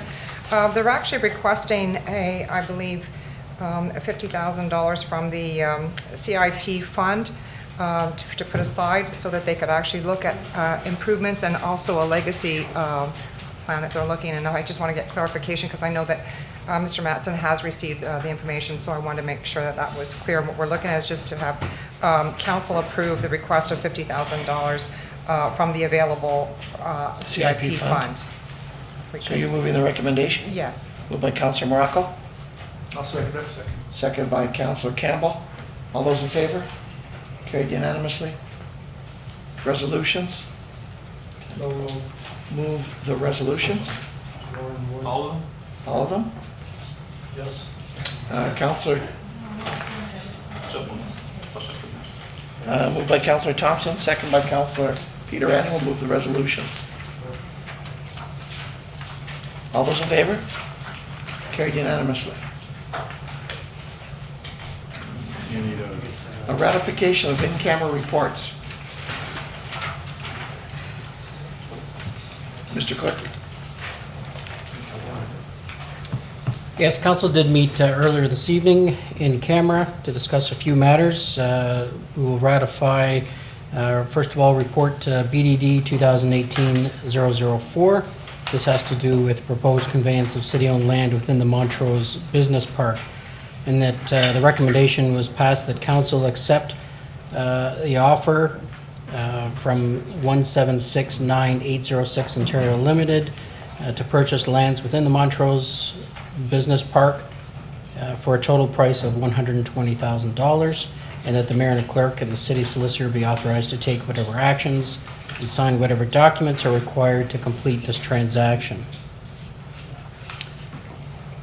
Secondly, Municipal Works 2018-22 report dealing with proposed purchase from Astro Transmission Limited, that the lands described within a reference plan be purchased from Astro Transmission Limited as per the conditions of the agreement of purchase and sale for the purpose of selling a small portion of its property located at the corner of Valleyway and Portage Road in the city of Niagara Falls for a purchase price of $10,000, that the mayor, the clerk, and the city solicitor be authorized to take whatever actions and sign whatever documents are required to complete the transaction.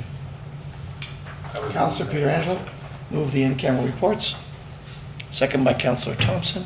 Any questions or comments? All those in favor? Carried unanimously. The bylaws, Mr. Clerk? Need a motion? Motion to introduce the bylaws. Moved by Councilor Peter Angelo, second by Councilor Strange. I think if we could just deal with bylaw 2018-88 first. That will deal with the Boyers Creek, which was talked about earlier in their presentations. Just to reiterate, it's worthy to note that bylaws passed in relation to the Drainage Act do require only 2 readings. So that's all that will be read on that bylaw tonight, is just first and second reading. The bylaw will then be considered provisional. And after the quarter revision process has been followed and all appeal periods have expired and appeals have been resolved, the bylaw will then return back to this council for a third reading. Third reading, so I would move the first reading. Moved by Councilor Peter Angelo, second by Councilor Strange. All those in favor? Any opposed? Carried unanimously. Second, third, or second? Just second, yes. Second. Moved by Councilor Peter Angelo, second by Councilor Strange. All those in favor? Carried unanimously. And I would move the balance of the bylaws. I just want to point out before we remove the balance is that bylaw 2018, what will now be considered bylaw 2018-111, this is the one dealing with the cemetery and the crematorium that we passed earlier this evening. Under section 4 of that bylaw, we'll be adding in sections D, E, and F now to add a cemetery, scattering ground, and columbarium as permitted uses. So I just want to make mention of that since it's not yet considered within that printed version. Moved by Councilor Peter Angelo, second by Councilor Strange. Are there any questions? Councilor? Yeah, before you call the motion, I just want it to be noted that I have a conflict on the bylaw that deals with the hospital. and I'd like to be shown opposed to the deeming bylaws that deal with Hawkins Street. Okay, thank you. I got a conflict on Dunn Street. On Dunn Street. Do we have to reiterate our comments, Mr. Clerk? Conflicts were already mentioned at the They're beginning of the already meeting, noted. so, yep. Councillor Crater? Yes, I put my hand up, and I know you, I don't think you caught it. I was going to Sorry. mention it to the clerk, but I was opposed to Hawkins Street as well. That one I am familiar with, and I am opposed to it. Okay. So thank you. And would you put that in the, when you originally dealt with it? I know you weren't watching, or you missed it. Well, your opposition is noted as well. Thank you. We have a motion. All those in favor? Carried. So bylaws 2018-89 through to 2018-112, read a first time. Second and third reading by Councillor Pietrangelo, second by Councillor Strange. All those in favor? Carried unanimously. Bylaws 2018-89 through to 2018-112, read a second, third time, and passed. While I'm up, just before we get to any new business, there was one handout that was passed around that should have been covered under reports, and that's BDD 2018-58. This is dealing with part lot control, request for removal of part lot control in the Chippewa West Phase 2. I don't know if anybody has any questions to that, but we'd be looking for a motion to get that Moved passed. by Councillor Thompson, second by Councillor Pietrangelo. Are there any questions regarding this one? All those in favor? Carried unanimously. The schedule's in there for the, seeing no new business. Is there any new business? Go that way first. Councillor Thompson. This way you can leave after your time. Councillor Thompson, new business? Well, I did have some, but I thought there was going to be a lot of people from. They're in the hall. They're outside? They're outside. The ladies are outside. Pam Brown? Yes. Yeah. I wonder, They didn't realize. ask her to come in. They've been waiting here a long time. I went as fast as I could. Pardon me? I went as fast as I could. Does this take care of the November meeting, so we don't have to come back? No, there's a November meeting. Whether you'll be here or not to see it. Yeah. Sorry to keep you waiting so long. Anyway, I would like to introduce Pam Brown. I have been involved in trying to do something about our cat problem within the city for a long, long time. And there is a serious problem where some volunteers are spending a lot of their time trying to look after the cats within the community that are not looked after. In fact, I think Ms. Brown has, what, how many cats in your house? How much? How many? 30 cats, because they try to make sure they're picked up when they are out in the community and not being looked after. They treat them properly and then release them back out into the community. And they've had a very, very difficult time. We had a grant through the Hydro Holding that we used to give annually, and they had the ability to try to carry on and do their work. How many volunteers do you have? 10 volunteers who are doing all this work in the community. We pay $500,000 a year or more to the Humane Society to look after animal control, but it's just not enough to look after the problem that we have with cats in our community. And this is a very serious problem. Sometime I think we take this too lightly, and I've been approached so many times, and I've been concerned about volunteers are willing to put up their time, and yet they don't have the ability and the funding to really look after the cat population in the community. It's a serious problem. But I think she has a little speech she wants to make. I have a copy of it, but I would like to introduce Pam Brown and make a motion that she be given the opportunity to address council and refer the matter to the hydro, the city, and see what we can do, because this is our problem. This is not just something that exists. We pay all that money to the Humane Society, and I'm not being critical of them. I just want to make sure that we look after another serious problem that is not taken seriously enough. We have a motion by Councillor Thompson, second by Councillor Crater, that we entertain Pam Brown. All those in favor? Carried unanimously. Pam? Hello, everybody. Oh, somebody left their little thing me here. I'll just leave it there. They'll probably come back for it. I met some of you once before, February 14th, 2017. And so I think some of you are familiar with what we do already, but I'll start over again. So who we are and what we do. We are Niagara Falls Community Cats. We're a small group of 100% volunteer-run registered charity. We received our registered charity status in January of 2017. Our goal is to assist in controlling the homeless cat population in Niagara, mainly Niagara Falls, through TNR. And TNR is trap, neuter, and return. There are a lot of community cats living out there that people are caring for, but they're not getting them spayed and neutered. And so they're multiplying and multiplying and multiplying. We support well-managed TNR of community cats, and it benefits both the community and these homeless cats. These poor creatures did not ask to live on the streets. The root of the problem is irresponsible pet ownership.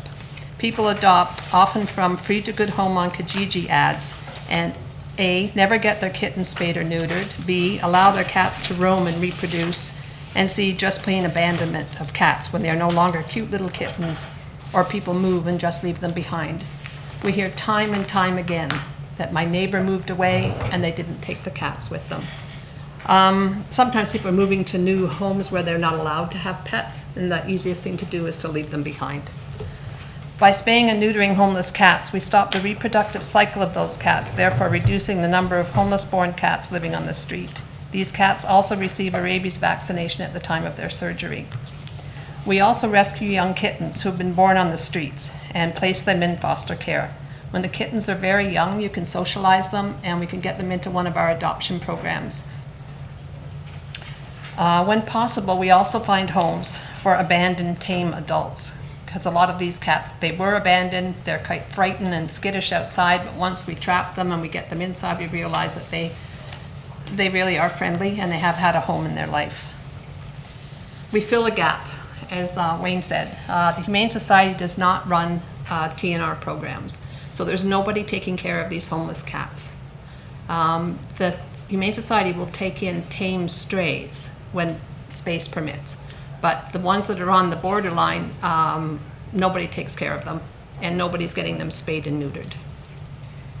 We work with the community to help to humanely trap homeless cats and kittens that they're caring for. We either assist with the trapping or lend traps to do the trapping on their own.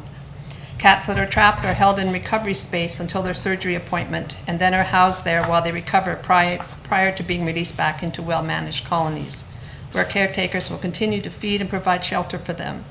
Kittens and tame strays are moved into one of our adoption programs. The recovery space that I just mentioned here is what we're really lacking. We did have space. We had 2 rooms in the basement of a church, but we lost that space in February of 2017, which was the first time we were here. Everything we do revolves around our recovery space.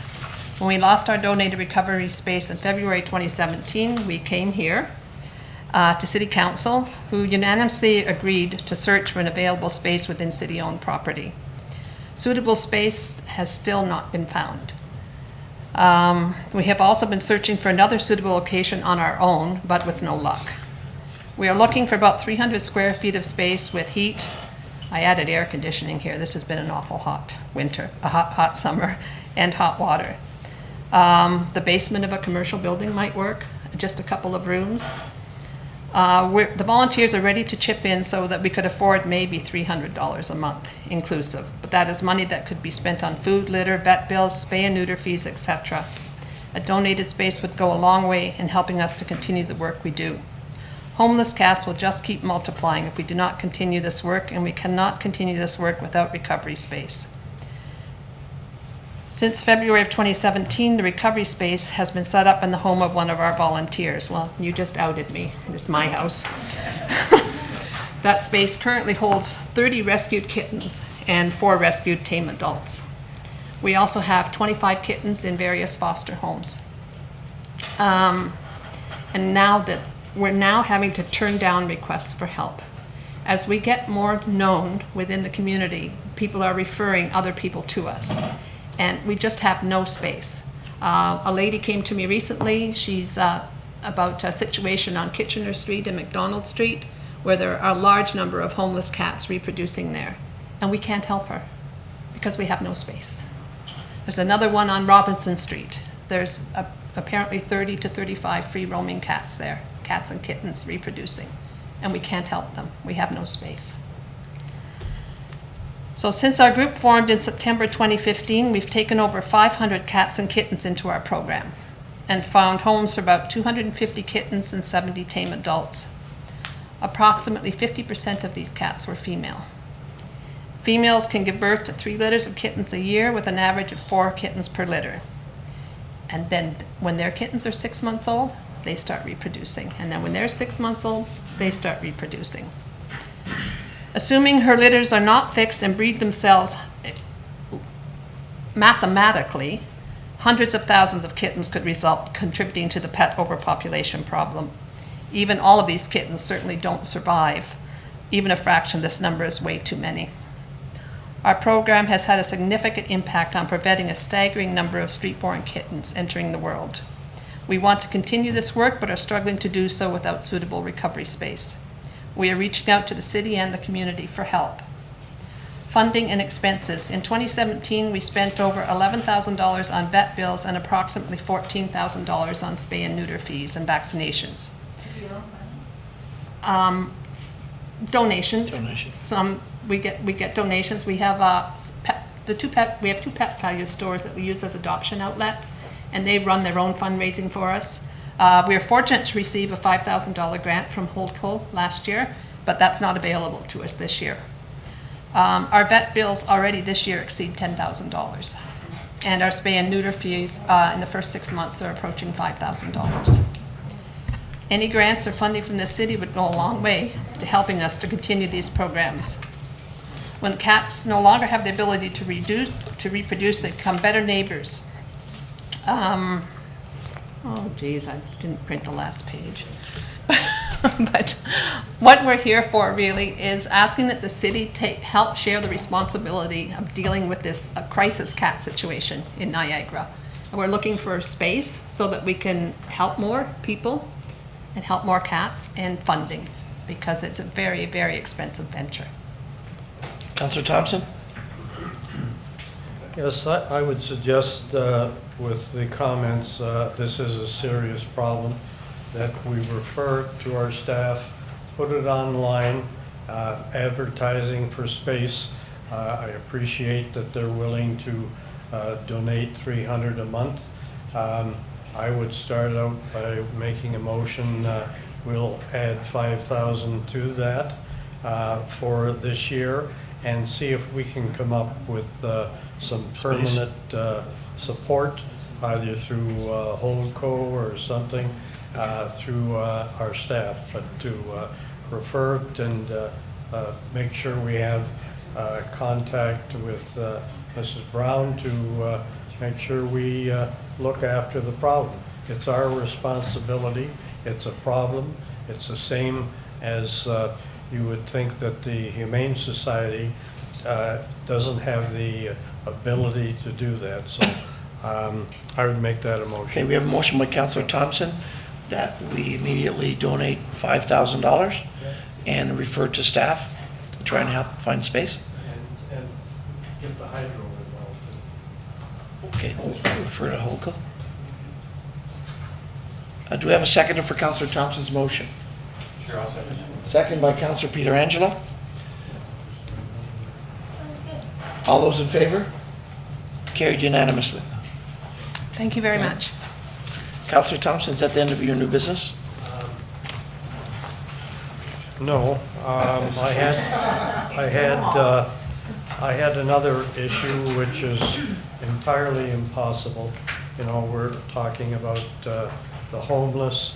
You heard what happened today or tonight regarding people on the streets, and we just don't have it. We got 1.5% vacancy rate.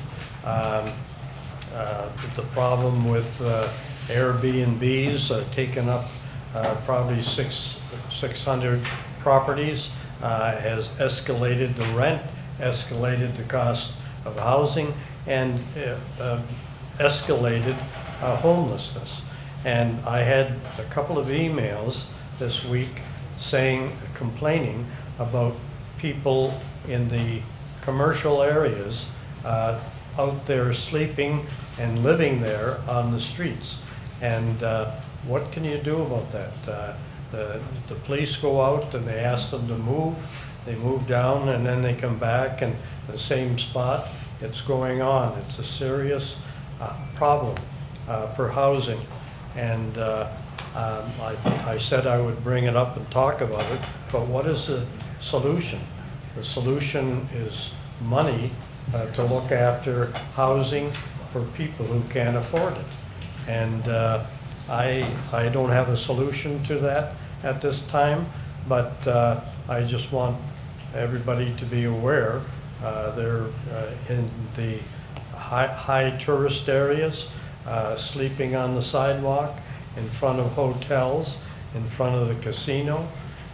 We have a serious problem. And unless we all come together, the city, the region, the provincial, and federal government finally get together where everybody takes on this responsibility seriously and deals with it so we can help this problem out. People don't want to be out there, but they are, and it is causing a real problem. So I said what I have to say. I don't know the solution. New business? Well, actually, we could have a resolution that we send to the provincial, federal, regional government that asking them to take this homeless problem seriously and to coordinate some programs with everybody involved financially and working together to try to resolve the problem. If not, it's not going to go away. We have a resolution by Councillor Thompson, second by Councillor Monaco. You got it, Bill? Yep. All those in favor? Carried unanimously. Councillor Ioannoni? And I want to say I like that because rather than answering it is not the city's problem, it is the region's responsibility, you take on the problem and you deal with it. That's right. I got a message today from a resident who said she got a letter in her email in her mailbox yesterday regarding the city contract. They're going to be working on Drummond Road from Oldfield to the Hydrolands, paving catch basins and curbs. She received the letter to make her aware that this construction was going on. This is not somebody you're unfamiliar with. She lives on Drummond Road. She said the part of Drummond Road they are refacing was just done when the construction began for the Mountain View subdivision, and their part of the road on Drummond Road has damaged, ruined driveways, cracked sidewalks, and nothing is done. And she said to me, I know there's nothing council can do about it, but this is truly upsetting to the neighbors who don't live on the rich part of Drummond Road. And I messaged her back, I said it is equally as important to residents who live on that end of Drummond as it is to what you verse as the rich end. So she's talking from McLeod Road down Drummond, and all the construction trucks, the dump trucks, the the heavy, that are going past their house every day, creating worse conditions on Drummond Road. And I know you've been out there, and they seem to believe that we do not care. Is there any timeline? Is it on any list? Anything in the future that is going to help them on that end of Drummond to fix the road and the sidewalks between McLeod and the end of Drummond? Mr. Acting Mayor, I know that we have some infrastructure needs to be replaced on that section of Drummond. Water main is one of the problems. But it makes sense to move ahead now that the heavy construction is completed in the very south end, to do that piece all the way up to McLeod Road and through the intersection. So when will depend on when the new council approves capital budget. But we are aware of the situation. We've got some base plans that have been prepared, and we can advance the capital project as quickly as the new council wants to. Okay. On that point, so you're saying it will be in the next budget as a line item? Or tab 10? I will say that I will be, as I will with a number of capital projects, be making it available for council to make the decision on the priority of it. Thank you. New business? Councillor Crater? Thank you, Worship. Just have just one item. I know councillors, and I know the public, because we get the emails and the phone calls, have been really watching the story unfolding at the region. And I do remember a number of months ago that I was quoted in the newspaper when I stood up and I said I felt the regional government was dysfunctional, and in the last 3 or 4 months they've proven how dysfunctional they are with all the things that have happened. But I was really pleased to see the mayor of St. Catharines, Walter Stesnick, and 18 regional councillors have the courage to fill out a petition demanding that the regional chair have a special meeting to deal with and to look at the hiring of their CAO. And so, and I want to compliment the Standard and the media for the investigation that they've done to show some of the improprieties that have gone on during that interview process that took place that hired this individual. So I put together a resolution with the help of some of the residents who came to see me, and I wanted to introduce it and ask council if they would support it. Normally I was going to wait because I thought I would just give notice and then bring it forward the next meeting. But then I realized I can't wait because the regional council has set a meeting for next week. And so in order for this resolution to go forward, it needs to be looked at tonight. So I will read the resolution to you, and I have a copy for the clerk as well. I put it together.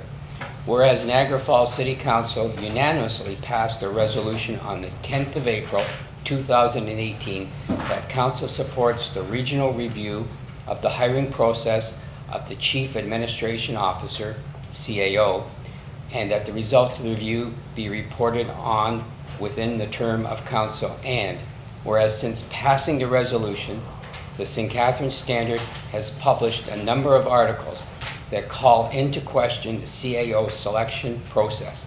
And whereas the articles indicate that the current CAO was provided internal information while a candidate for the position that gave him an unfair advantage, and whereas these latest revelations have eroded the public trust in Niagara at the regional government level, and whereas a special regional council meeting has been called for Thursday, that's this coming Thursday, August the 23rd, to deal with this issue. Therefore, be it resolved that the Niagara Falls City Council support the call for the Chief Administration Officer, CAO, to resign to reestablish public trust at the regional municipality of Niagara, and I'm pleased to introduce this as a resolution, as a motion. I'll second that. So we have a resolution by Councillor Crater, second by Councillor Iannoni. Are there any questions to the resolution?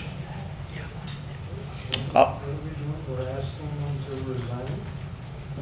I think that was the resolution. I'd rather wait and see how all of this works out in the next couple of weeks. I don't know. I haven't been involved. Well, would you like to make any comments? I mean, the resolution's on the floor and it's been duly seconded, so it's open, the floor's open for comments and discussion. Councillor Morocco? Oh. Did you have your hand up?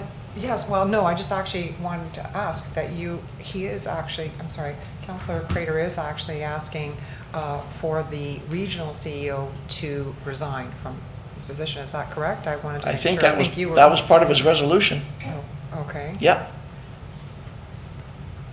Okay. that's the resolution, Councillor. Any other questions or comments before I call the motion? All those in favor?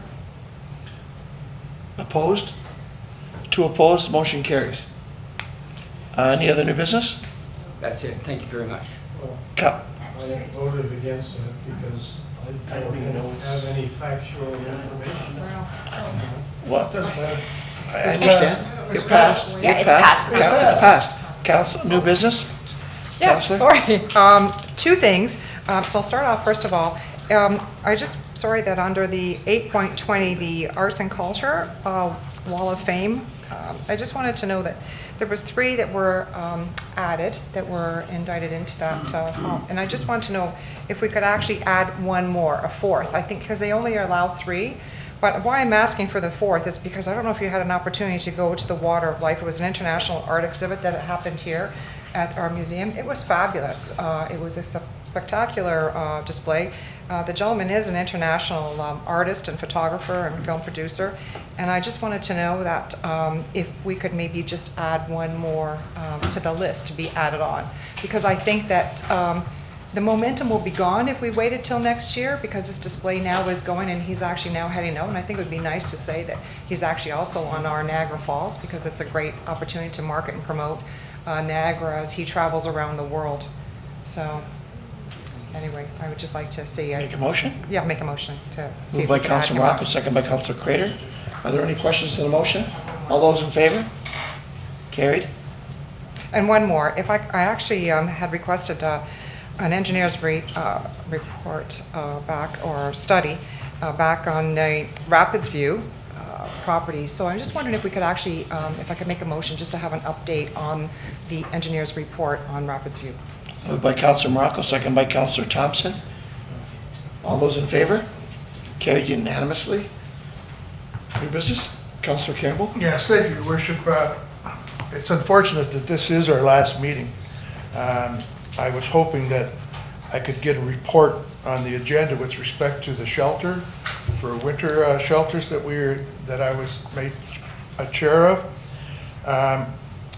But I do have a verbal report, and I think that it's necessary that this come forward.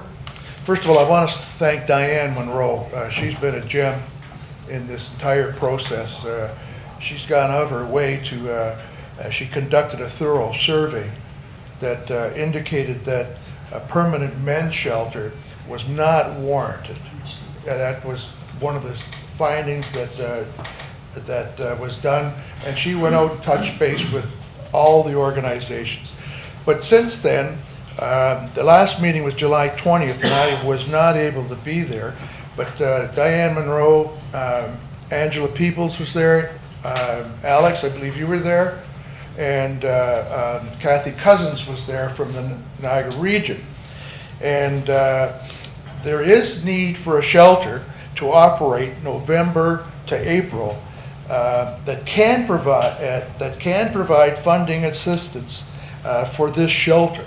There is definitely that need, and the region is willing to do that through its mandate out of the cold mandate. It was also established that pop-up shelters, for example, shelters provided randomly in different facilities on different days, do not serve the population as intended. So accordingly, it was determined that Kathy Cousins, the Director of Homelessness Services and Community Engagement, would work with the executive directors of Project Share, YWCA, and the Boys and Girls Club to establish a pilot project, shelter for the winter of 2018-19, and would be funded through the regional funds. So a full Resolution? report would be coming back after the election. Okay.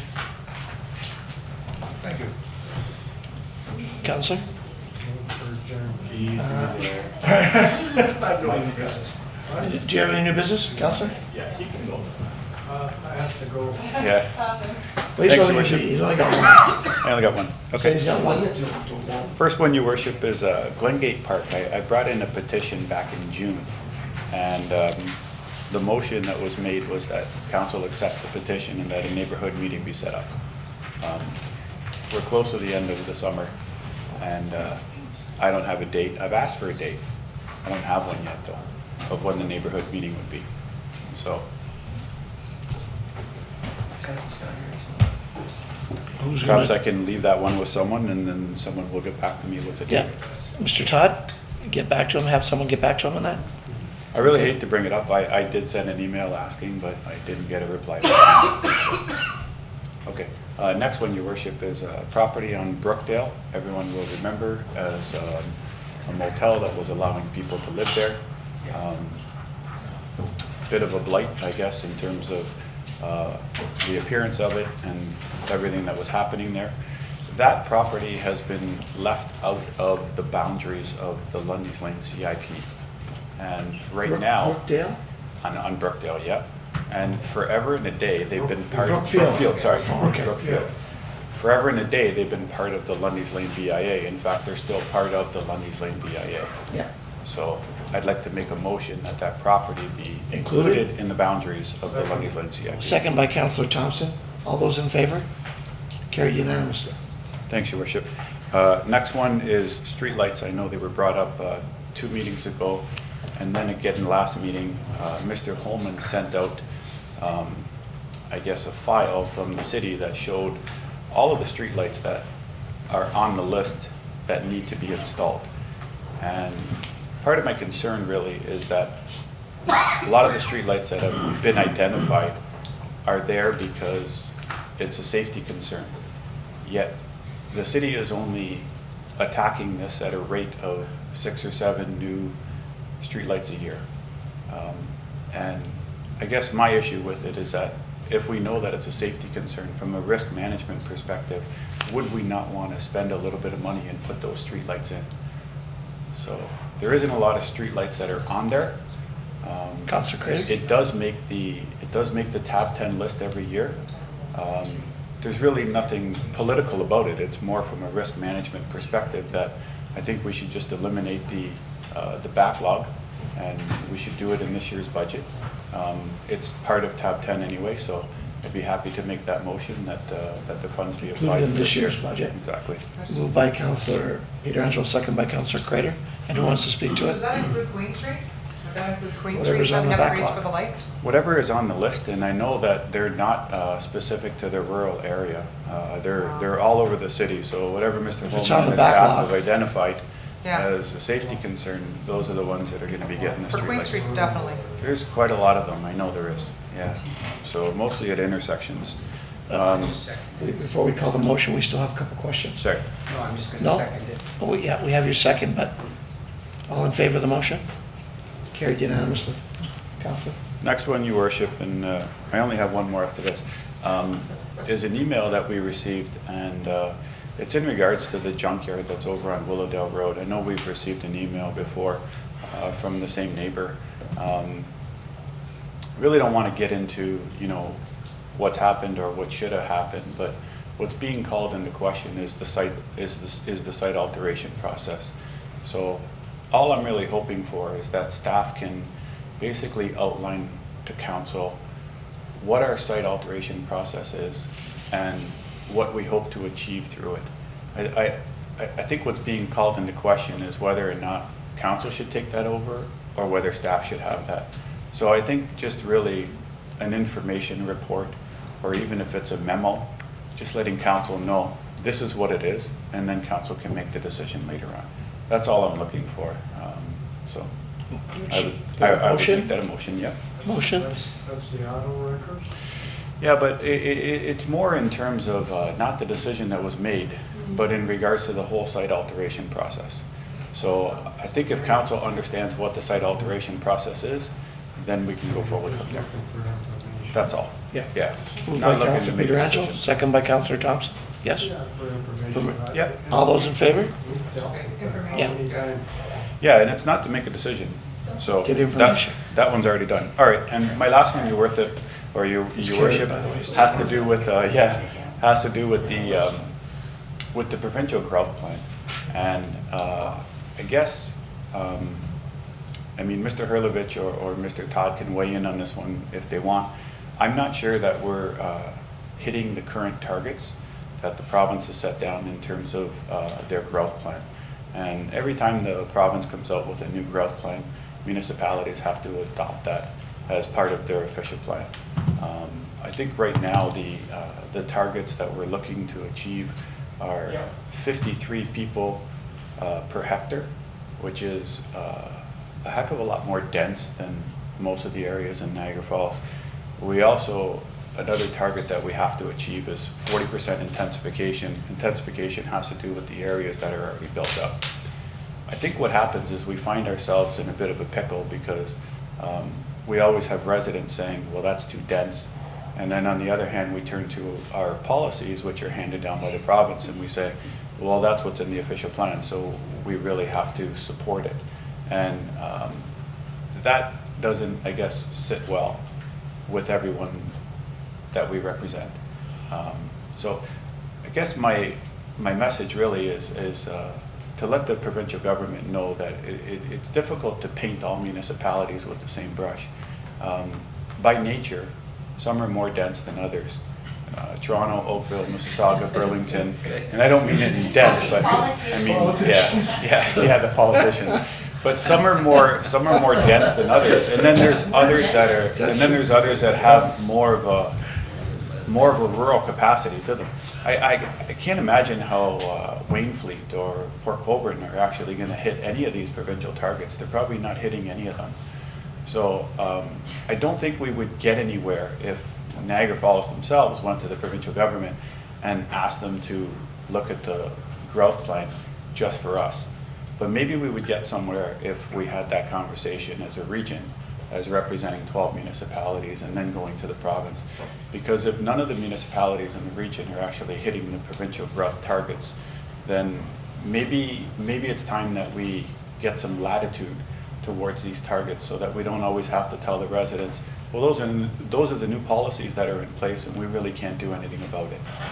So I'd like to make a motion, Your Worship, that we request that the region have this as an agenda item, that they put it on their agenda, that they have the conversation with other municipalities to see whether or not they have the same type of issues. And if they do, if they can collectively come up with a solution that they can present to the provincial government. And that would be my motion, Your Worship. Okay, we have a motion by Councilor Pietrangelo, second by Councilor Morocco. Are there any questions on the motion? Councilor Thompson? I don't mind dialogue with respect to this matter, but, you know, we go back a long way. When we used to have somebody come in and want to put up some townhouses, and everybody would go nuts in the area. We don't want all this multifamily business, and now you see when we make decisions, therefore, and we keep talking about homelessness, and there isn't enough housing around, and all of a sudden we're talking about reducing. It's kind of helped us out with multifamily development, with the official plan requirements from the province, because if you ever come up with a 6-story apartment building 10 years ago, everybody in the area would be coming in objecting to it, and we would turn it down. So there's been, I think you have to be careful on how you handle this with respect to homeless and how you are going to handle it. We're not compared to Crystal Beach or Waynfleet. We're different. And I don't know how, I would like to know how we compare with another municipality of the same size. I think that would be included in Councilor Pietrangelo's motion, that the region would look at it and see how the other municipalities in the region, where they are, as far as the density goes. Yeah, well. Because right now, it's out of our hands. Yeah. I'm not sure that mine. Well, and I think you better be careful with it too. Well, all in favor of the motion? Opposed? Councilor Thompson opposed. Motion for adjournment. Adjourned. All the best, everybody.